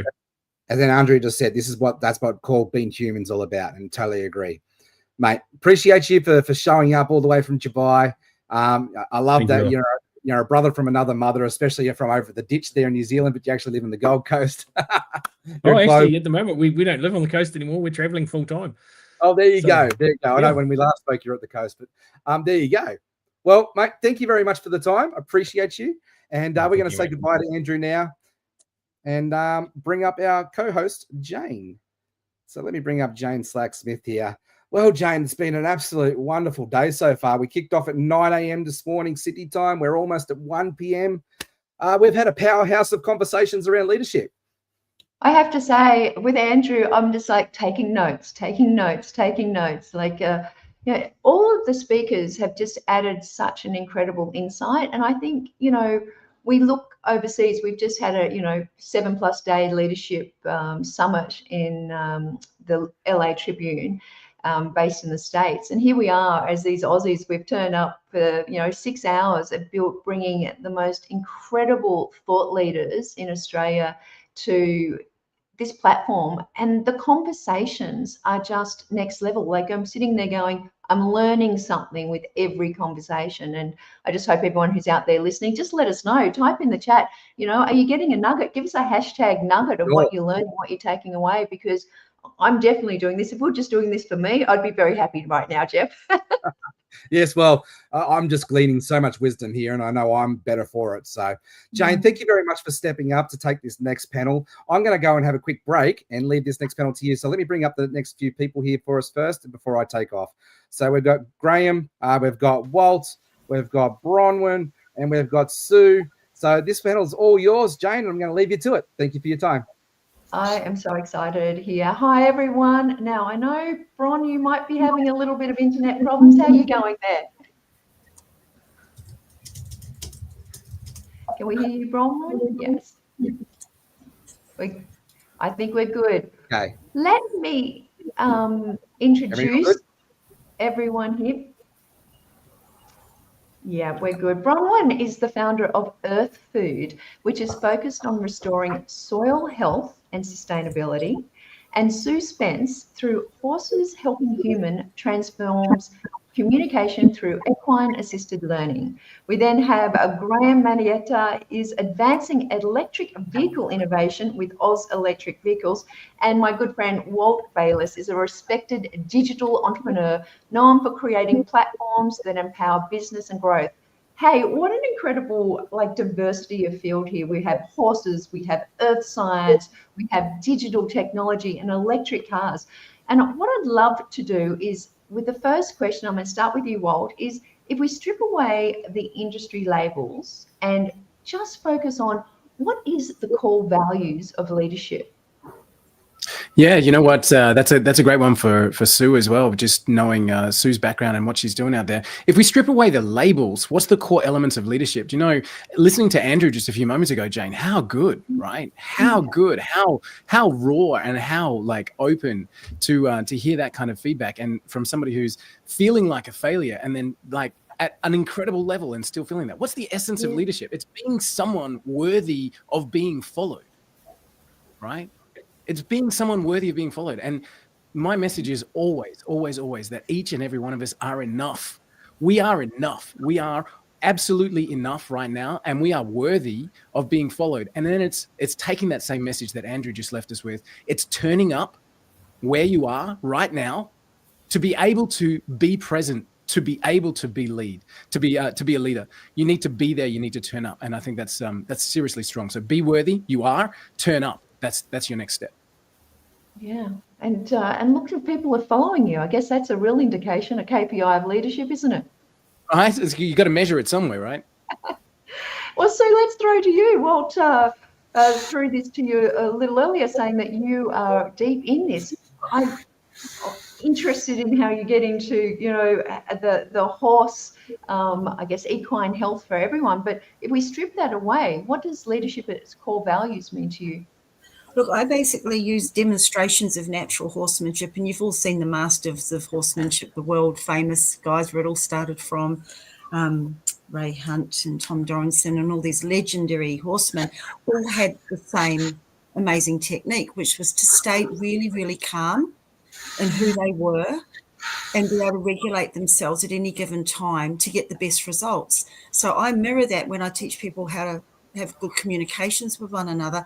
We need to learn to people whisper. Now, to be a good people whisperer is reading people and reading when they're starting to tune out, or reading when they're engaging and missing that moment when they really want to hear what you've got to say. And a lot of people have lost their identity through challenges and things they've been through life. And I often say to people, who were you before you went into that job where you were badly bullied? Or who were you before you went into that relationship that took your confidence away? Because you need to have your authentic self operating in leadership, because people can tell when you're not being you. And I say so many people I teach communication skills to that are stepped into leadership roles, but they're trying to look like a leader instead of just being a leader from their own identity. So that's a really important thing, is being authentic. And I can speak this very honestly, because for years I have autism, AEST 2, and for years I tried to mask that, and it was always so awkward and it didn't feel right. But since I've basically just let it flow now, it's made everybody else around me and who I work with and train and help, they've been able to drop their barriers as well. They might not have autism, but they have many other things that they feel they have to put these different hats on or different facades on to be a leader, but you don't. You be the best you can be in who you are. And I think to be vulnerable and share with people how you've struggled and how nervous you've been in some situations, and that helps people more than just being the authoritarian leader. It's nothing about that. It's softness and vulnerability and being real that allows other people to be real too. And then mental health, physical health, everything changes when people aren't trying too hard in a role. It's such an incredible insight, because I think as people go up, specifically in career ladders in corporations, there is this mantle of armor that they put on themselves to represent the old style leaders that they may have seen. So as you're saying, you know, see yourself and I guess pull back those veils so you can be the person that you want to be, so it's authentic for you, but you can turn up properly, is so powerful. Thank you for sharing that. Well, it's very, and I meet very, you know, some people, they're lovely, soft, giving people that people would hear, but then they take, I call it the chip chop energy, chip chop. No, be more Tai Chi. Well, Graham, let's go to you. Electric vehicles, my goodness, let's take that away for a moment. But that's definitely a leadership space, and we've seen, you know, Elon taking that mantle over the last couple of years. What does leadership and the core values mean to you? I tend to be, I think I'm a humble leader. I tend to take my time with people. I build strategic alliances with those around me, maybe other businesses, other technical people. I try to build really good alliances with my staff, and it's very strategic. We look at where we're going, what we want to do. We're on track. We haven't left that track, and everybody that basically hangs on, and we move forward together as a group. I've got very happy employees. They love what they do. They love the electronics. They love the challenge. I love that. I've built up by being humble and contacting people around the world.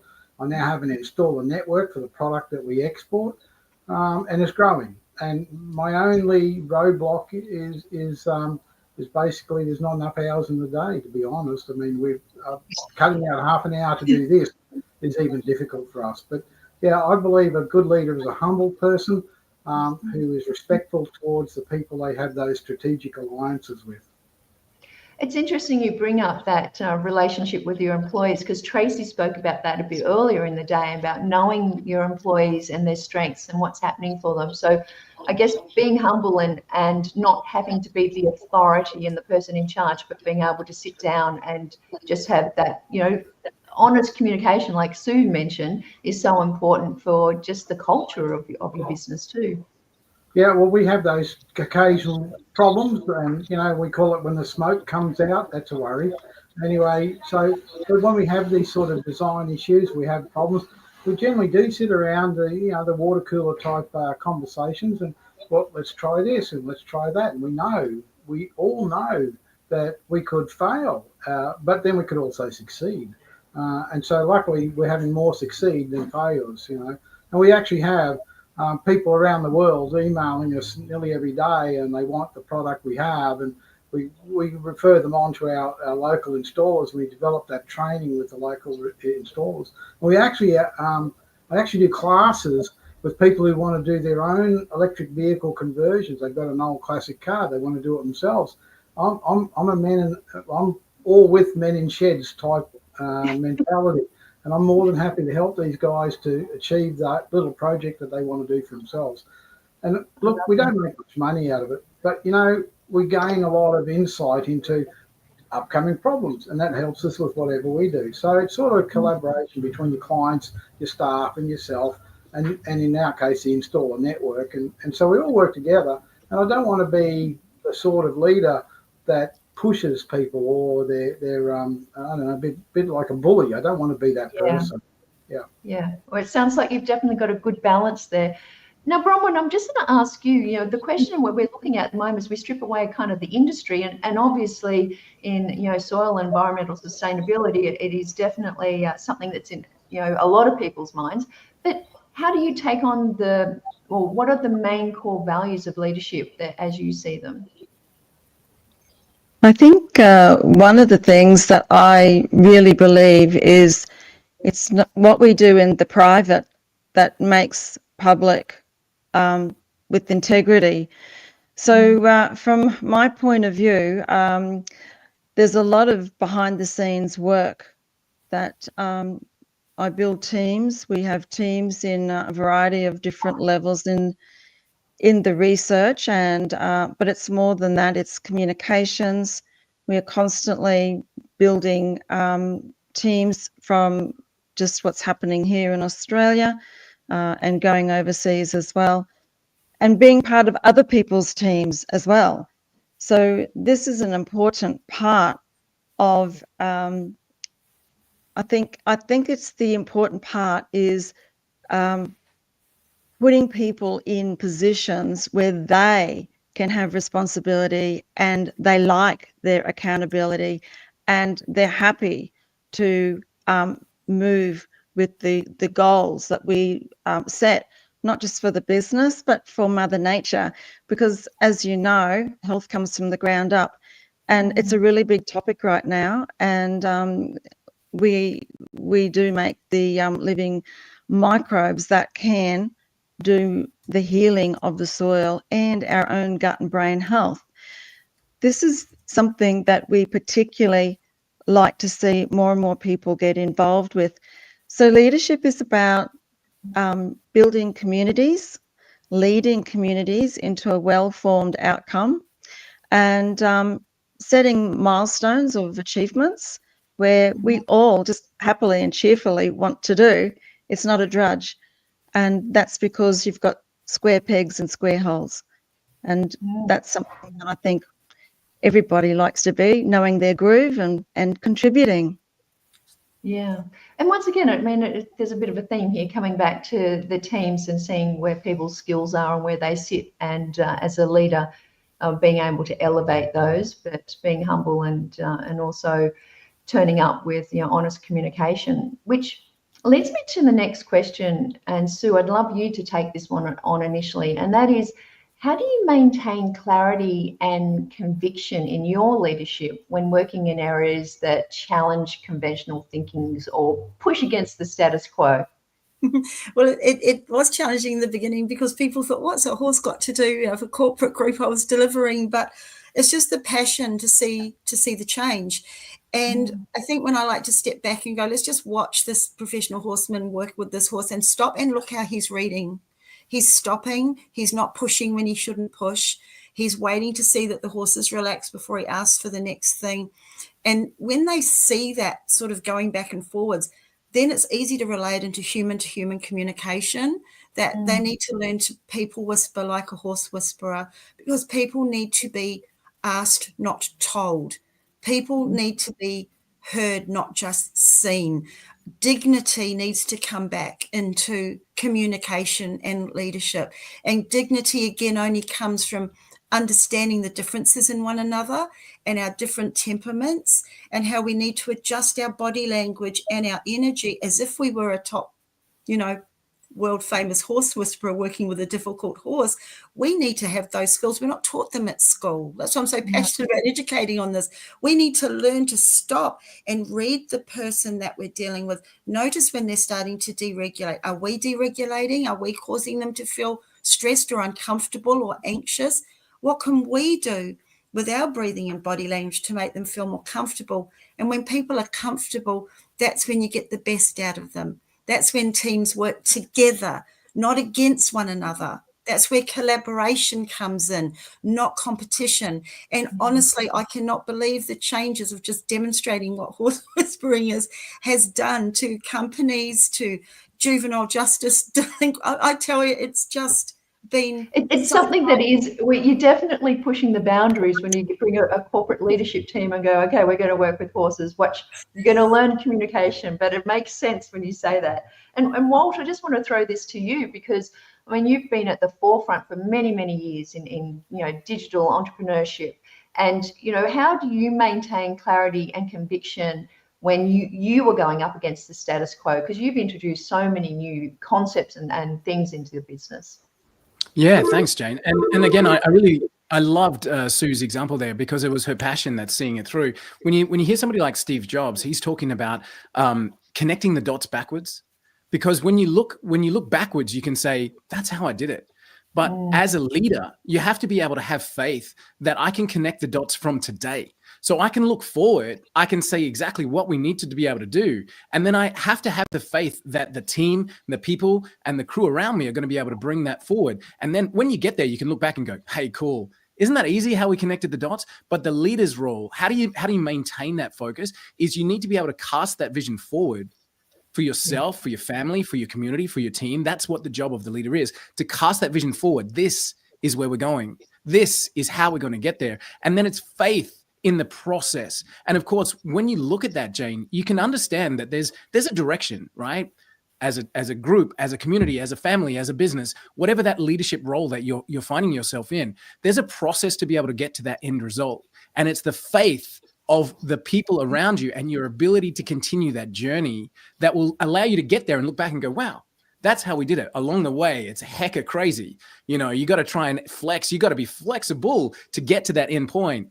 But it's the faith to say, that's where we're going. I know that that's a better place. I have faith that we can get there. We're just going to do it as a team as we move that forward. So it's casting that vision forward and then having faith in the process and the people around you. I love that. The conviction and the faith and actually bringing people with the vision forward. So makes a lot of sense. And Bronwyn, I'm going to go to you because, you know, you would think that Mother Nature and the industry that you're in is something that we're all familiar with, but pushing, you know, the microbiomes and everything you're talking about here and gut health, etc., it seems very modern. So what you're doing is kind of pushing the status quo as well, isn't it? That's right. In fact, a lot of my talks I do is basically a grade 7 biology class. I think that over time we've become disconnected with nature. I was only looking at a video recently of a young man who'd sort of like come out of the city. He's going to the country for the weekend and he dives into this little stream of water, and of course there's fish there and all these little bugs and stuff, and he goes oh, and it's just so out of place because we don't have that connection with Mother Nature. We don't have connection with the food that we eat. Most people don't even know what they're eating. You think you do, but you don't. Most people don't have a relationship with each other. So it's, I think when we are working with Mother Nature, and particularly like growing is easily to do, it brings ourselves in a space where we can just be and focus. And I think from a leadership point of view, if we were able to make that space for reflection, or just even to be, just to breathe, just a minute, makes a big impact on what comes from us, whether it's from us to another person or from us to a community. And sometimes it's not always what you're saying and doing. Sometimes it's something that happens in the quiet. Leadership isn't about a big noise and rah-rah. Sometimes it's just getting on with it, and then people notice. And I think that's the best kind of leadership. Gosh, I feel so calmed by hearing you talk like that. It's like I've been speaking to Mother Earth herself. And you're right, you know, the leadership doesn't have to always be the big noise. It sometimes is actually creating the space for people to have that silent reflection.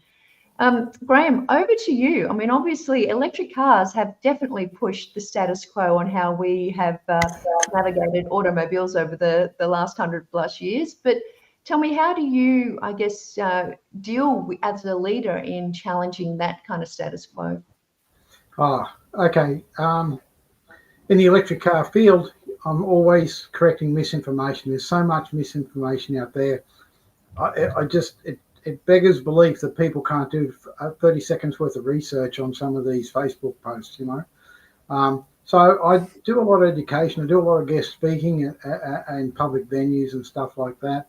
I basically don't have to. People that either want one or don't want one. It matters not to me. My main aim is to get more electric vehicles on the road, and the ones that are tired and need new batteries or upgrades or repairs. That's my field. That's what I want to do, and I export all that information to, like I say, around the world. They export stuff to me as well. It's not like it's a one-way thing. I get a lot of information from there. So as far as going forward, I've always considered myself to be the hot rod shop of the future. And as silly as that sounds, that's where we're going. You need people that do what I do. Here in Australia, I'm actually on what they call the Motor Training Association of Queensland. I'm on the board, and EVs is on every meeting. Everybody's worried about who's going to repair them, who's going to do this, who's going to do that, and so on. And the number of EVs in Australia is growing exponentially. Australians take up new technology rather quickly. I mean, I think we're the leader per capita on solar on rooftop. And this is the same.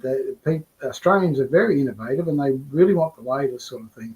So I've got a lot of following that way, a lot of research to do. We call when we look at how we go about fixing things when repairing or coming up with new products, and we're always coming up with new products, that the education, I suppose, is the most important thing. We spend a lot of time learning about processes and stuff and that sort of thing, but I'm just one guy. I do work with other workshops around the world and around Australia, but I mean, seriously, the world's got a tsunami of electric vehicles coming. It's only just starting now with China building them, so from a repair point of view or an upgrade point of view, we won't see these cars 5-6 years time. And I'm looking at the number of cars selling now, and I can see we've got a huge job, and I've got a huge job on training people to do these things, Yeah. What I love about that is that you're not trying to challenge and convince people to change from the status quo. You're like, you make your own decision, and when you're ready, I've got the information. Which leads me to the final question, and a couple of minutes with each of you actually on this, which is a reflection to your leadership lessons from the past, which is really what has been the lesson that you've learned that has impacted you in how you turn up as a leader today. And Bronwyn, I'd love for you to take that first. Well, I've been blessed in so many ways. I've worked with some of the best people in the world, and they are very, very focused on the task. It's through their focus and dedication that has made me aware of what needs to be done or what needs to be said. It is a point where I believe that sometimes in the quiet silence of thought and outcome of activities that can take the attention of a community or other people, just standing, watching, people get inspired. And I think that inspiration is the key thing. I think inspiration is one of the most powerful forms of leadership one can do, is to inspire. Oh, that's beautiful. I love that. Thank you. And Sue, what about you? What are reflecting on leadership lessons you've had and how that shaped you today? Oh, I think what I've learned over the years is sort of the saying that I stand by, that there should never be any fear or intimidation in any sort of communication. There should only be trust and respect. And people who lead with those abilities are going to keep everybody around them and motivated by them, because everyone feels emotionally safe. So emotional safety is a really big one, because it's something that's not talked about. People talk about physical safety, but in all relationships there's a level of emotional safety. And in the corporate world or places where people are being innovated and there's all this motivation and excitement everywhere, but sometimes the personalities are really big and everyone wants things done and where's the bottom line, all of that energy actually causes emotional discomfort with some people. So I think that's something I've really, and being autistic, of course, I'm highly sensitive to energy, and being able to explain to people that yes, they've got the biggest heart and they've got the greatest intentions, but their energy and the way they're communicating is actually making some people feel not as emotionally safe as they should be. So we want to bring the best out of everybody by making every different person feel emotionally safe, and then they will flourish. I love that. Thank you, Sue. Walt, share with us your reflection. Thanks, Jane. So, I mean, everybody's life has got those roller coaster journeys, right? So I've been high, I've been low, I've been standing on stages, I've been on my knees at the bottom of the valley. It's everybody has those kind of moments. And I love what Bron was talking about there, and that peaceful moment, that inspiration that you're talking about there. I love that from Sue as well, with the emotional safety, using that as I guess a boundary and communicating. And again, coming back to Andrew, just before we jumped on as the panel, talking about turning up and then combining all of that together, turning up with emotional safety and understanding of others, inspiring those around you. I think the lessons that I've learned myself, and the one that I'd love for my message to be heard is, as I mentioned before, you are enough. When I talk to my kids, when I talk to my team, when I talk to our clients, when I talk to anybody that's out there, the thing that I want them to understand and to believe and to know is that you are exactly enough. You're exactly who you need to be. You're exactly where you need to be. You're exactly in the place that you are supposed to be. Now, it may be difficult. It may be uncomfortable. It may be on your knees at the bottom of the valley, but it's where you're supposed to be right now, because it's the next step that matters. And the lesson that I've learned over, a lifetime of loving the pieces and hating the position has been that everything I need is right inside me right now. There's everything I need right here. The biggest lesson I can take forward is that I'm exactly enough. And I want everybody who's listening to feel that as well. You right now, listening, watching, and viewing this with the LA Tribune, are exactly enough to be able to take the next step forward in your life, to be able to achieve whatever it is that you want, and to be able to lead others around you by being the light that steps forward and being the person that takes that next courageous step along with others. I love that, Walt, and it makes me think of like that saying, which is universe is not going to serve up something that you can't handle. So if you believe you're enough, any challenge or obstacle or opportunity is something that you can take on. So that, it really resonates. Thank you. Perfect. Graham, let's bring it home with you. Tell me, what have you learned in the past that you've brought into your leadership today? Basically just respect, your respect for your clients, respect for your employees, respect for anybody that you're having dealings with, if they don't have respect, well, that's their problem. But, as long as I feel that I've been respectful in everybody I've dealt with, I'm pretty happy with that. And it's not all about money. It's about being happy within yourself as to what you do. And I'm terribly happy with what I do. I don't have to be a billionaire. I don't have to be Elon Musk. He's probably not happy right now, but that's another story. Probably not.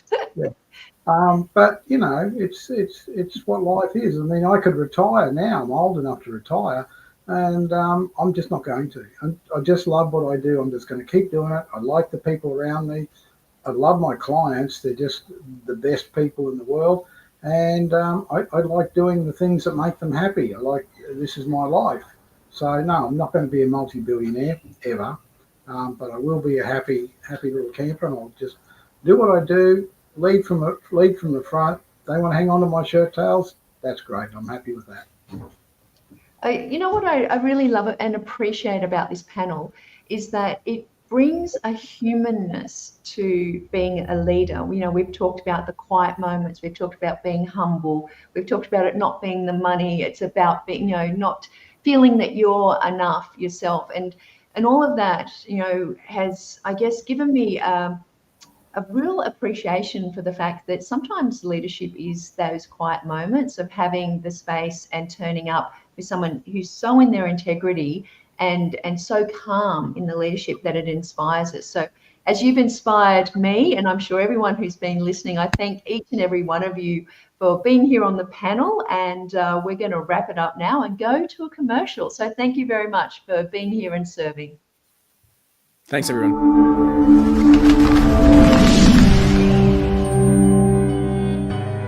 Welcome to the Los Angeles Tribune page. Here you will find original news programming, exclusive digital events, and shows that are directly from the community. At the Los Angeles Tribune, we believe in giving a voice to the voiceless. We are proud to be the only national brand to empower everyday people to make a difference. Since 1886, our reputation has been built on truth and responsibility. Thank you for watching and making a difference. For general inquiries, contact today. Thank you on behalf of the Los Angeles Tribune team.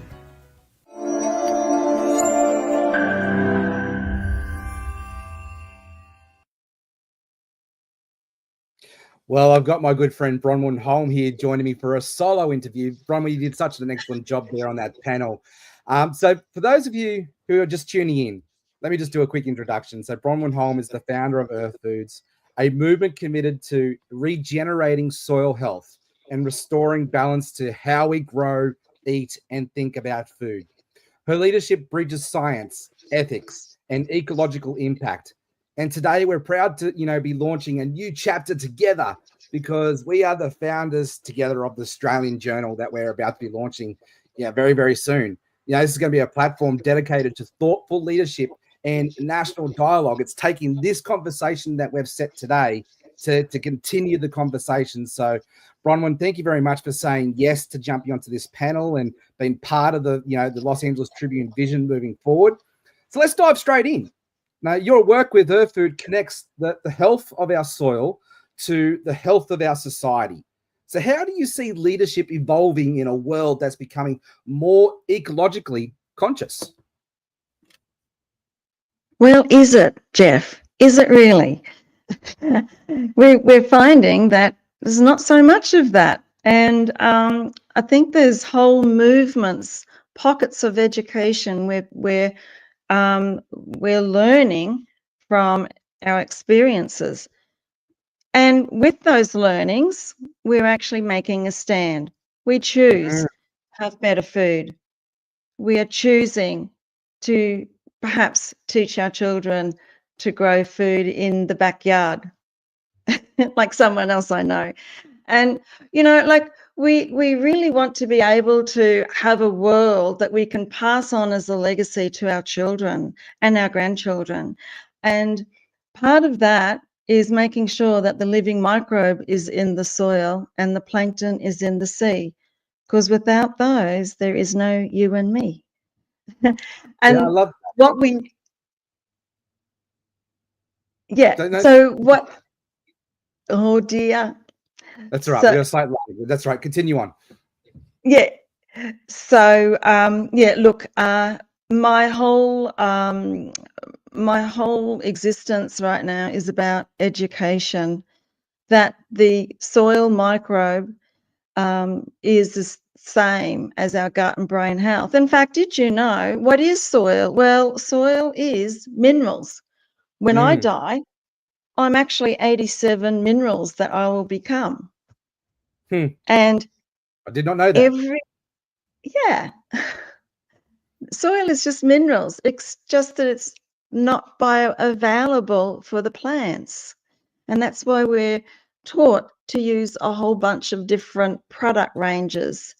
And, from my model of the world, I just think less is more.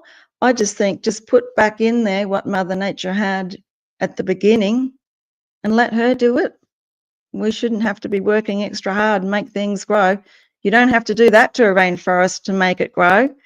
So that's the premise of what Earth Food is really all about. But it's a movement because we're attracting people who want the difference. They want to learn what is the points of difference and how to have their better life, how to become their best. And as I said, and mostly it's for their kids. You're such a visionary and you're such an advocate. You have to be very passionate to do what you do. So I want to unpack that for our audience, around the topic of leadership, of course. What does it take to be an advocate and to be a visionary in today's world? Well, a lot of time for a start. But not a sacrifice, right? Yeah. It's a lot. And what Graham was saying before, he doesn't put the dollar ahead. I learnt a long time ago that when you lose heart in your vision, it turns up in your bank statements. You got to have the heart in your business. Got to have the heart in your relationships, because without that, it doesn't work. And I think that's why we have such a huge community around the world, is because of they know me. They've seen the whites of my eyes. They felt the blood pumping through my heart. And I can tell you, once you're a friend of mine, you're a friend of for life.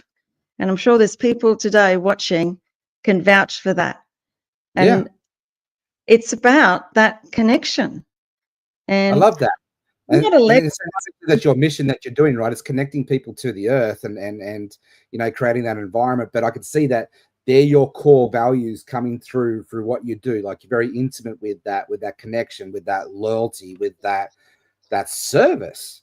And it takes something to be a leader in that space, because you're in a space where you're having to, like, you know, really help people meet the gap. Like there's a tension, right? Here we are, this is where we need to be. There's a lot of distraction and a lot of destruction in that space to be able to fight and navigate that space. You know, I don't want to go into the political scene, but I want to go into the space where it takes to be that person who's just on fire for their mission. And, you know, it's just, they're prepared to weather the storms that come their way. What does it take for a person to really be that type of person, be that type of leader? Yes, Jeff, look, I've been on my knees. I have worked incredibly hard, and it's not about me. Okay, it's just that I'm the person doing it right now. I'm entrusted to do this work right now. It's not about me. It's about the future. I'm about future-proofing our nation. I'm about future-proofing for our kids. There is no job description for that. You just get in there and you get your hands dirty. That's all there is to it. You just get on with it. It's no bells and whistles, no magic wand. Just get into it and start. And all the things I say to other people when they hear me talk, it's like, well, now you know you can actually do this. It's really easy. Mother Nature wants us to have everything. It's a God-given life force. Every single thing, our food, our water, our air, each other, everything that we need to exist on this rock hurtling through space right now is here.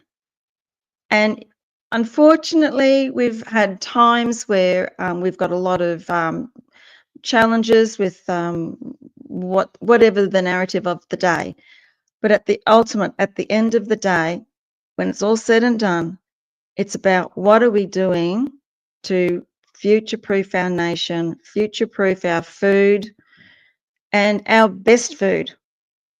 So one of the number one diagnosis that you can get in a GP right now is scurvy. Yeah, wow. In this day and age. In this day and age, wow. Now, that's because we don't have food that is filled with high density nutrition. That all comes from the microbes in the soil.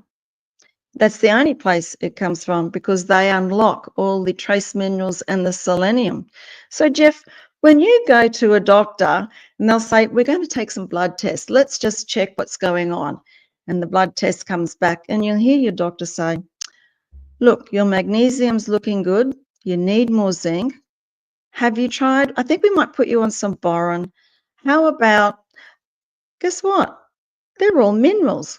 That's all come from the soil. Well, I got diagnosed the other day that my vitamin D is low, right? Because I'm not spending enough time outside.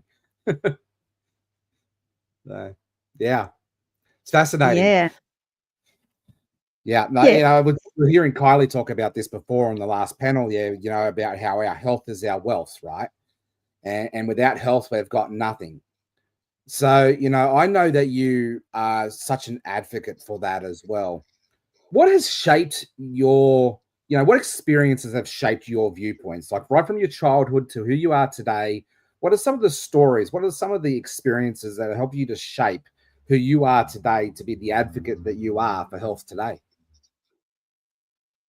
I've always felt that I was a little bit focused in I used to be a runner on the run team, the athletics team at school, and I used to run at night to, because I was always trying to improve. I always wanted to be, always like to win. And that's not uncommon in our family because my dad was an elite kayaker, and my grandfather was a champion, everything to do with sport, everything and everything. And it goes back. So there's something in my genes, in the home genes, where we like a little bit of a challenge. And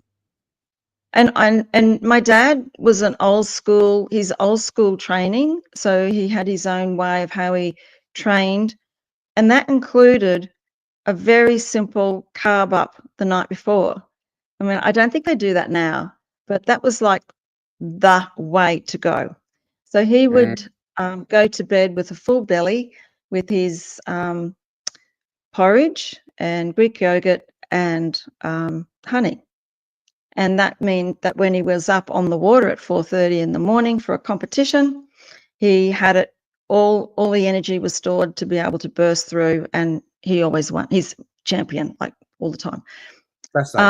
I was more focused in greens and purple foods, and I've just been that way. Yeah, interesting. So we often, some of the conversations that you and I have had over the last few months, we often talk about restoring balance in our environment. But what does it look like to restore balance in how we lead?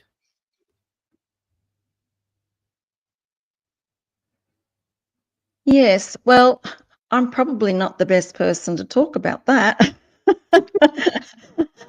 I work 7 days a week and 15 hours a day. But you know what? Like Graham was saying, it's not work for me. I love it. No, I can't imagine. I can't imagine what else I'd be doing. Yeah. I'm the same. Like, I work some pretty big days. I get up some ridiculous hours. And that's that thing when you find that thing you love, you never work a day in your life. It really is true, right? So what do you think that is, that people need to find? How do people find their passion? What do you think some of the strategies people can go out there and, do life, experience their passion and find that thing?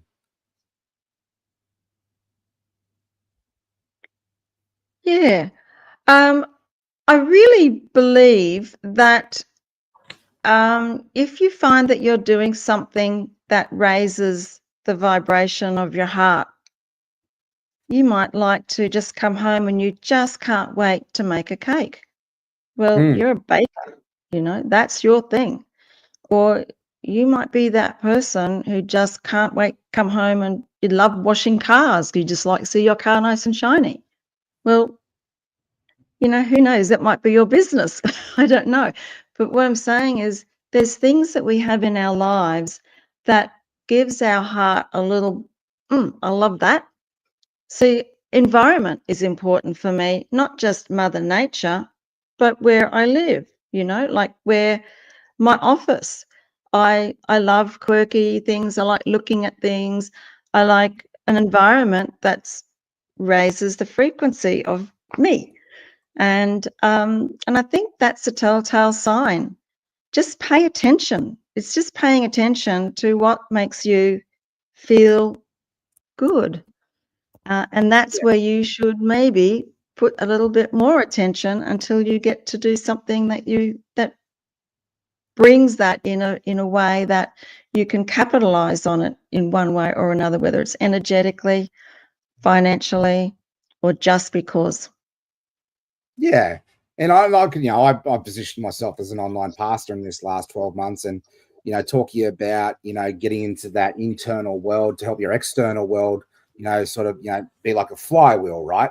We're going to make sure our internal world's ready and in functioning space to get this external world going. So what are some of the tips that you use as someone who's very passionate about what they do, sacrificing a lot of quality time, sometimes sacrificing sleep, you're on the road, you're traveling around. What are some of the things that you do to help keep your internal world, not necessarily balanced, but integrated through your life, as Tracey Burgess in her interview? What are some of the things there that you do to help keep your things moving forward, to help you to keep moving forward without burning out? Well, what I do like is I do like beach. So I try to make time to go to the beach. I'm a beach bunny, been all my life. I do find things in food. I do like really beautiful food. Not a lot. Sometimes it's only a small amount. And I do like good, like special coffees and so on. But they're my treats. When it comes to like the spiritual side of myself, I'm just feeling grateful and thankful. Yeah. I think that's the hook I hang my hat, because even today, and I'm sure the sound might be a little bit odd because I'm out in the middle of nowhere in northern New South Wales, surrounded by flood, and my van had to be towed out of a mud hole by a tractor, and so on and so on. I was going to have to sleep on top of stock in the van. Hey, welcome to the world of Brooklyn Home. However, I am grateful. You know why? I get to meet these people. I get to see firsthand what is happening in our country. I get to see a lot. And part of that is I have a huge group of friends, and I love them all. And I have a very, it's a very quiet time, like doing 5-hour drives and things like that. It gives time, because you can't have Wi-Fi when you're driving, so you don't have to reflect. Yeah. So it's all quiet. So it's in here. This is what I take with me. And sometimes, I just say a little thankful thing, I just make a little game for myself, well, I guess this is something a lot of people don't know. When I was 23, I went through a windscreen. And I won't tell you the injuries because people might not be able to handle it. And I remember in that moment, I'd lost the top part of my face. Wow. And yeah, I actually did die. But the thing is, when I became consciously aware, like, okay, I'm in a car accident, the first thing I did was, you try and do it, it's really hard. Count your fingers with your eyes shut. You get them all muddled, right? And I was counting my fingers and I thought, oh, thank goodness. Thank you. I got my fingers. I can't believe how extraordinarily grateful I was to count 10 fingers. And then I was thinking, oh yeah, 2 boobs. Right, good. And then I'd feel the rest of me. Yeah. And you know what? I thought I'd lost my left foot. And we'd gone out to buy dinner that night, and there was a hot chicken in a bag. And when the accident came, what had happened is, in fact, that it pinched a nerve that lost the feeling to my foot. So in my head, I can't see anything because I'm blinded, right? I'm trying to feel my foot. I thought, oh, I've lost my foot. And in that moment, I said to myself, thank you. I said, what is this? I thought of this in reflection. And then I was feeling around because they got the big jaw cutters for the car, and they're cutting me out. It was a 5-car collision, and I was right bang in the middle of it. Wow. And yeah, and then I said, hold on, wait, I want to take my foot with me. They might be able to sew it on. This is like, trauma. And I'm reaching around in the bottom of the car, and I found it, and I'm taking it with me, and I'm taking my foot with me. And I was saying, oh, thank you. I've got my foot. And of course it wasn't my foot. It was the rooster we bought for dinner. So the chicken. But it taught me that when we reach a point in our psyche where we've reached our limit,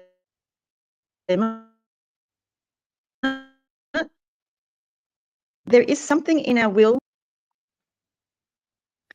There is Sorry, this is such a something in our Sorry, we just had a bit of a will disconnect. is Such a powerful grateful to be conversation. here. Sorry, we just had a bit of a disconnect there, Bronwyn. Such a powerful conversation. I want to just quickly close this out. You're talking about something in our will, and there's a deep psyche in there, and you're wrapping this story up. So if you could just close us out with that, that'd be brilliant. Yeah, so the will to live will be thankful to be here. And if we're here, we might as well be doing something worthwhile. Let's not waste it. Okay, we can binge whatever, the movies, whatever, but at the end of the day, when you're lying on your bed at night, what are you going to be remembering? You're not going to be remembering that movie or the people that you partied with or you sat around and didn't contribute to something. You'll be remembering the love that you had with your family, the love that you had with your friends, and you'll be remembering some of the things that you did that made others smile. Yeah, the important things, right? Not to try and keep up with the Joneses conversations. It's the important things that make life worth living. Well, Bronwyn, I did not know that story about you, so that's an amazing conversation we've just had about the important things. And thank you very much for just bringing a real depth to this whole show. Really appreciate you and love doing life with you, love doing business with you. And thank you very much for saying yes to being part of the pioneering force to help us launch the Australian Journal. I can't wait till we actually unleash that to the world, to be able to bring voices like yours into the media scene, to be able to have a positive impact on the world. Thank you, Bronwyn. Thank you, everyone. And you know I love you all. Thank you. Appreciate you. All right, bye-bye. Cool. Well, that was an amazing conversation. Hey, drop a couple of ones in the comments for me. Let's get that algorithm boosted here so we can get this out to more people in the world. If you were really touched by that conversation with Bronwyn, I know it definitely touched my heart. And so if you haven't registered already, please go to www.lataustralianshow.com to stay in touch and continue this conversation with us. We have loads of shows lined up throughout the rest of the year. This is just one of many conversations throughout the coming months. All right, I'm going to bring up my next friend up here, which is Craig Whitney, to the stage. Now, Craig Whitney is one of our Australian Journal pioneers as well. And you've seen Craig here co-hosting some of the panels with me at the very beginning. And it's Craig's first time and opportunity here to stepping up into the host spot rather than the interview spot. So Craig, welcome to the interview, mate. Thank you very much for saying yes and to be of service. Let me do a quick introduction before we get started with today's discussion. So our next speaker brings a rare blend of insight, discipline, and presence to the world of transformational leadership. I've had the blessing to be able to work very closely with Craig over the last 12 months as his mentor. So I've seen him grow in so many awesome places around this, and especially going deep within for his own internal leadership. Craig Whitney is a transformational educator, certified NLP trainer, and the founder of Next Level Coaching. He is known for his raw authenticity and his ability to guide high-performing men and entrepreneurs to move through challenges with clarity and purpose. Draw on his own journey of redemption, Craig combines modern neuroscience, ancient wisdom, and elite coaching strategies to help others rise with resilience. And today, we're honored to be launching and partnering together for the Australian Journal together, a space for thoughtful leadership in the national dialogue. Craig, let's get into today's discussion. Mate, your work often starts with most people where they most stop, right? At the edge of the challenge. Yeah. What does true leadership look like in the moments when things fall apart? True leadership in the moment is going within, searching within the heart and finding the backbone, your strength, that strength to get up again, the resilience. We all talk about resilience, but what is resilience? Resilience is keeping going in the moment and sometimes taking a physical step back to search within. You know, my journey has gone full circle in the last 7 years where I've had to take a whole step back in order to step forwards. As a young leader who went down the trials and tribulations of crisis and wasn't out of deliverance, it's where I had to find myself by losing myself.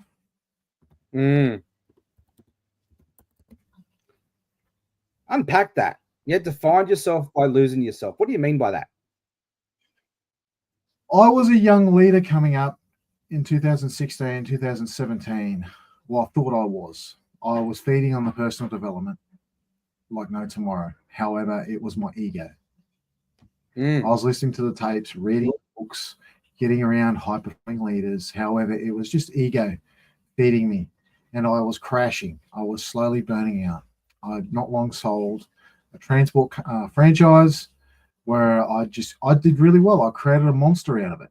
However, it consumed my mental health. It consumed my physical health. And I did not know how to decompress. I was not modeled early in life on how to be a mature masculine or a mature man. And my anger ended up coming to the surface, and I ended up breaking down through being triggered, which resulted in an outburst, which resulted in an impact and a legal consequence, which seen me go through the legal system in 2018 and 2019, and total transformation. I had to lose everything in order to be reborn again, and find myself, and that I did. When you're left naked and vulnerable, when the whole world is shaming you through the media, it really leaves an impact and starts and asks the question, why am I here? Who do I serve? And are those around me, are they really around me authentically as my friends and my family, or are they just invoice friends? And I So think a that's lot part of of the journey. Sorry, mate, I think we've got a bit of a lag, but I think most of us actually go through lives like feeling like that, right? And we've actually got to go through some sort of challenge, trial or tribulation, to be able to find ourselves, to find our true selves. And that sounds like what's happened to you. Yeah. Leadership for me, if I could define it, it's initiation. It is literally initiation into self, into ritual, into self, into higher purpose. And I'll use the word, I'll play it all out. It's initiation into self. It's not stuck up in the head. It's not a strategy. It's not drawn up on a chalkboard somewhere or out of some magnificent leadership book. It's literally being initiated and called into self. And sometimes it means losing those layers that no longer serve us, even though we may think they do in that moment. And my moment, even though I don't market the way I went. However, sometimes life plays out as it is. Disaster happens, crisis happens. And there is a segment called crisis leadership that's not really talked about unless something happens. Yeah, so let's unpack that a bit deeper. Like I heard Jim Quick the other day talk about a little bit about this, but I don't think we've had enough of a dialogue to go deep with this. And I know that was your heart today. Jim Quick talks about, post-traumatic growth, like to go through some sort of trauma, but to use that trauma to really find ourselves and build our character up and actually grow out of that. So let's talk about crisis management and crisis leadership. Why is that so important to you? Crisis leadership, it goes deeper than responsibility. It's unpacking what responsibility and ownership is rather than from the surface level. So crisis leadership could be defined as a situation that happens on the workplace, say workplace death, or if we're in some countries, maybe a workplace shooting, for instance, and it happens to be the company's fault. And all the media and all the attention is on the management and the owners of that company, and it's what they do in that moment to take responsibility in a much mature, masculine or in feminine way in order to resolve the situation instead of running away and leaving some sort of comment through an article. It's fronting up and making sure everyone is cared for and leading from the front, from their own example, no matter how painful the fire is. That's where I've had to learn to front in 7 years, fronting my own demons, going through my own attempts at suicide, going through my own inner worth, getting right back to basics and learning how to take responsibility and showing gratitude for oneself and rebuilding my own being, my own core. Yeah. Well, mate, we've got people tuning in from, like, I actually got an email just before, a CEO from India, his whole team's tuning in from India. We've got people from America, Australia, the world over. So now let's talk about this topic a bit deeper. How do people take responsibility first? Like, for those of us who have lived life in, victimhood or just not knowing wherever we've actually been in that space, like we've been a consumer. And, I know this is true to my story, right? I had to grow up. I had to realize that I'm not a victim. I needed to take ultimate ownership. And that's why it's such a deep core-seated value for me now. How do people take responsibility first? Well, what are some of the tips and strategies you can do to help people to go deep into that space to learn to essentially step up and grow up? It's finding our backbones. As men, the biggest lack we have in society today is men that don't have backbones. And we only develop our backbone through pressure, being put under the moment.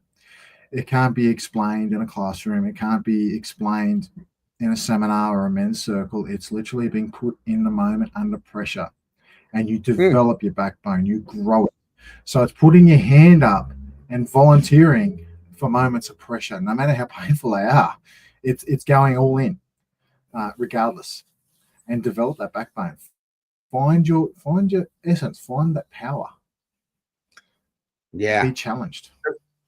Couldn't have said it better myself. It's leaning into that challenge, and that's where really the statement, pressure under diamonds is created. Diamonds are formed under pressure, and that's such a beautiful picture of that. But you've got to embrace it.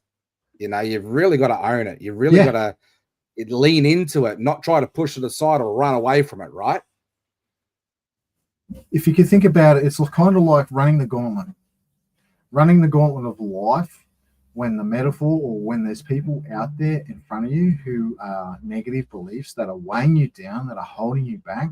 However, at the end of that gauntlet is your power, is your backbone, is something that you prize, that means dearly to you. It could be metaphorically a loved one. And you're going to get through that. You're going to get through that challenge. You're going to break through that wall regardless. And some people call it the gun to the head moment. However, it's the gauntlet. It's the pressure of the gauntlet. And we've been initiating men like that for millennia, running them through the gauntlet of challenge. When the demons are against them, Yeah, sorry, and I want to be sensitive to this topic here because this is a deep and powerful one here, and I know both of us have been in this situation. Like if you're feeling down and out, you're feeling depressed, you're feeling like the world's against you, whatever that is, I highly encourage you to seek, and speak it out. Don't just bottle it up. Like both Craig and I have had our dark moments, where we've gone to that space of feeling useless, hopeless. The world doesn't need us. I know Craig's story intimately and he knows mine. So if you're feeling like that, the thing that both of us have lent into to help us to grow into that space, we can talk about stepping up and growing up a lot here on the other side of this conversation, but it took someone to see who we were, to be raw, to be real, to be vulnerable, to see past the mess, not to see the sin as such, but to see the heart and give us a safe space to grow in that space. So if you need that, reach out to someone who you can lean into that. So Craig, I want to just unpack that a bit deeper. What does it take to, really step up? Because let's face it, right? The world's a very noisy place, and there are a lot of people out there that are quick to judge, quick to condemn, and it's soul destroying if you let it be. So for those of us who are listening to this conversation, let's be respectful to it. How can we help people to essentially push the noise aside and focus on the main thing, be the main thing, and give them give them some tools to help them to find their true self? How can we coach into that? The biggest thing that I've found is self-acknowledgement. When disaster strikes, remember that is one segment of my life. I Yeah, it's spent not one final. term of my life, one segment of my life in mistake. I had to look at, okay, well, this is one element of my life. Yes, the world is judging me for this one element as being my whole life. However, look at all the other elements where I've achieved, where I've excelled. I've done really well at business. I've built transport franchises. I've mentored young leaders. I've stepped out. I've won awards. I've won cash prizes. I've won, high impact sales awards. I've been very uniquely successful in my own right, and I've just let one situation in my whole life turn everything upside down. So it comes back to self-acknowledgement. That's where I've drawn a lot of my power in order to move forwards, to find that courage in order to keep going forwards. Yeah. So to do a bit of a self-reflection and actually focus on those things where we've won in life, and to be grateful for the areas that we, opportunities to grow. Yeah. Yeah. Gratitude's another one. Yeah. And I think this whole conversation, I think this whole conversation leans into learning the art of forgiveness.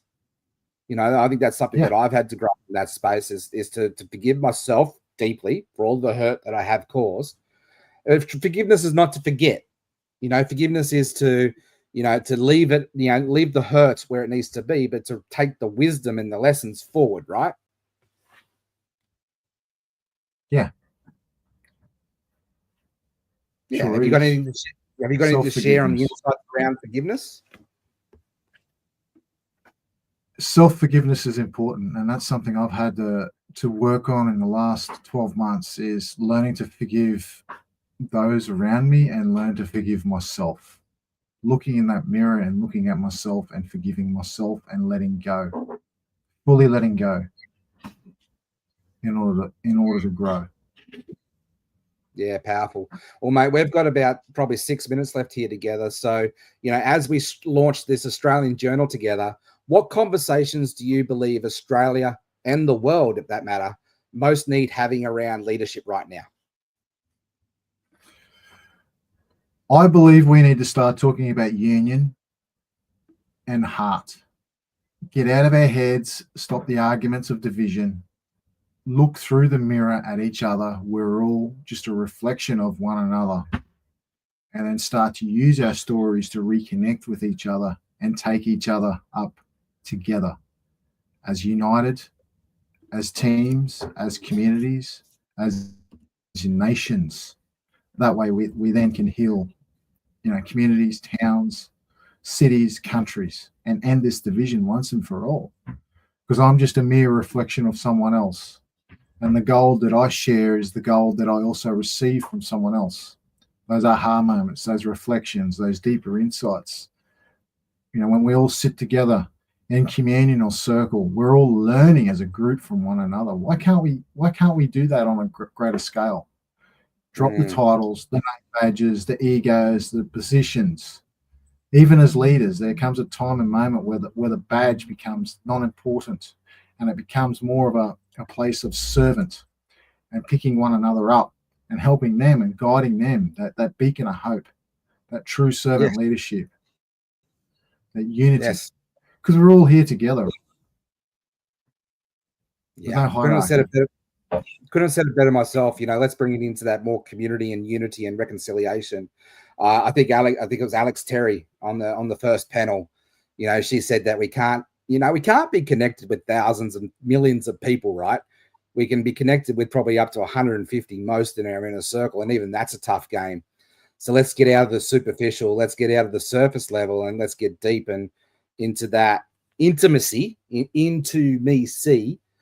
In that place where we're truly connected in unity.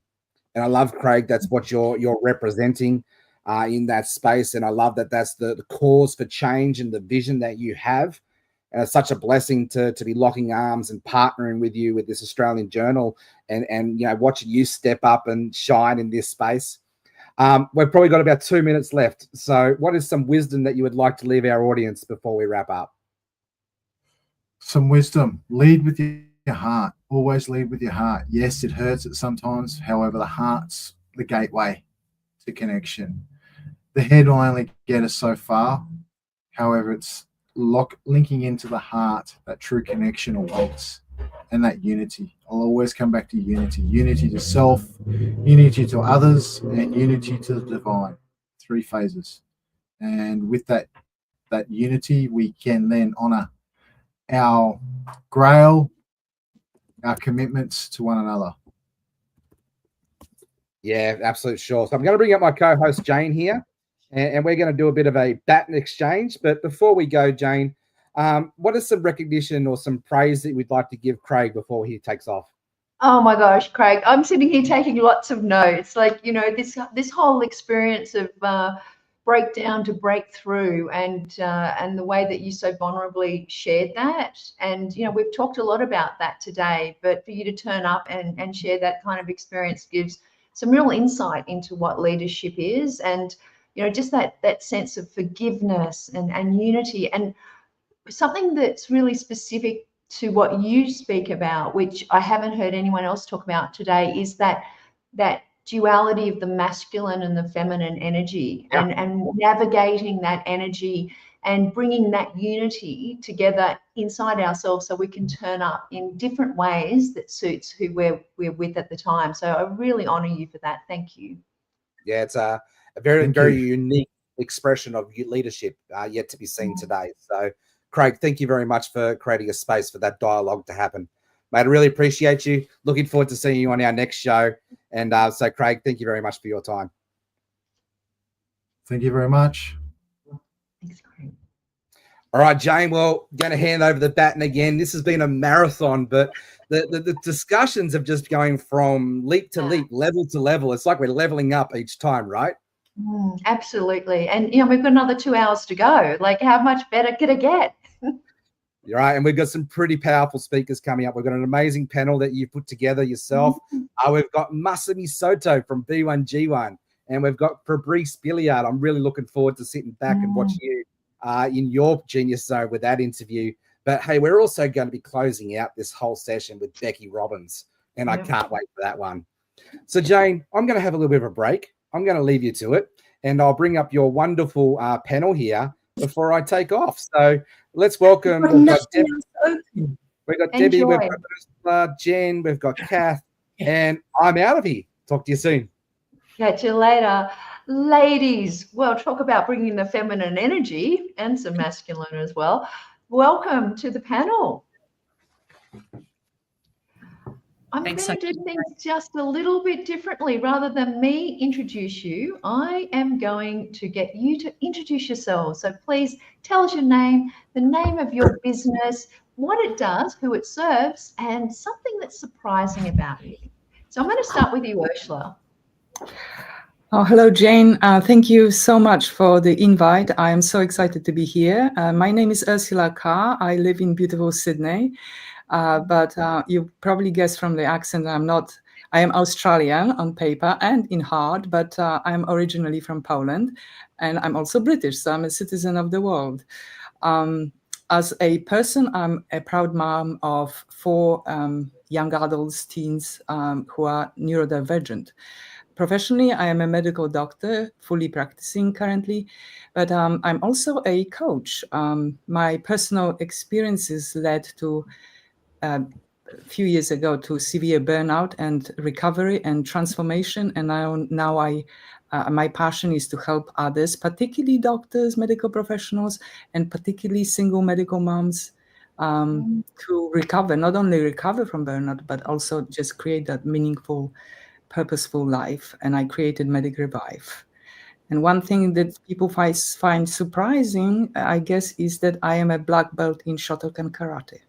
Wow. Okay, we won't mess with you. Jen, please introduce yourself. Hi, Jane. Thank you so much. And I'm from beautiful Brisbane. And so I'm the founder of the Authority Revolution. So I work with high-achieving, brilliant women leaders who would like to step out into the spotlight to share their knowledge and their capability, but don't like the idea of self-promotion and don't like the idea of the bravado or the burnout that you've just spoken about, Ursula. So a new way of leadership, and so I'm really about revolutionizing leadership and this idea of authority.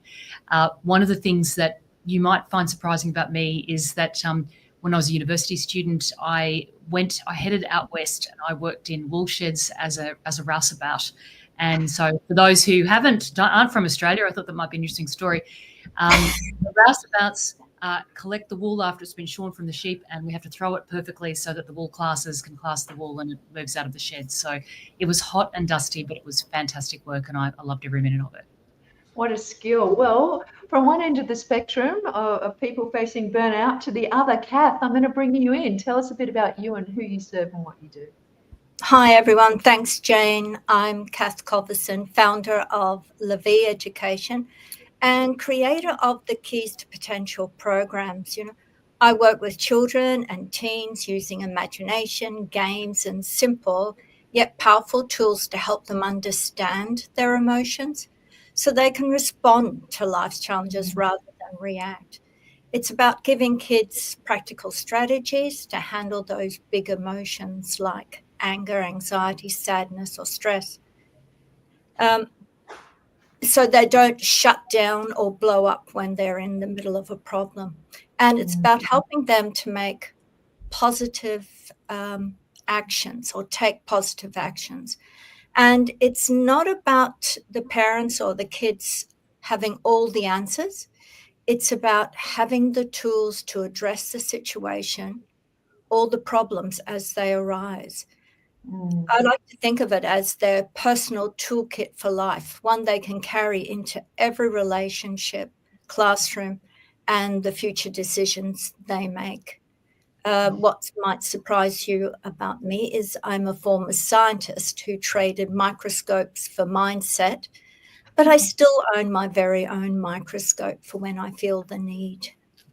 Oh my goodness, between you and Ursula, you could do microscope discussions. And you know what I love about what you've just said, Kath, is when we think about Craig's story, there was one moment, one decision that led him down a path.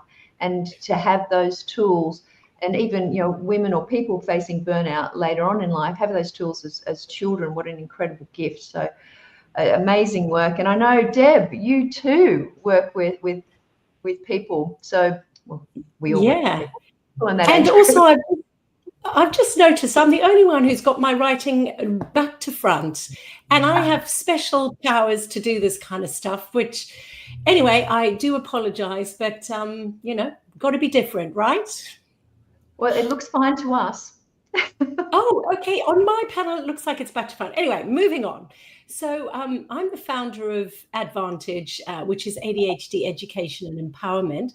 And I do many things, but one of the biggest things I do is go into schools in Southeast Queensland and help educate teachers so that they understand ADHD, they have strategies, and they can support the students so the students thrive. And let me ask, the panel, let me ask the people listening, how many of you have either been diagnosed with ADHD or know someone with ADHD? And the answer is probably everybody. So my mission is just to empower and educate people so that ADHDers feel understood and supported and know that there's nothing wrong with them. They have these amazing, unique brains. And one thing that people are often shocked to hear is 10 years ago when I was in Africa, I had to punch a lion in the nose to protect my son. Both the lion and I were both very surprised. He froze, turned around, walked off, and happy days. It all worked out. Oh my goodness. What a powerful person. Well, I was told, I was told if the lion gets frisky, a little punch in the nose, tells him who's in charge. So, well, it worked. Well, we know Ursula will be safe in Africa if she goes there. So there we go. She's got the skills. So Ursula, let's continue with you. Everyone here serves very different people. We've got children, we've got women in burnout, we've got leaders, doctors, educators. But what does leadership mean to you and how you show up with those that you coach and work with? Well, it's interesting. As I mentioned, I grew up in Poland in a communistic regime under heavy influence of Russia. So leadership, the word had a very bad, very not very good meaning. It was mainly about dictatorship rather than leadership. So I had a very strange relationship to this word and to the concept, and I had to transform the way I see it and my perception of it. And so instead of, it was like about political games and lying and power, and I had to change all that. And how I did it, I just tell you a little story. There is a village in Poland called Wieliczka near Krakow, and there is a salt mine, remains of it. Very beautiful place to visit. There's like salt everywhere, the sculptures, beautiful lighting. I encourage everyone who is ever in Poland to visit that place. But there is a legend saying that a princess from 13th century, Hungarian princess, when she was getting married to Polish king, and as a wedding present from her father, she got a salt mine, but in Hungary. But she wanted to bring it to Poland, so she prayed to God, and she received the guidance, and she threw her engagement ring into the mine shaft. And when she arrived to Poland, she stopped everyone in that village, and she asked the workers to dig into the rocks. So they dug, and they said, well, they can't dig any further because it's like really rocky here. And she asked them to show her this rock and break it. And there it was. It wasn't a rock, it was a salt, and her ring was there. So the legend has it that she brought to Poland those resources, the salt. And she became a patron, and she was always visualized as this person who is carrying the lantern and leading the way. So the miners are safe. The miners go to the place. They see the path where they need to be. And for me, that's the leadership. The lighting, the holding that lantern, holding this light, spreading that light. It's about encouragement. It's about compassion. It's about leading the path, showing that's my perception of it now. That's so beautiful, Ursula, because we're in Australia. We're talking about the Australian Leadership Summit, but for people who are from other countries, you don't think about the fact that under a communist regime. In my mind, salt mines are pretty bad, but you've just turned it into something quite beautiful. And you still, in your youth, you were finding someone that you could see as a role model for leadership. And so thank you so much for sharing that. That's really, really empowering and enlightening. Deb, I'm going to throw to you. Tell us a bit about what it means to you in leadership and those that you work with. I think holding a vision when others can't see it yet and walking beside them so that they can find their way. So I've got an example. One of the ladies I work with, her son was diagnosed with ADHD, and she felt completely overwhelmed, but she wanted to help her son and talk to the school. So she just said, look, I'm not a leader. I don't know what to say. I'm just trying to survive, and work with this and understand it and get my head wrapped around it. So what happened is she, with her encouragement, seeing that she could do this and just encouraging her, she went into the school, she advocated for her son. And what happened, it wasn't just her son who benefited, it was the school. They made so many changes. So kind of everybody benefited. So it's not about being an expert. It's just making others feel seen and capable and supported is what I think leadership is about. And such a beautiful story too. When we think about, those in schools, like 10%, I think the number is with ADHD, and anecdotally 20%, but it's the rest of the children that are affected by the teacher and how they respond, or their time that they spent with the children. So learning these techniques for the teacher actually benefits everyone. So it's not just a small problem for one, and being able to empower the parents to also take that role to advocate is an amazing thing that you're doing. So thank you for your service there. And Kath, once again, back to children as well. How do you turn up in those that you're working with? Because obviously they're a lot younger. Yeah, actually, it's been interesting listening to the diverse stories, where you extract this information from. But for me, it's quite I guess, simple. To me, leadership is about presence and permission. It's being present enough to really see someone and giving them the permission to feel, grow, and make choices that align with who they truly are. Look, whether I'm working with kids or parents or educators, I don't lead from above them. I'm sort of just there with them. And my role is to hold the space, offer the tools, and remind them that they've already got what it takes. True leadership, it's not about having all the answers.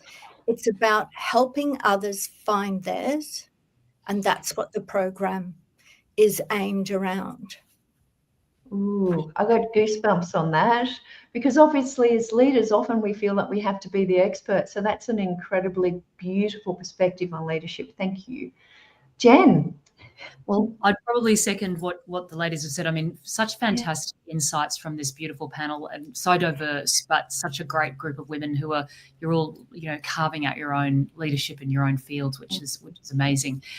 For me, leadership is related to what Kath said. It's about actually really coming inside your own inner authority and really seeing that power and that gold within, because there are a lot of myths, there's a lot of things around leadership, and also there's a lot of stories that we can tell ourselves about leadership that aren't so great, and what it might mean, and what it might mean if we were to step into the spotlight. So what I believe, what my approach in terms of when I'm working with people, to get very practical right now, is to actually do a very honest appraisal with my clients when we're working on their leadership and their authority. And part of that honest appraisal is asking them to go and look at the positive things, or the value that they've brought to the world, because it's very easy to have that negative, critical story going on in the head, but actually stepping back, let's do an honest appraisal. And a lot of my job is to help them see that gold inside and to see the value that they're bringing.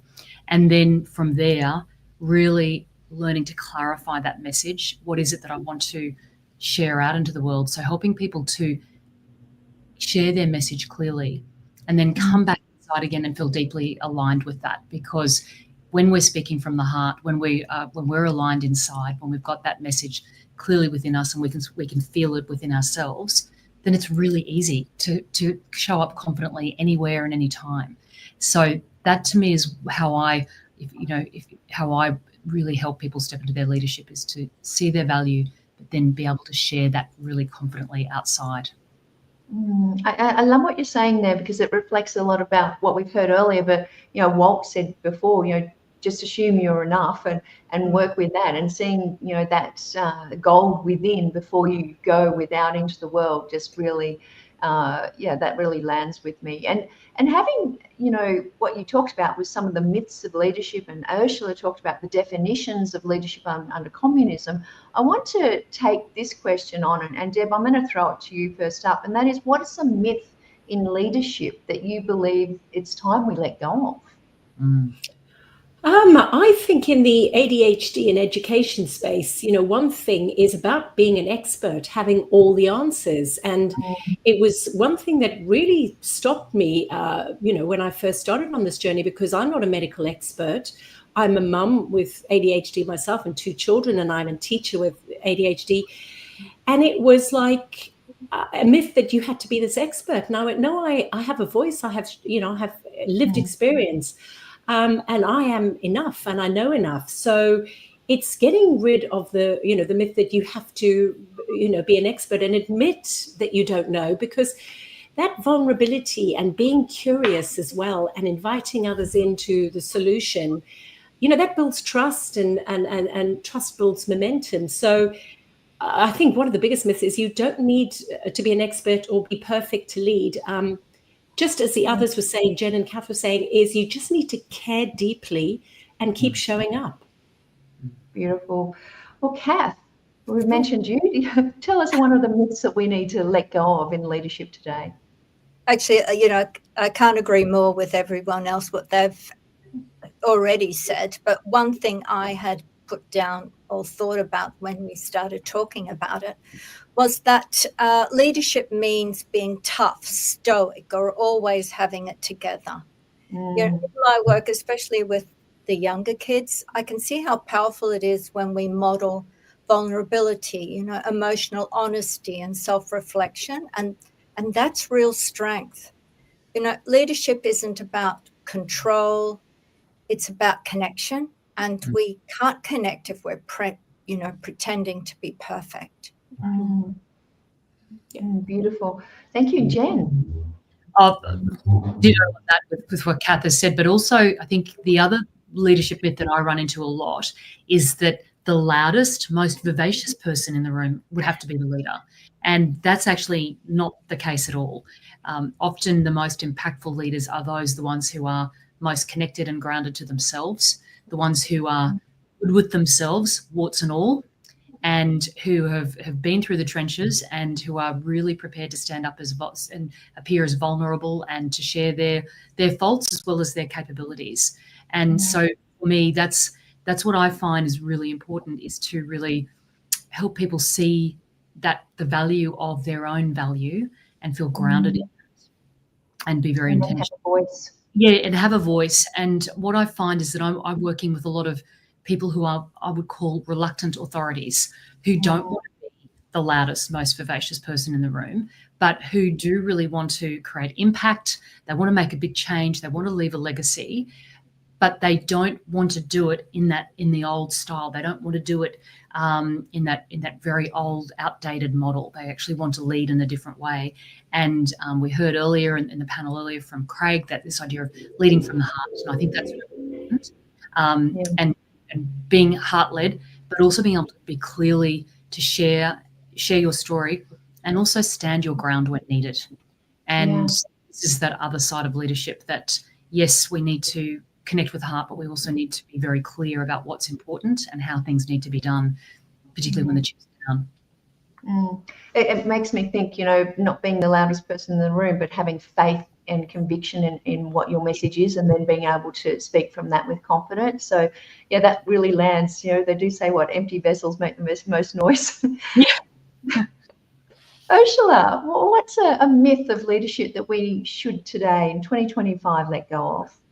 Well, for me, everything what the ladies said already, I agree with. But for me also, it is about the myth that leadership is about titles and roles, specific roles, and particularly in medicine, it's and I always avoided it because of my upbringing and circumstances where I grew up. But until I realized that I am actually a leader, I am helping. Teaching junior doctors, I talk to the staff, I help them. I'm a leader at home. I'm a leader in so many circumstances. And what I also would like to say that, like Kath said, the leader doesn't have to be always the rock. It is for me about leading yourself first. So I leading yourself to whatever is happening in your life. If you fell off the wagon, just pick it up and have the courage. I have a courage now to, if I have a fault, if I don't speak the way I would like to someone, I have the courage to go and say sorry, and explain maybe I had a worse day. And I think that these are qualities, being human and show your vulnerability, show your faults, as well as your assets and, your skills, and being able to light this path to go back to the light, back to the path. You know what, I'm just going to take the transcript from this discussion and I'm just going to create the new rules of leadership, because I think right here what we've defined is what leaders aren't and what leaders are, which leads me to the next question really, which is, often, I know a lot of you are coaches and I've had the pleasure of working with all of you, but the people that you influence, sometimes they don't see those leadership qualities in themselves. And I'd love to hear how you pull that out for them and show them the mirror of what's really within. So Jen, I'd love to throw that to you first of all.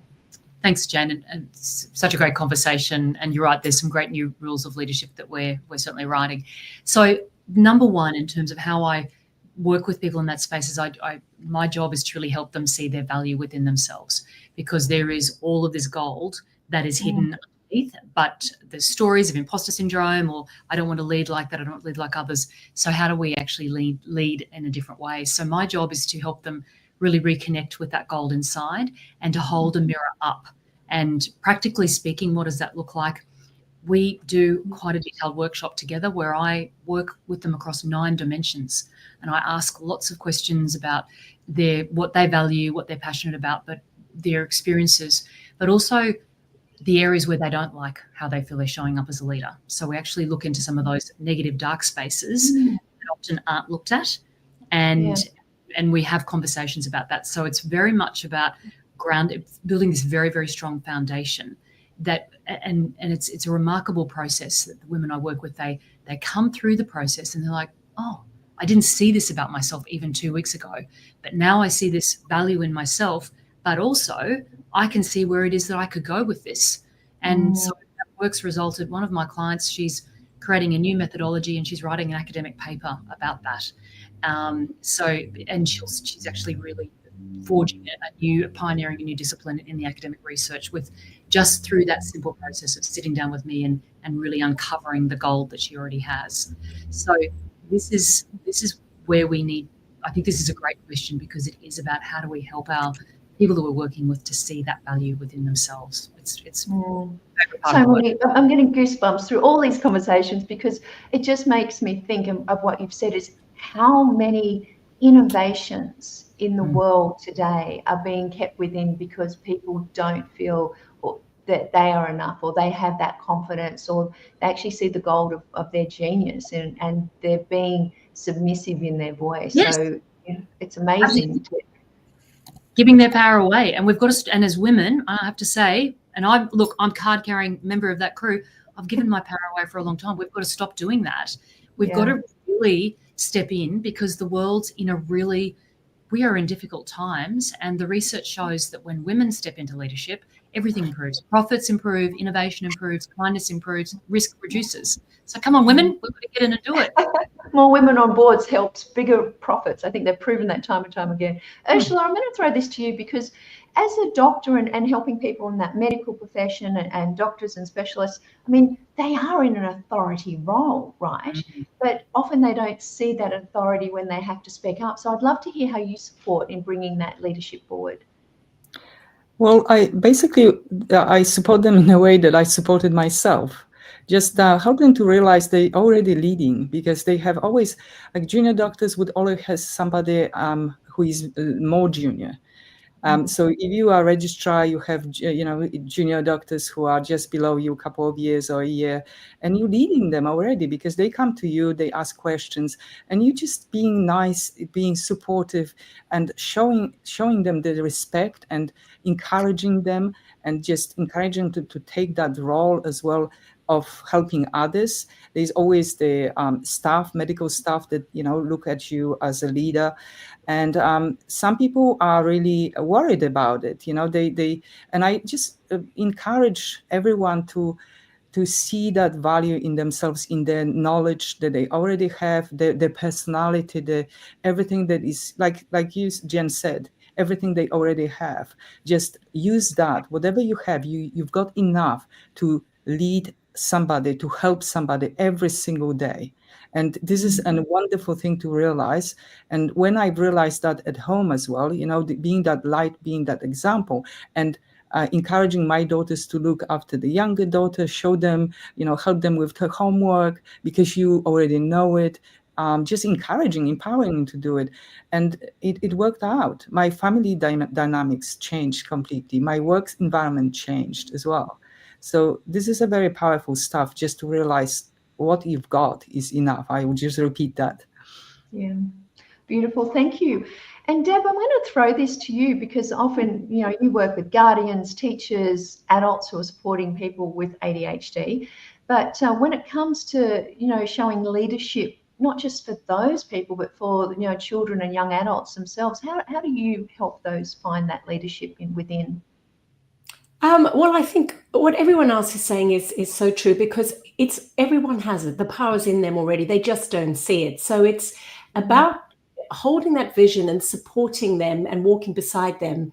But particularly, with teachers, so many of them feel as though, they're failing. I'm not doing good enough. I need to be perfect. This has to be perfect. And it's to really listen to them, because everybody's story is different. Everyone's classes, every way of teaching is different, is to really listen to them, help them realize they're not alone and they're not failing. And it's not about being an expert and being perfect. It's about making their students feel seen and capable, and being vulnerable as well, because students know when you really care. So it's, it's about caring deeply, showing up, being who you are, and just you're a natural leader. It's in you, and you don't have to be something that you're not. Be yourself. Beautiful, thank you. And Kath, you're working obviously with some parents as well, but with children and with the age groups that you're working with, how do you get them to, I guess, take that emotional responsibility and see themselves as the leader in their own lives? Because that, if you could achieve that for all children, what an incredible foundation for the adults and humanity. Yeah, it's interesting. I think we've all had the same theme, and it's the same for me. It's about building leadership. Is about helping them see themselves beyond their fears, mistakes, or past. Whether it is a child or adult, I reflect back, their strengths. And I give them these simple tools and create a safe space to explore. It's usually through games, and we just play with things. And by using games to practice these new ways of thinking and feeling and responding, because when it feels like play, people open up. They'll take risk and discover they've had the power all along. So they become confident. And, it is what we've all said. It's about discovering that they have it within them. I love that. And gosh, what an incredible conversation. And I guess we're talking about rewriting the rules of leadership. I'm going to throw to each of you. We've got a couple of minutes to go, so maybe 30 seconds each. Just in a couple of words, what do you think that the world needs now in leadership? And I'm going to throw to you, Jen. Thanks, Jane. I think number one, we need aligned leaders who are really decisive and wholehearted. We're in this space of change right now. We need to actually step up, and leaders who are willing to step up and who feel aligned internally and strong enough to be able to do that and fade away when the going gets tough. So that comes down to knowing who you really are within yourself and really connecting in with that and seeing that. And I often do this sort of gesture like this, but there's a reason for it.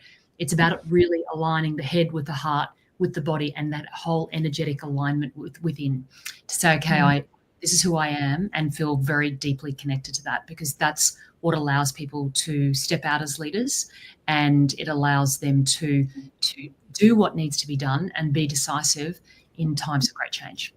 Love it. Kath, tell us, what does the world need now? Compassion, leading with empathy and care for others. Look, I have to be honest, when I was younger, I thought that the world, when the world stops doing things for profit, that is when the world would change. And I remember being young and thinking, when I grow up, I'm going to write a book titled Not for Profit. So when we're coming from our hearts instead of our pockets, the world will change. Thank you. Deb, some final words. I think we need courage, and I think we need courage to do brave things, even if we don't feel ready, even if we don't feel we're enough, even if we don't feel we have the voice, the qualifications, whatever. Just the courage to step up and lead. Ursula, bring it home for us. What does the world need now? For me, it's everything that the ladies already said, and also being the truthful, authentic self, and be in touch with that purpose and meaning that we all have, and that's being human again, being everything that we are. Just yes. I'm having goosebumps now. I am too. And I think in the last 20 minutes, we have rewritten the world of leadership. So I'm so eternally grateful to each and every one of you for bringing your brilliance and genius to this panel conversation and to the summit. And with that, we're going to throw to a commercial break. Thank you.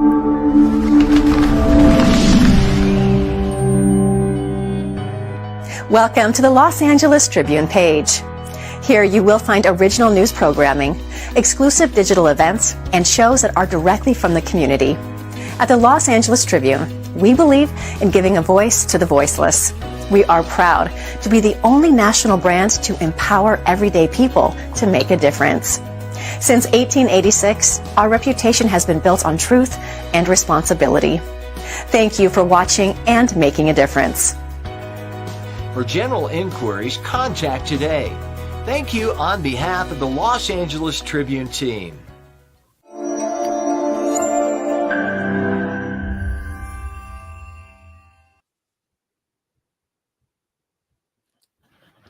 All right. Well, Masami, it's so good to see you again. Last time I saw you was in Melbourne. Where are you beaming in from today? Well, actually, today I'm in Budapest. wow. That is so cool. Well, let us introduce Masami for those who don't know who she is. Obviously, Jane and I do. So let us do a quick introduction and then we'll dive into today's discussion. So our next speaker brings grace, depth, and global perspective to everything she touches. Masami Sato is the founder and CEO of B1G1, a business for good movement that has reimagined how companies integrate giving into everyday transactions. Through her leadership, B1G1 has helped create over 300 million giving impacts around the world. Masami's vision is simple yet profound, that business can be a force for good, not just through scale, but through intention. Her work inspires leaders to measure success not only by profit, but by the positive change they create. And just coming off the back of that last conversation with those amazing women from that panel that Jane just hosted, I couldn't think of a better guest speaker to come into this next interview for us. So Masami, you've helped thousands of businesses rethink the role of giving in commerce. In your view, what does it mean to lead with intention in today's business environment? Well, first of all, it's amazing to be here. And then I was listening to the previous panel as well. And I feel just very inspired that it's just extraordinary time now. There has never been a time like this. And so the leadership topic, I think thinking about it years ago, I would have never thought I would be here talking about leadership, because I was probably one of the quietest, people growing up. And I suffered from imposter syndrome as well. But I think leadership today is much simpler, because it's about being true and being real and being really compassionate, caring, connecting. So all of those things are just natural human qualities. So I think it's just a very, very simple thing. But I struggled with that for a very long time. I think we all did. We heard Joseph talk this morning about the toxic 10, which obviously would have been when you were asleep. But he did talk about, imposter syndrome being one of those things that people do struggle with.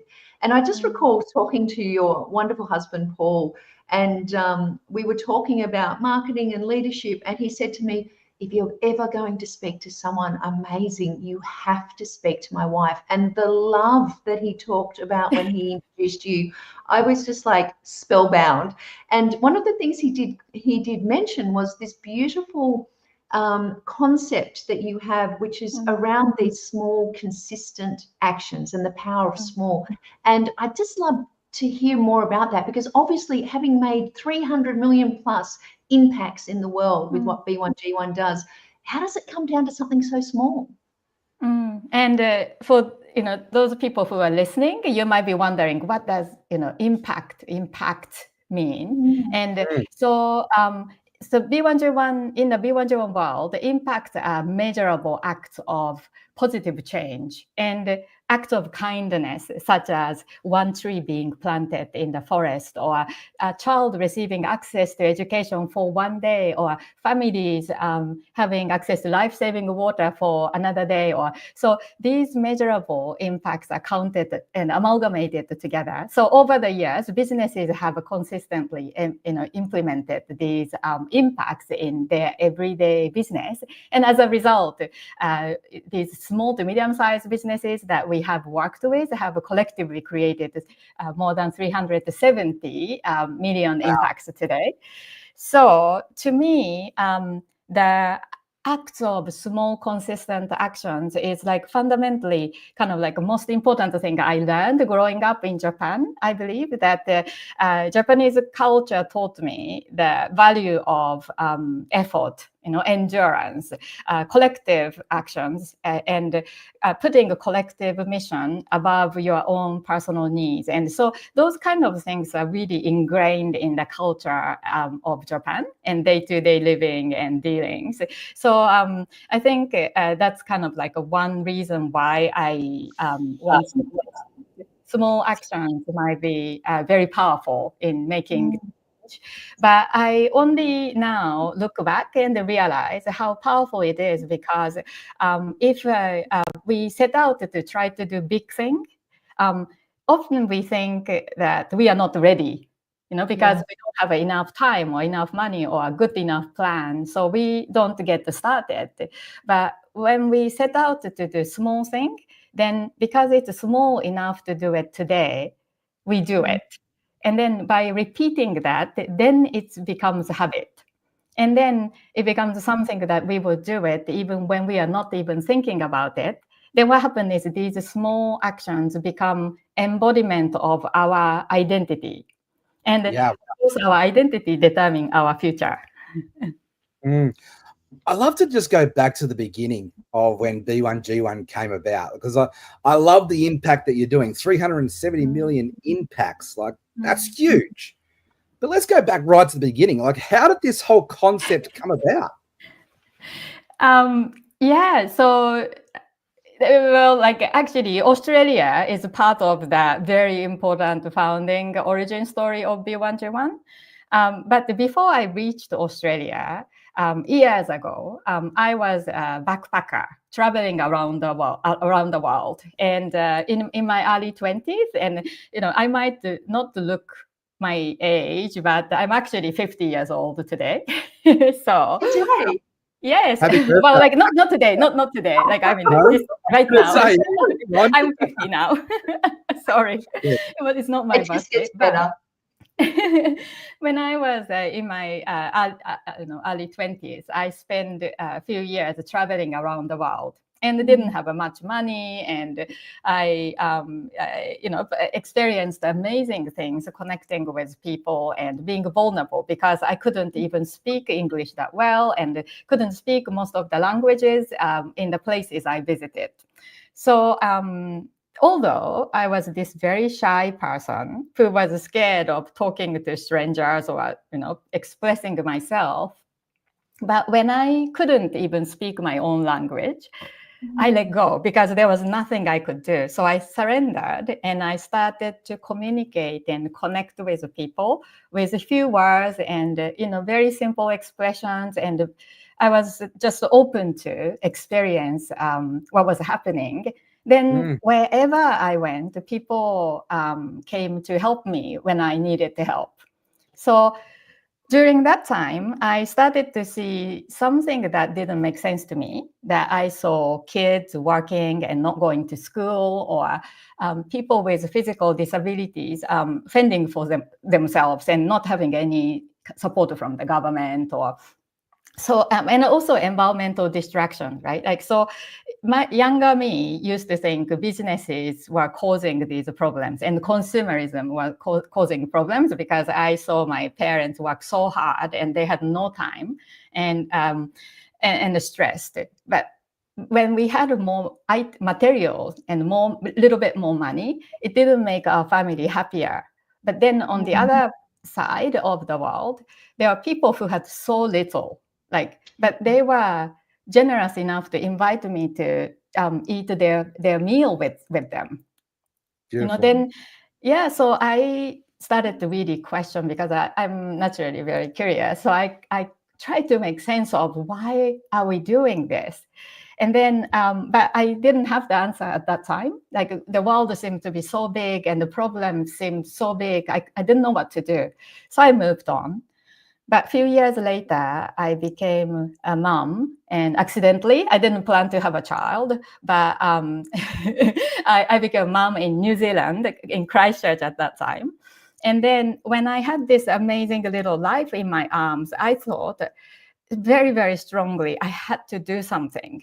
And, I used to say, oh, I can't help everybody, so I would just live my life.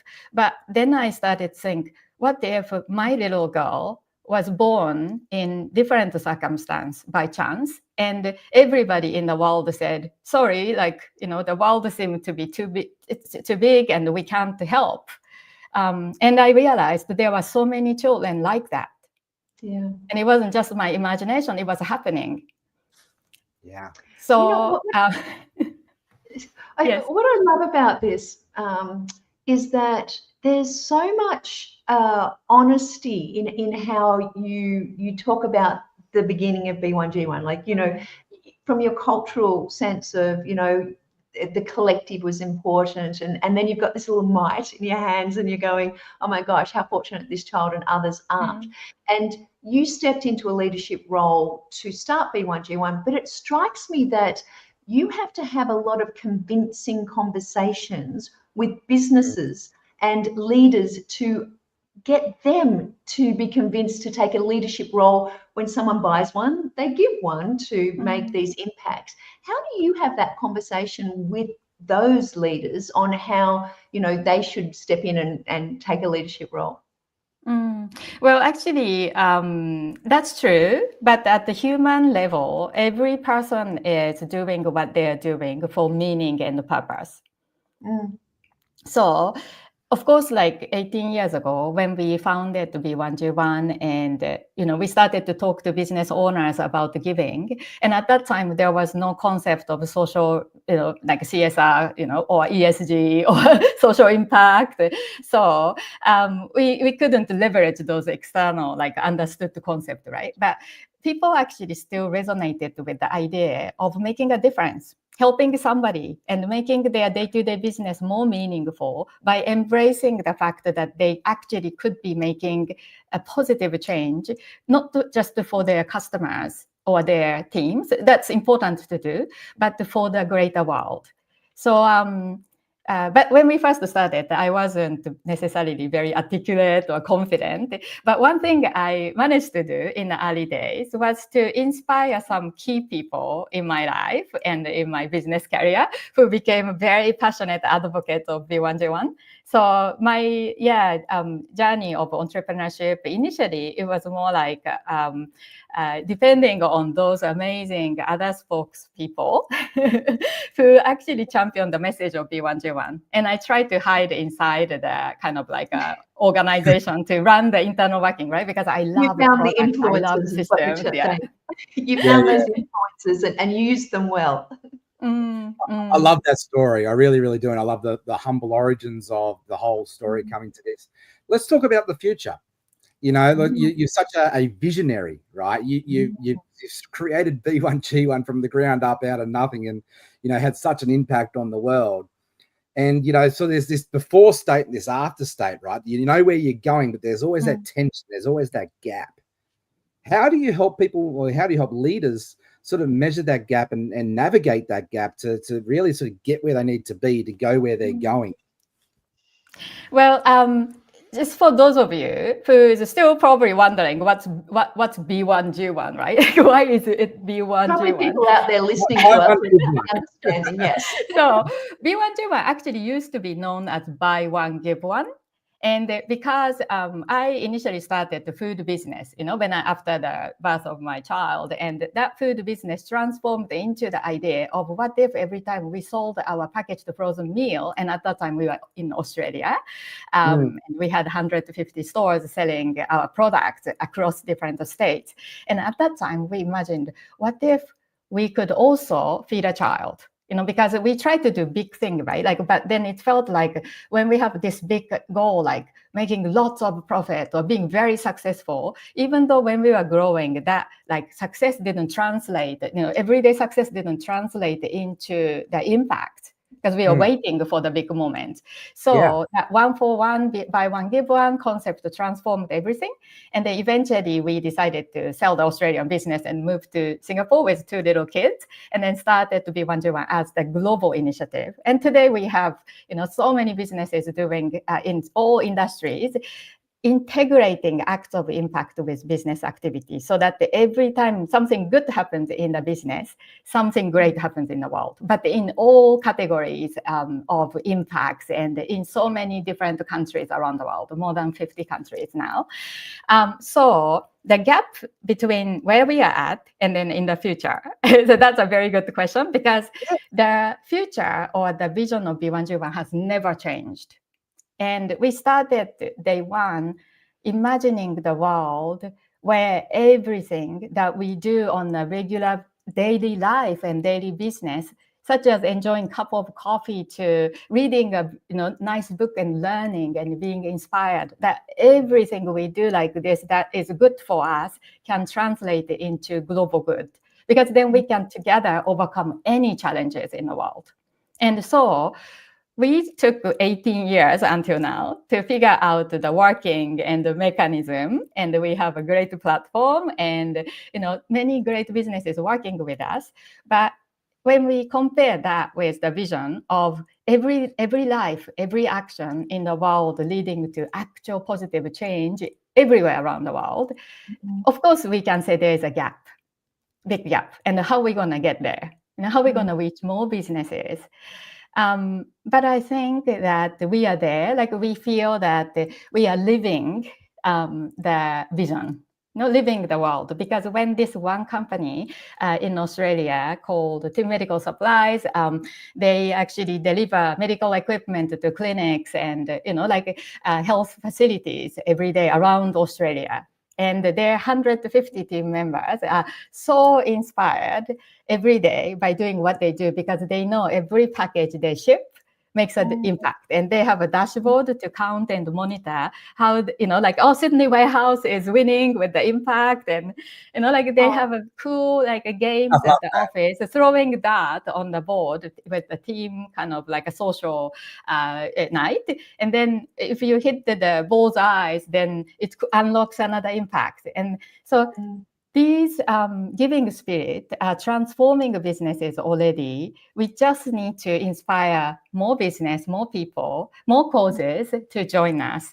So so we are getting there, Jeff. It's interesting, because when I was speaking to Paul, he had a throwaway comment at one stage. He said, "Oh, we're using Zoom, therefore there's going to be an impact somewhere." And it kind of gives your heart a little bit of happiness. Every time I turn onto Zoom now, I'm like, oh, there's an impact somewhere, because those businesses that are B1G1 aligned. And I know, a few years ago, I bought something off a company and they sent me the link saying, where did you want your impact to go? And it was like, did you want to go and, buy someone a sheep somewhere, or did you want to plant, plants? And I was just like, what an incredibly powerful marketing tool for the companies as well, that gives them something to give to their consumers and their customers. So, it's an incredible integration through all of the segments of consumerism, really. And to think that one purchase could make an impact, and that's where your vision kind of started and continues to be held. And I think, as we sit here in the Australian Leadership Summit, and there's people here who want to step up as leaders or are leaders and are looking at the next level, I'm really interested in your advice to taking on impact as part of a leadership role. Is that something that's just necessary for some, or is it something that you think is fundamental to all leadership characteristics? I think the impact, like in B1G1, we created our own kind of models and rules of how to counter the impact. But it's not so as simple, right? Because the ripple effect of one positive action or kind words or something that we make happen for one day for somebody is massive. It could be actually transformative for so many people in the same community or families. It's not always easy to quantify, in a simplistic way. but it's not that complicated either, because I think the expression of generosity, gratitude, kindness, compassion, shared belief, that is the impact that we all can make every day. And when we can consistently do this, then first of all, the good thing is that we live a happier life, because it's so much more inspiring to be living life, having this positive encouragement and communication with others around us, rather than always battling, fighting, judging. Imagine which life do you want to live? Your choice. But it's very simple, right? So it's a win for us. But then when we were doing that and making actually action than hesitating to go like, oh, would this person like this or not? Or always doubting ourselves, which I did a lot because I'm Japanese as well. I used to be told that don't express yourself, but today I just feel that it's extraordinary time. And then even though we look different, we might have a different background, opinion, philosophy, ideas, we actually can work together. Yeah, we're becoming more and more global, aren't we? And this has been a powerful conversation. So we've got about 3 minutes left. And Masami, I just thank you for your servant heart and everything that you're doing. I'm reflecting on our interview that I had with Paul back a couple of weeks ago on the Leadership Week, and he's talking about the moments, right? You're talking about, the result of impact and the moments that combined us to be able to essentially create connection, to bring us closer together, to bring unity and that space, and bring love to a world that's starving for it. We've got a couple of minutes left, so I'd just love you to have an open mic time here to share some wisdom with our audience before we close. Have the opportunity just to share one golden nugget of wisdom. What would that be? Okay. Good question. So let me leave you with this simple analogy. So actually, life is a game.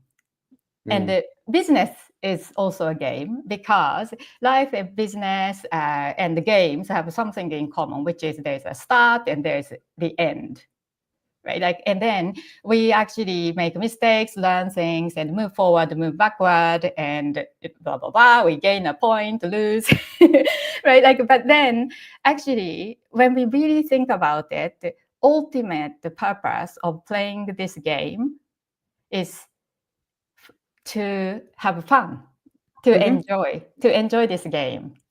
So I think when we have the fundamental kind of like a metaphor inside of us, when we meet the situation that's going to upset us, we can be a little bit actually more, chilled, but also understanding that the game is more fun when we play together with others. I love that. I actually think about life as a game of Donkey Kong.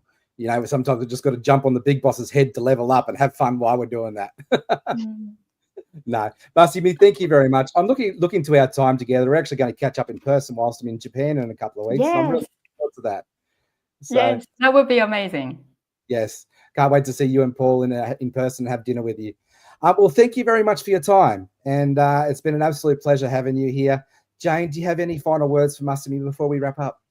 No, just, the things that you've just brought up just have resonated through the entire summit, Jeff, and that empathy and, the being aware and being from your heart and being in joy, just such beautiful messages. I really appreciate it. Oh, thank you, Jane and Jeff. It's been great being part of this. No, thank you very much, Masami. I look forward to our next conversation. Well, it's the J&J show. So it's been a brilliant. Now we've got an amazing interview with Fabrice. So I'm going to take off and have a bit of a break and hand it over to you and bring Fabrice up. And I'm out of here. I'll see you next time. Okay, all the best. Fabrice, welcome to the Australian Summit on Leadership. Thank you. Thank you for inviting me. And I've heard a lot of great things about you. So it's an honor and a privilege to be interviewed by you and by also the Los Angeles Tribune, which is a great, well-recognized brand on a global basis, and that are doing great things to try to disseminate useful content in the modern world. So I'm glad to be present and to add some value. And thank you for inviting me. Oh, my pleasure. Well, let me introduce Fabrice Beillard. Now, he's a renowned profit systems strategist, globally known as a freedom generator, which I think all of us need. And as the founder of Australian Business Coaching, Fabrice has built proven systems after working with thousands of businesses worldwide, decoding the keys to consistent business success. And his programs have been distributed globally through top-tier personal development and business education partners, alongside names like Sir Richard Branson and Tony Robbins. And he speaks at major institutions, including Harvard, and has served on many roles and stages with governments, etc., and helping businesses of all sizes.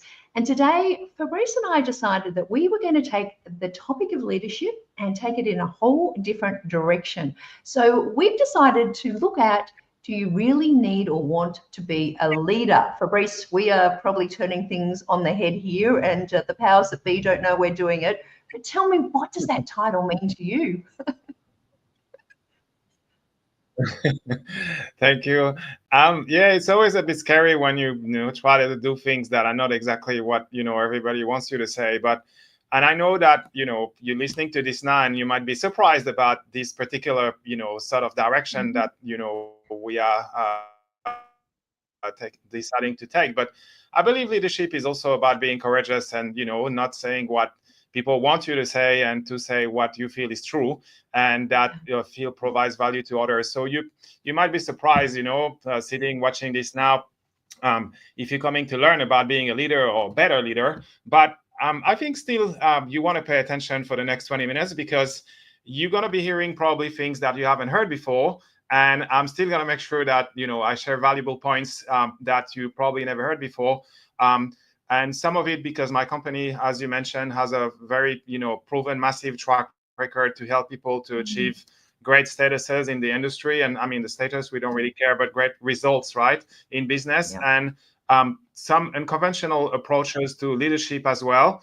And they come from real world experience, not from theories or from ChatGPT or whatever, right? So the reason why, I like to challenge a little bit, sort of the status quo in this particular area, and why, we said, do you, really want to be a leader in the modern world, and what does that mean? So I guess the first thing that, I sort of observed is that some of what we call now leaders are not really sort of appealing in terms of a role model. And somewhat, some people don't want to look like some of the people that we call leaders, because there's I think a person that has been interviewed as well on this show called Mr. Cialdini. I hope I'm not doing his name wrong, but and one of the things that he writes in there is about the law of liking, right? When you are a leader, that essentially, if you are someone who's likable, it's going to be helping you a little bit, unless that I'm mistaken.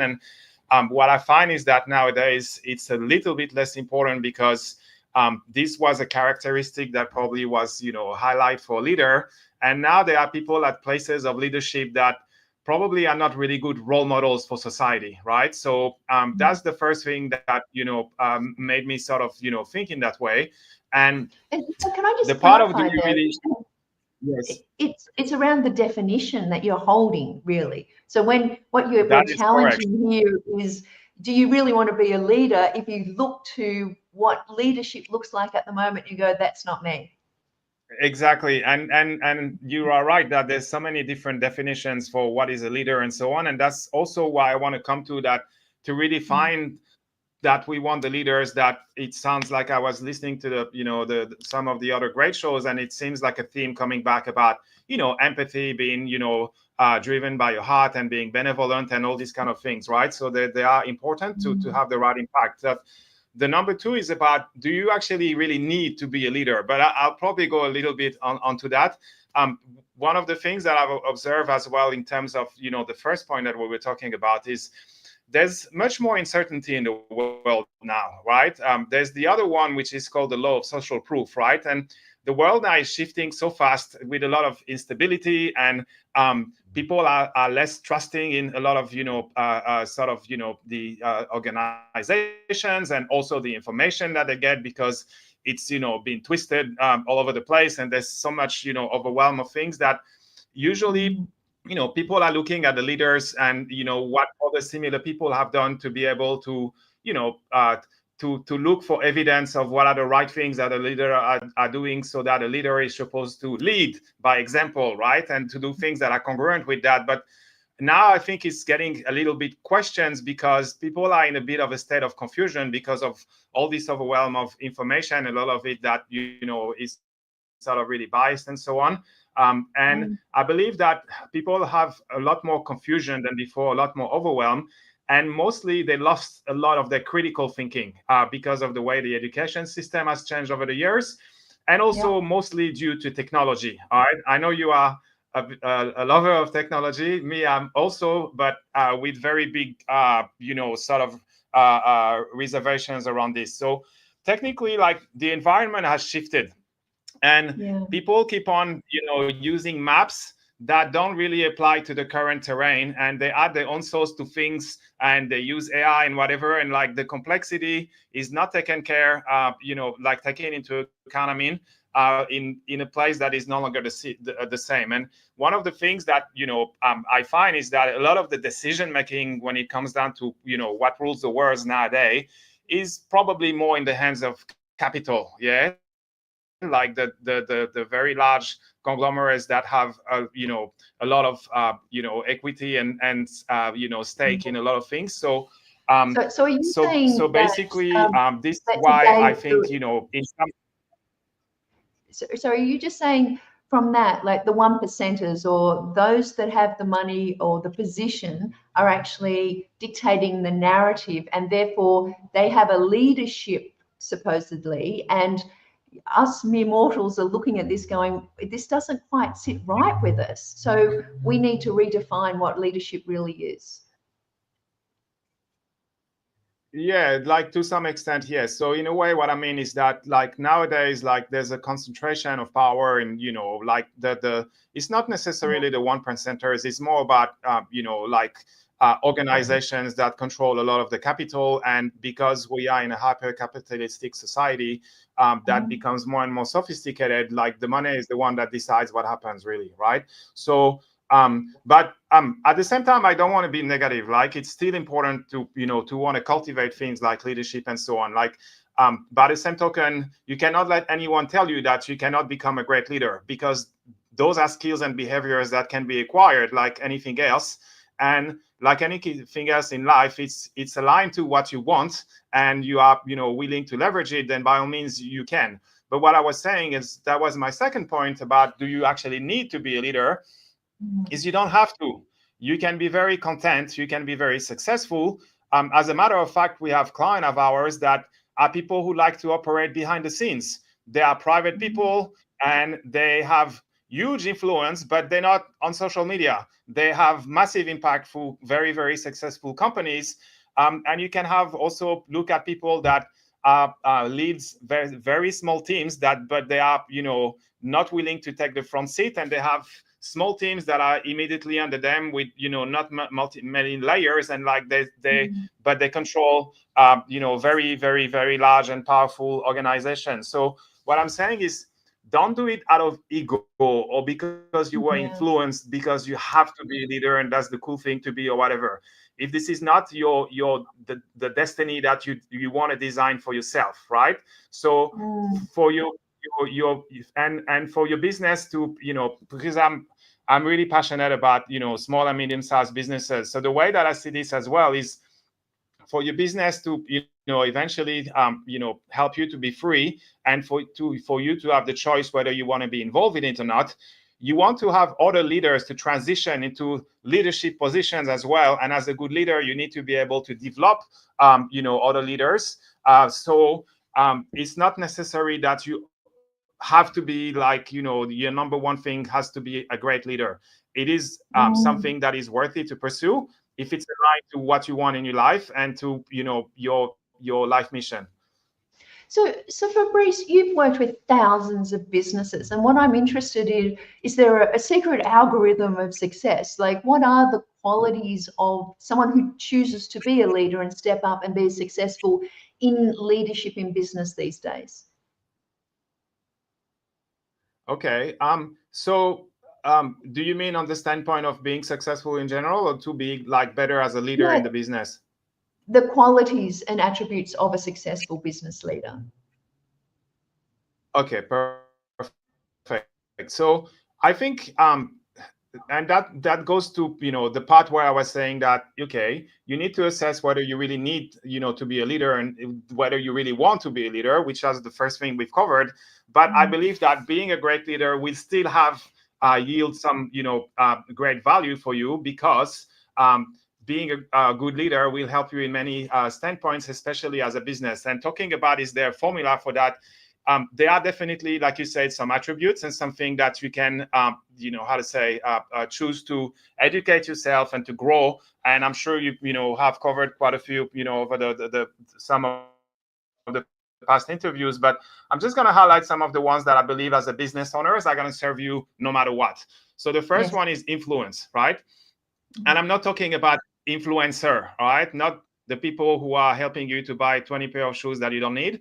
I'm talking about the people who actually, you know, have an interest in creating massive positive impact in the world, right? So this will serve you, you know, to be able to, you know, like inspire your team to, you know, negotiate great things with your stakeholders, your suppliers, all the things that you need to be able to drive your vision in a more efficient way, right?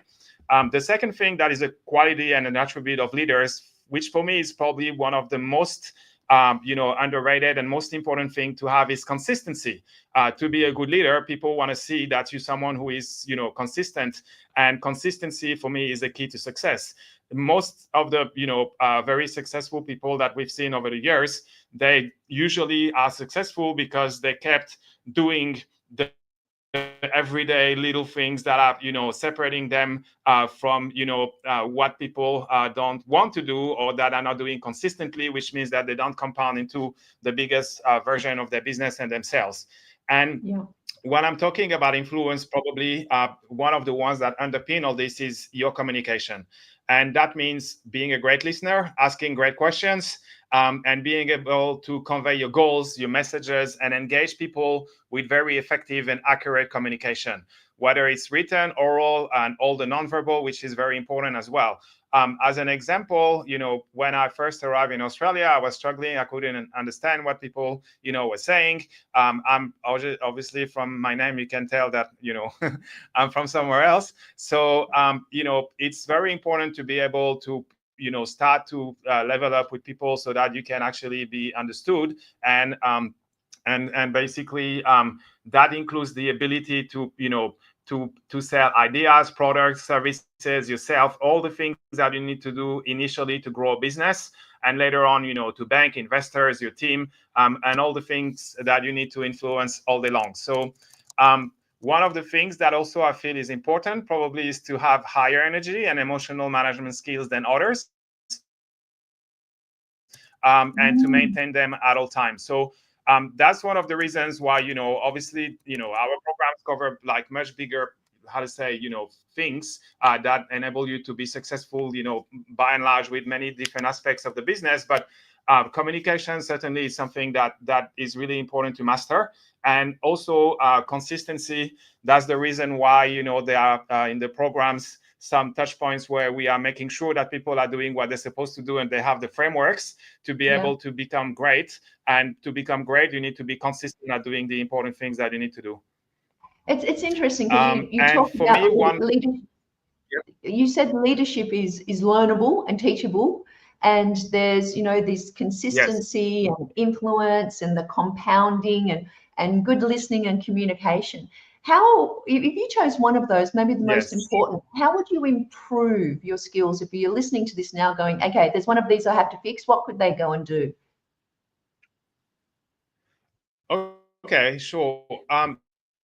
it's not always also necessary about fixing, but I'll take on that. Probably applies to even people who are not in business, and that will yield some result everywhere. So I have something that I call a daily method of operation, right? So there is something that are non-negotiable that, as a human being, I'm not even talking as a leader, someone who wants to, serve, impact, and empower, others, and who wants to achieve great results in my, own accord, that I know they are the things that I got to do on certain frequencies. And, we give those, templates to our clients and everything, so that everything is set up in a way that you don't have to think about it anymore. I'm just going to take one very simple example that has nothing to do with leadership, but it'll make it very easy to understand. I know that if I don't exercise first thing in the morning, I'm not going to get it done during the rest of the day. It just doesn't happen. So what do? When I wake up every morning, I exercise for 45 minutes. That's it. And it's a non-negotiable, and that's consistency. And that's what helps me to be in a 10,000 better shape at 50 years old than probably a lot of people in their 30s, right? But it's something that, you have to build over time. And that's why I think that self-leadership and the mastery of yourself is a really important thing if you want to become a better leader. Don't focus necessarily at the start to all the external things. Find what are your core skills, what is your vision, what are your areas of influence, so you make them available to serve the highest number of people as possible with authenticity, and while managing your time cleverly. And it's really important because in 2009, there was some statistic, I believe, from H-Ridge that basically was showing that the business with the best communications and leadership also saw a 60% increase in the value of the company. So it's really important to be able, as a good leader, to be able to communicate well, your strategy, your goals, to engage your staff, to have all those business skills that we are teaching in our programs for people to be able to be a better leader. And in the current area of, tech and focus on machines, and where there is less critical thinking and more complexity, we need to really fight for what makes us human.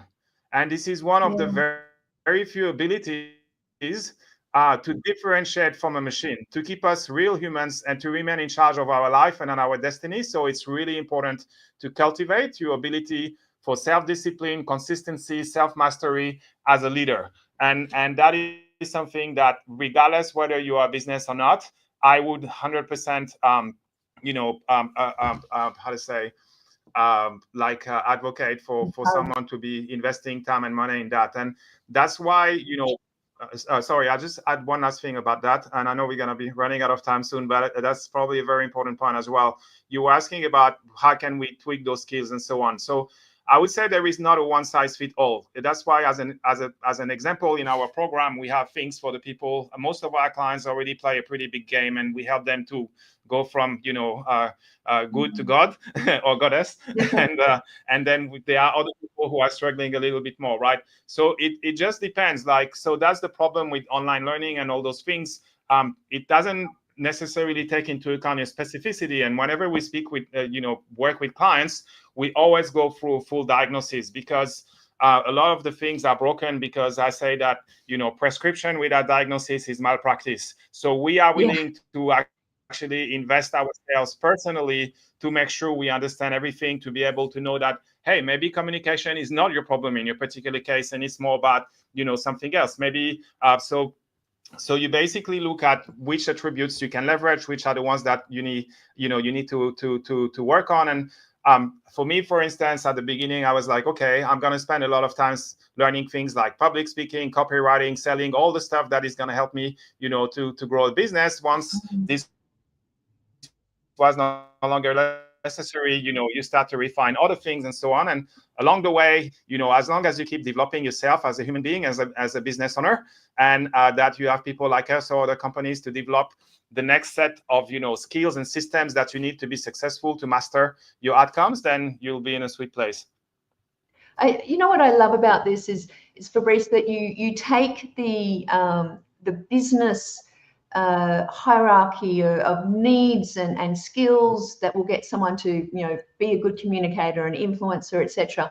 But in addition to that, you talk about being in high energy and looking after yourself first and mastering yourself and leading from within, which I think is so important. And I know you personally are known around the world for many, many business sayings. I'm assuming that prescription without diagnosis is malpractice is one of them.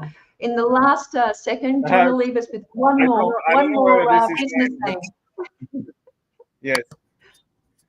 The one that I use the most is this, and this one is a combination of things that were already out there and things that, sorry, I had to move because I didn't have battery anymore.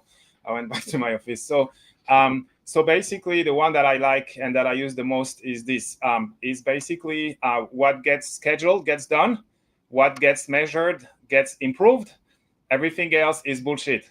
And if you like the politically correct version, I say what gets scheduled gets done, what gets measured gets improved, everything else goes in the valley of broken dreams. Oh, I love it. Well, thank you so much. Your wisdom is so great, and I'm going to have to go back and watch this again because there's so many elements there, and I really appreciate you. I know you're traveling, but I really appreciate you turning up and sharing some of your insights today. Thank you. No worries. Thank you for having me, and all the best to everyone watching here, and wishing you all a great journey. And feel free to contact us if you're a business owner and you want to be able to become a better leader and get better results. Thank you. Thank you so much. Well, we'll go to a commercial now and we'll be back very soon.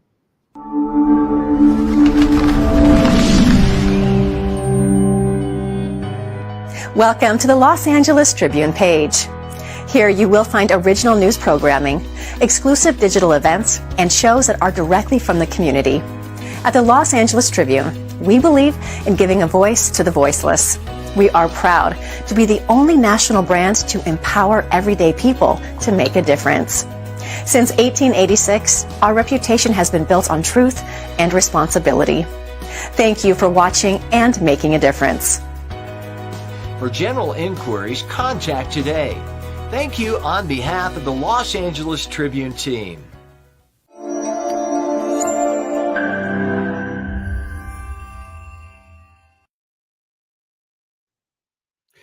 Well, wow, Jane, it's been an amazing day. This is one of those days that you could go back and watch this and I reckon rewrite the laws of leadership, right? I think we've done it. I think we've done it in like 6 hours. It seems it is possible, but we have another great guest who's probably going to add some more nuggets. So we shouldn't close the book yet. No, we're going to close out with a bang, and we've got Becky Robbins tuning in from over USA. Becky, first off, thank you very much for staying up, to a reasonably late hour to jump on here to help us close out this amazing day of leadership here in Australia. Truly, truly appreciate you. Before we get started, let me do a quick introduction for Becky so everybody knows our amazing guest here, just like we do. So our next guest is a woman whose presence speaks volumes and whose impact spans far beyond the stage. Becky Robbins was at the genesis of personal development and the coaching industry as we now know it today. And as an artist and a mentor for the mighty, and as guiding artists, leaders, and visionaries through transformational experiences, one-to-one, groups and beyond. And she has committed herself to the next evolution of soul-aligned leadership, speakers, and internally now the architect of immersive retreats called The Art of Becoming. And her art is on the moon, delivered by Elon Musk's Falcon rocket via the lunar landing module. And I can't wait to unpack that story. Becky will be the brand ambassador for a forward-thinking wellness company, and her motto is having an ageless future. Well, Becky, it's an absolute honor. Thank you very much for joining us here today to help us to close out this day of leadership for here in Australia. Becky, you've helped shape one of the most influential movements in personal growth as we know it today. From your perspective, what distinguishes a leader who truly creates transformation from one who simply commands attention? Hi there. Hi, Jeffrey. Nice to see you. And Jane, thank you for this. I just came from a beautiful show at La Jolla Playhouse. I'm on the board of trustees there, and it was such an amazing thing. So I'm just so happy to be here tonight. It looks kind of fuzzy, but it's dark here, so No, you're all good on our end. Right. I love the question that you asked me, because I think that leadership isn't about climbing to the top of a hierarchy. I think it's more about becoming deeply coherent with your own knowing of what you have to offer. I don't think it's about dominion over anybody. I think it's about walking through the world when no one's watching, like you being so committed and having so much integrity in your own being that it's catching, it's infectious. And also so that it's just honoring that we're all here as a miracle walking on this earth. We're rare beings that we all got here. It's like something like 400 trillion, the chance in 400 trillion that we're even on the planet. So I think it's a leadership from a place like that. Brilliant. I think one of the things, Becky, that really resonates with me is this concept of soul-aligned leadership. And as someone who's recently in a part of an experiment I'm doing in researching a book, looked at soul contracts and what we are actually signing up for, I'd love you to just explore that soul-aligned leadership and what that means for you. I'm not sure what your book is, but I'll imagine it from my own perspective. And I'd like to know more about that from you, Jane.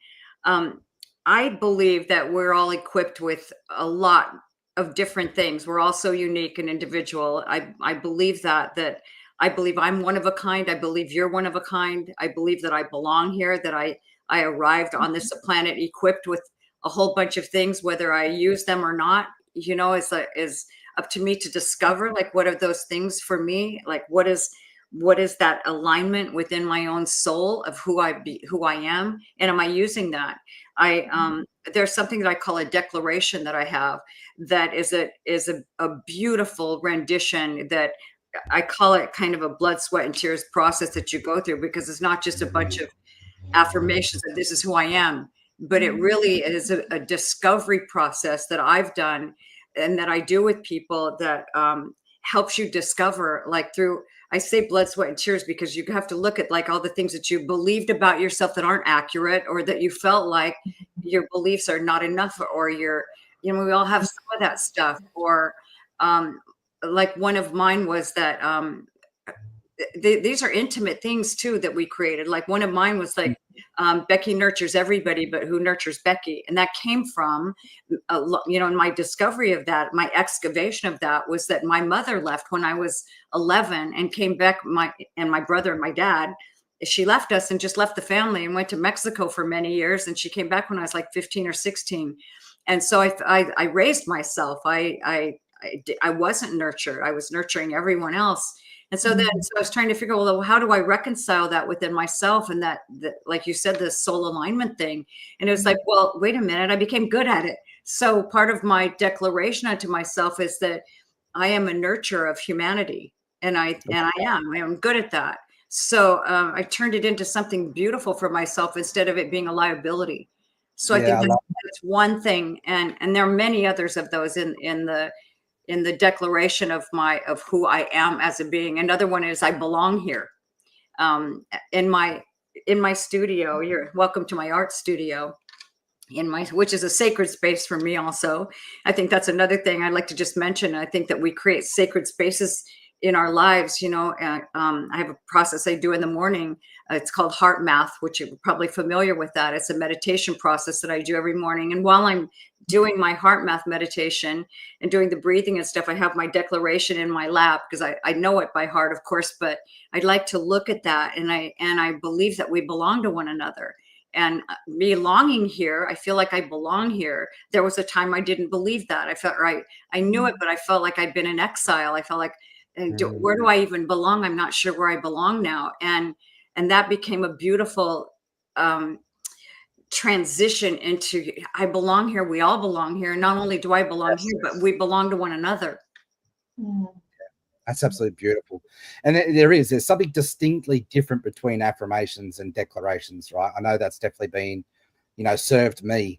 For our listeners who have, never really sort of understood the power of a declaration, I'd like to give them some tools around that. How do we help form declaration? Most of us understand what affirmations are today, especially in, the personal development world. But how do people really go deeper and create declarations for themselves? Something that's really soul aligned and with their heart, with their purpose, and go deeper into that. If you can unpack that, that'd be great. Sure. I love doing this with people. That's a beautiful one-on-one process to do with someone. And the process is a deep process, and it was a couple weeks long. So the first part of that was that you write down every single thing that is a limiting belief or something you believe someone said to you at one point. Some of mine were, I just mentioned a couple of them, and a couple of other ones were, I'm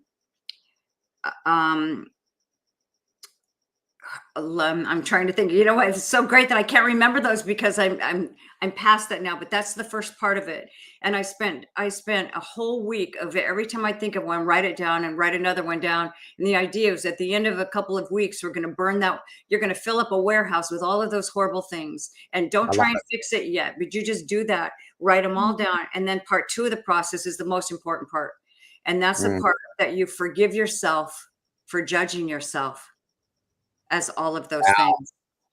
Yeah. And I mean, that's the tears part, you know, it's like, how could I even believe that about myself to be true? Because from a higher perspective, none of that's true. That we're created as divine beings, you know, and if you're denying your divinity, when you start believing those things about yourself, but you have to go through that middle process. And that's the hard part, but the very important part.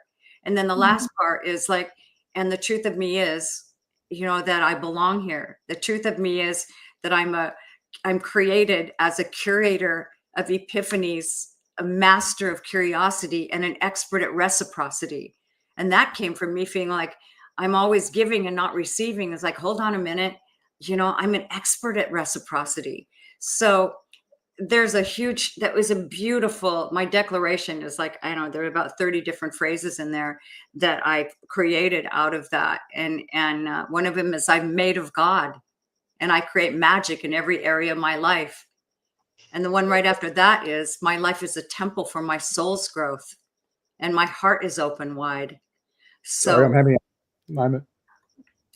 Oh, Jeff, it's okay.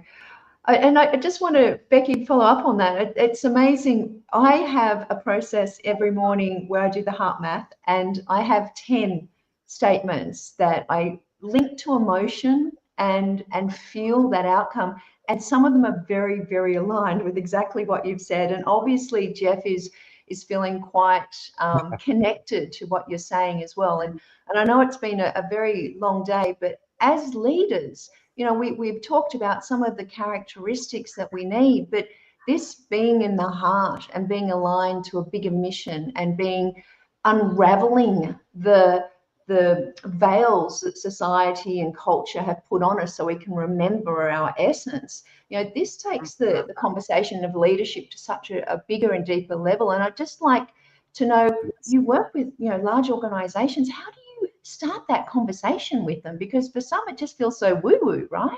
Powerful question. Well, you know what? I mean, thank you, Jeff, for really listening and having that. And that's how I go in to an organization, because it's the truth of who we are. And so it's, I think that, you know, you can talk about the bottom line. You can talk about, you know, I'm on the board of La Jolla Playhouse, and in the Monday board meeting, you know, it's all about financials and what, you know, the bottom line and all of that. And long ago I suggested that, like, wait a minute, this is an entertainment organization. It's a nonprofit entertainment. It's the #1 theater in the United States, regional theater. And they were only doing the business part of it. And I said, hold on a minute, there's the essence of what we bring people in to see that changes people's lives, like a show I just saw a couple hours ago. I mean, we've got to get back to the essence of the heart of the matter, the heart of the matter. And I want to say one other thing is that, remember that Eagles song that they say it's about forgiveness, you know, even if we've got to get back to the heart of the matter. And I think that that's what I go into an organization with, or individuals with, and even people that are high level athletes, high level executives, because that really speaks, that you go straight into the heart of the matter. You know, I was watching a David Beckham, there's this thing on Netflix about him, right? Yeah. And I was watching that and I was thinking, you know, he was such an amazing guy. And then there's one question that an interviewer asked him which is brilliant. And they said, brilliant, meaning that they really got to the heart of the matter, because they said, is there anything that you regret in your life? And he started to cry. And he said, yes, I wish I could forgive. I could never forgive myself for the time that I guess he tripped somebody or something. And then the whole world turned against him for that one tiny thing that he did. But I thought to myself, oh my gosh, if I could just talk to David Beckham, if I give me one day with David Beckham and change his whole life, you know, you have to forgive yourself for judging yourself, because you're made of God. You're made of God, for God's sake. Powerful. And I'm going to be raw and real here with our world and our audience here today. And you're talking to the heart of the matter. Yeah. You know, this is something that I've dealt with, but obviously it's coming to the surface. I've just been a sponge here for 6.5 hours, you know, interviewing people on the topic of leadership and growth. And I think I've needed this moment for my own breakthrough. You know, like, I'm not proud of the fact I used to be very abusive to my wife verbally. And I still wonder to this day why she stuck by me. And I'm very grateful that she did. And we've got a very happy marriage now because we've grown out of that fire. But I still wake up some days not forgiving myself for that abuse that I used to give her. And forgiveness is for me, I've had to learn forgiveness is a daily journey. You know, it's talking about God. Like, I've just put myself into a leadership position in this last 12 months. My wife and I started an online church. You know, and this whole journey for the last decade is about learning how to love myself, to love God, and help others to love others and help them to do exactly the same thing. And that whole journey of self-forgiveness really is a daily one, isn't it? It's you got to leave it at the foot of the cross, and it's a process thing. I suppose if I had an opportunity here, which I do right now, and this would be a bit selfish, but it's also for the audience. How do you really process forgiveness deeply and, you know, really go into that? Is there any practices? Is there any, you know, strategies? Is there any skills, you know, that you know, because I know you're a master at it. You've had to go through your own journey. Two things I'd like to say about that. First of all, I appreciate your authenticity, you know, because that's the biggest thing, you know, and I think that's the biggest thing in leadership. You know, if you can be deeply authentic unto yourself, and then it's infectious, right? Yes. Two things I want to say is, I spoke about this in Scottsdale a few months ago too, about the power of forgiveness, actually. And the first thing I talked about was what it took for us to actually get here. And I mean, it's a little bit of a longer story that I sat with Deepak Chopra once after the death of his father, and he was talking about how they went to the family temple and he had to write down the date of the death of his father, and they had to, you know, and the priest was showing him the big book, and there's like pages and pages and pages that he had to go through before he could find the page that was his dad's page, right? And then he wrote that down, and he realized that all those pages of all of his ancestors, if one of those people would have turned right instead of left, or missed a meeting or something, or died, he wouldn't be here. So it's like, there is such an intention from source of all that is God for each one of us to be here, in light of how hard what is it takes for us to even be here, that to honor ourselves is like the most amazing thing. That's the first thing. Second thing I want to say, I think that, you know, we used to say a phrase like, people do the best they can with the resources they've got. And I called bullshit on that, because I said, I don't believe that, because I think Thank you. I don't believe it either. People don't do the best they can with the resources they've got. So I called a friend of mine who's an amazing spiritual man in India. He's a British guy. And I said, help me with this, because I'm going to be speaking about this in a couple of days. And he said, because I said, listen, Jesus said, you know, Father, forgive them, for they know not what they do. And I said, they sure did know what they did. Look what they just did. And he said, and I believe this, that people justify their actions in the moment. Yeah. You know, whatever they did, justifying their actions in the moment. And when we do, if you realize that they're justifying their actions in the moment, they think they're justified, and that doesn't mean they're right. It just means that in that moment, you know, they're just not equipped with the right tools, but the right, like, spiritual growth and integrity to even know that they're doing something that's so hard for people. I was talking with a friend today about narcissists, and it's like, oh my gosh, Jordan Peterson says, once a narcissist, always a narcissist. And I keep thinking that, you know what, I still believe that there's source of all that is can intervene somehow, you know. And so I believe that, you know, it's up to me to be that unto myself. And if I don't forgive myself, I can't walk through the world with that kind of shame or guilt, or because, you know, because I, you know, I'm sure I've done things that, you know, I've gone to my kids, if I hurt you in any way, but you know what? It doesn't help us to walk through. Frequency is your agency, and your frequency is your currency in life. So where you're coming from, where the thoughts that you have are programming your field, the field that Rumi talks about. You know, there's a field of right and wrong, and I will meet you there. You know, where there is no right and wrong, and I will meet you there. And I feel for me, that's where I want to be. And then magic happens. Can I tell you one last cute thing that happened? I was with my grandchildren last weekend for Mother's Day, and the little 6 and 10-year-old little boys, they're out in the grass, rolling around, playing around, everything. And I said, hey, you guys, have you ever seen a 4-leaf clover? And they looked at me, and I said, have you ever found one? They said, no. And I said, I've never found one either in my whole life, but I'll tell you what, I'll give you $10 if you guys could find a 4-leaf clover. So I was remembering a song that my dad used to sing, that I'm looking over a 4-leaf clover. You know that song? Yeah. Anyway, right? I'm trying to remember the lyrics now, but yes, I know the one you talk about. Yeah. And I looked down and I started looking, and I found 2 4-leaf clovers. And then I love the innocence of those little boys found one. And so I believe that frequency is your agency. You know, like I wasn't, you know, I didn't have a big, you know, I wasn't attached to finding one. It was just having fun. Tonight at La Jolla Playhouse, a lady had a necklace on that was a 4-leaf clover necklace. And I was like, so, you know, the magic starts to happen when we stay in that elevated frequency, and we like let go of all of the nonsense, like not forgiving ourselves for some whatever thing in the past, like just like, and you know, and that's just beautiful to that's live that way.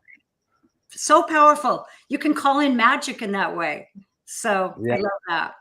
Amen. Thank you very much for bringing us a space here to close out this amazing day. Jane, we've got a few minutes left. Have you got any other questions to continue? I know I've got heaps, but I'll hold back. I know. I do too. It's interesting. I've got a program called Recode for God Mode, and I have to have the conversation that God Mode isn't a religious dogma. God Mode is the divinity in you and the divinity in others, and having sovereignty over your life. So everything that you're saying is resonating, because I think as leaders, you know, we have to see that divinity in ourselves and in others. And you've really, you know, showcased for us, you know, the fact that that's how it turns up. So I appreciate you. Thank you. My pleasure. Thank you so much. And Becky, we've just got a couple of minutes left together, but I just want to thank you from the bottom of my heart. I already feel a sense of overwhelming healing, you know, just conversation. And that has allowed me to, you know, God says in the Bible, don't ask me where it says, but it basically says, you know, to really lean into our faith as part of growing in our faith is to renew our mind and restore our hearts. Yeah. And I really feel like you've just helped me put a piece of my heart back together today. So I thank you. Oh my goodness. We can talk more about the declaration stuff anytime you want. Yeah. Beautiful. Well, we've got a couple of minutes left. This has been a powerful conversation. I'd like you to close us out with one golden wisdom nugget of wisdom for us to close us out. Oh, just one, huh? I believe that we've been given this amazing opportunity as a human to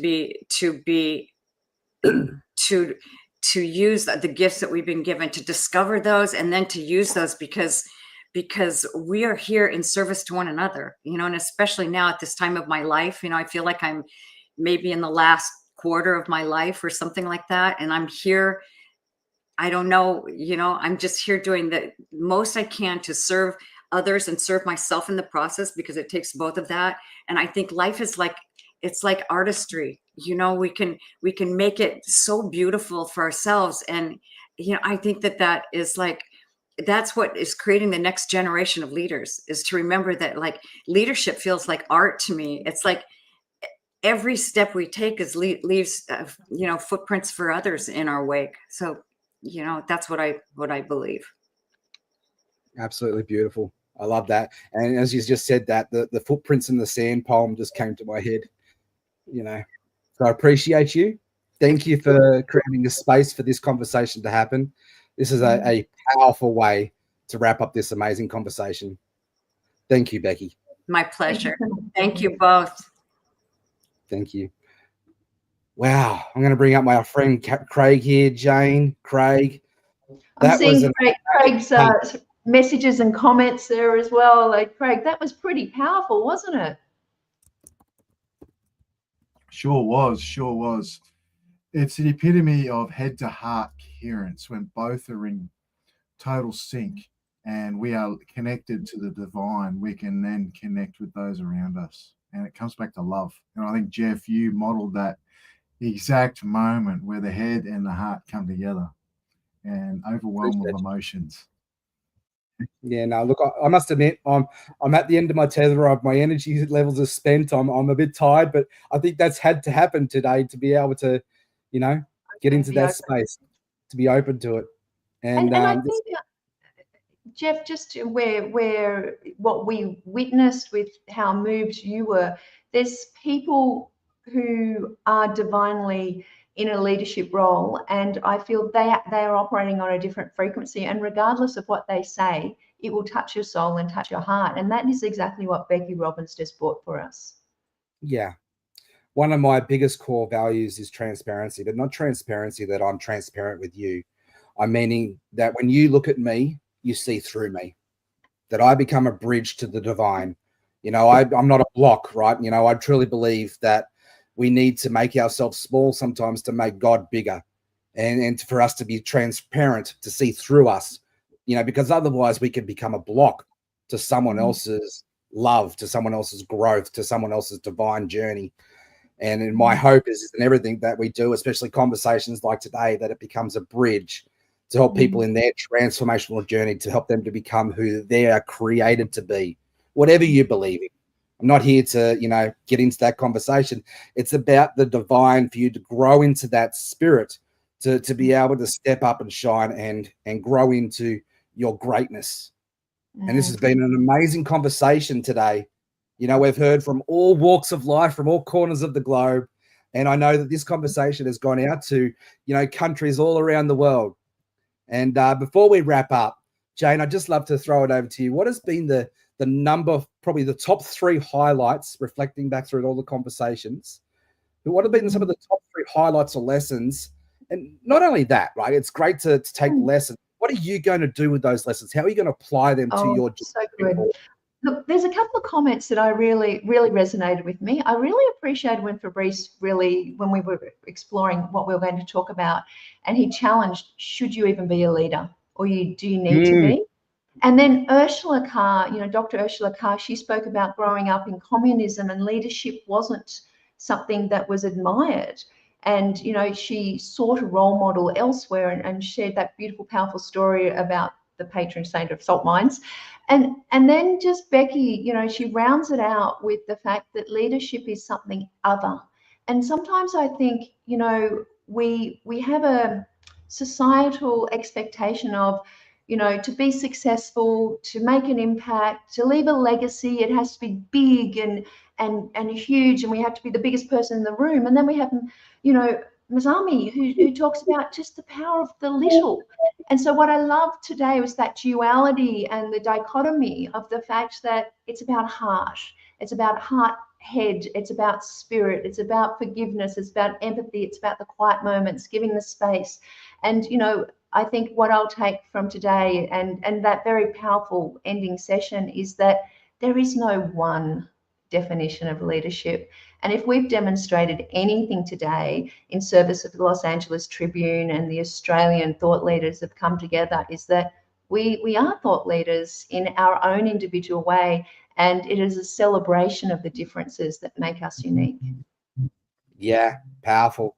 And Craig, what have been some of the biggest observations, same question, that you've taken away from today, and, not just leave it on the shelf? Like, what are you going to do to apply those lessons and help you to step up and be a better leader from today on? Well, for me, the biggest theme that I plugged into was modeling. We all have our different styles of how to be a model and how to model to others. It's that basic apprentice to master role. And it's how am I modeling to those beside me? What message am I modeling to them? And what are they picking up to model down further? And who am I looking up to for a model? Who are my influences? Who's my mentors? Who's my models? The basic thought of NLP, and I'll use that, is based on principle of modeling. Who's my example? Who's running through me? It's not about me. Who's running through me and beside me? I'm just a connection point. It's like, hey, come on, look over my shoulder. Who look who I'm following. Up to you. Come with me. Let's go. You know, rising tides lift all ships. I think one of my standouts is Joseph McClendon. I really like his style of leadership early on in the day. Looking after self, coming with, you know, acknowledging those 10 toxic principles. I really related to that a lot of taking care of self as a leader, and not pouring from an empty cup. And I think Andrew Hawkes played a lot too with bringing his military experience into business and into self-empowerment in a soft, gentle way, and not the rigid way that the military brings across. And Masami, just bringing that soft dichotomy across. That was another highlight. And bringing the legacy together as one, but as a different mix for all. We all have our legacies there. We're not just being leaders to stoke egos or inflate badges or anything like that. There's that higher purpose. And as a young leader myself coming through the ranks, there's that higher purpose for me as I look beyond the earthly facets and the toys. And I've quoted this once before, that I serve a legacy as an off-planet purpose, a divine purpose. And that goes bigger than just pumping my ego or blowing my name badge up or the toys, the cars. It's how much difference can I make? How much impact can I make? If I can bring a father home to connect with his daughter again, or help a family buy a pony for their little girl, or bring them out of a state of survival, then that's leadership to me. That's taking these skills and embodying them and practicing them and really moving forwards and creating change in our communities that's so desperately yearned for. Yeah. Thank you, Craig. I appreciate your service, hard leadership, and for yourself, Jane. Today's been, you know, it's been a sacrifice, but it's been worth it. It has 100% been worth it. You know, we've heard from amazing conversations from, you know, just Becky Robbins all the way through Joseph McClendon. You know, as we close out today's broadcast, we do so with deep respect for the voices we've heard, the conversations we've started, and the responsibility we all carry moving forward. This wasn't just a program. It was a call to lead with clarity, with courage, and with commitment to something larger than ourselves. So thank you to every speaker, every viewer, every partner who has made today possible. And thank you to the Los Angeles Tribune for creating a space for this day to happen, a space for thoughtful, principled leadership on a global stage. You know, Australia has something to say, and today we said it with purpose. Just quickly before we go, a huge thank you to Mo Rock, our CEO of the Los Angeles Tribune. Thank you for creating a platform for the champions for thoughtful leadership and give space to a global voice like us down here in Australia. Thank you to Michael Silvers and Mary Glorifield for your support, your mentorship, your wisdom, and your modeling of great leadership and belief in this vision that made today possible.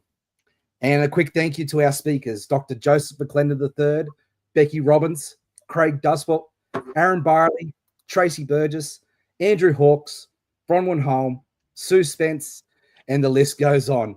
And a huge thank you to our co-host here today, Jane Slack-Smith and Craig Whitney. This would not happen without you. This wasn't just a show, it was a statement.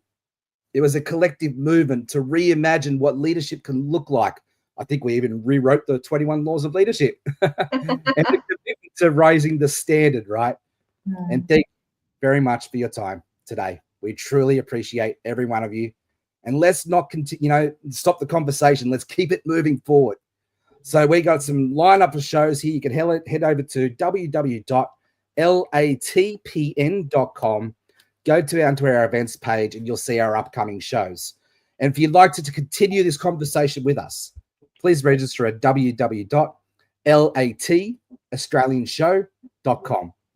And until the next time we are here with the Los Angeles Tribune, thank you for your time.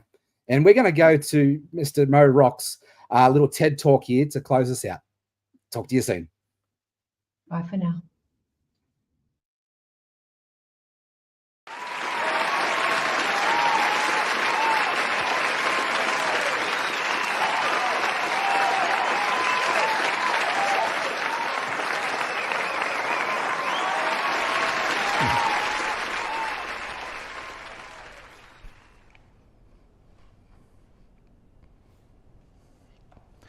Imagine waking up in the morning, grabbing your morning coffee, and opening up your daily newspaper to nothing but headlines that inspire and uplift you.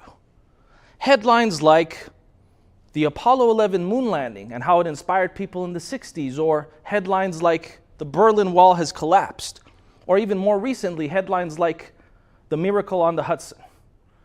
What would that do to your day when you started off with just positive news?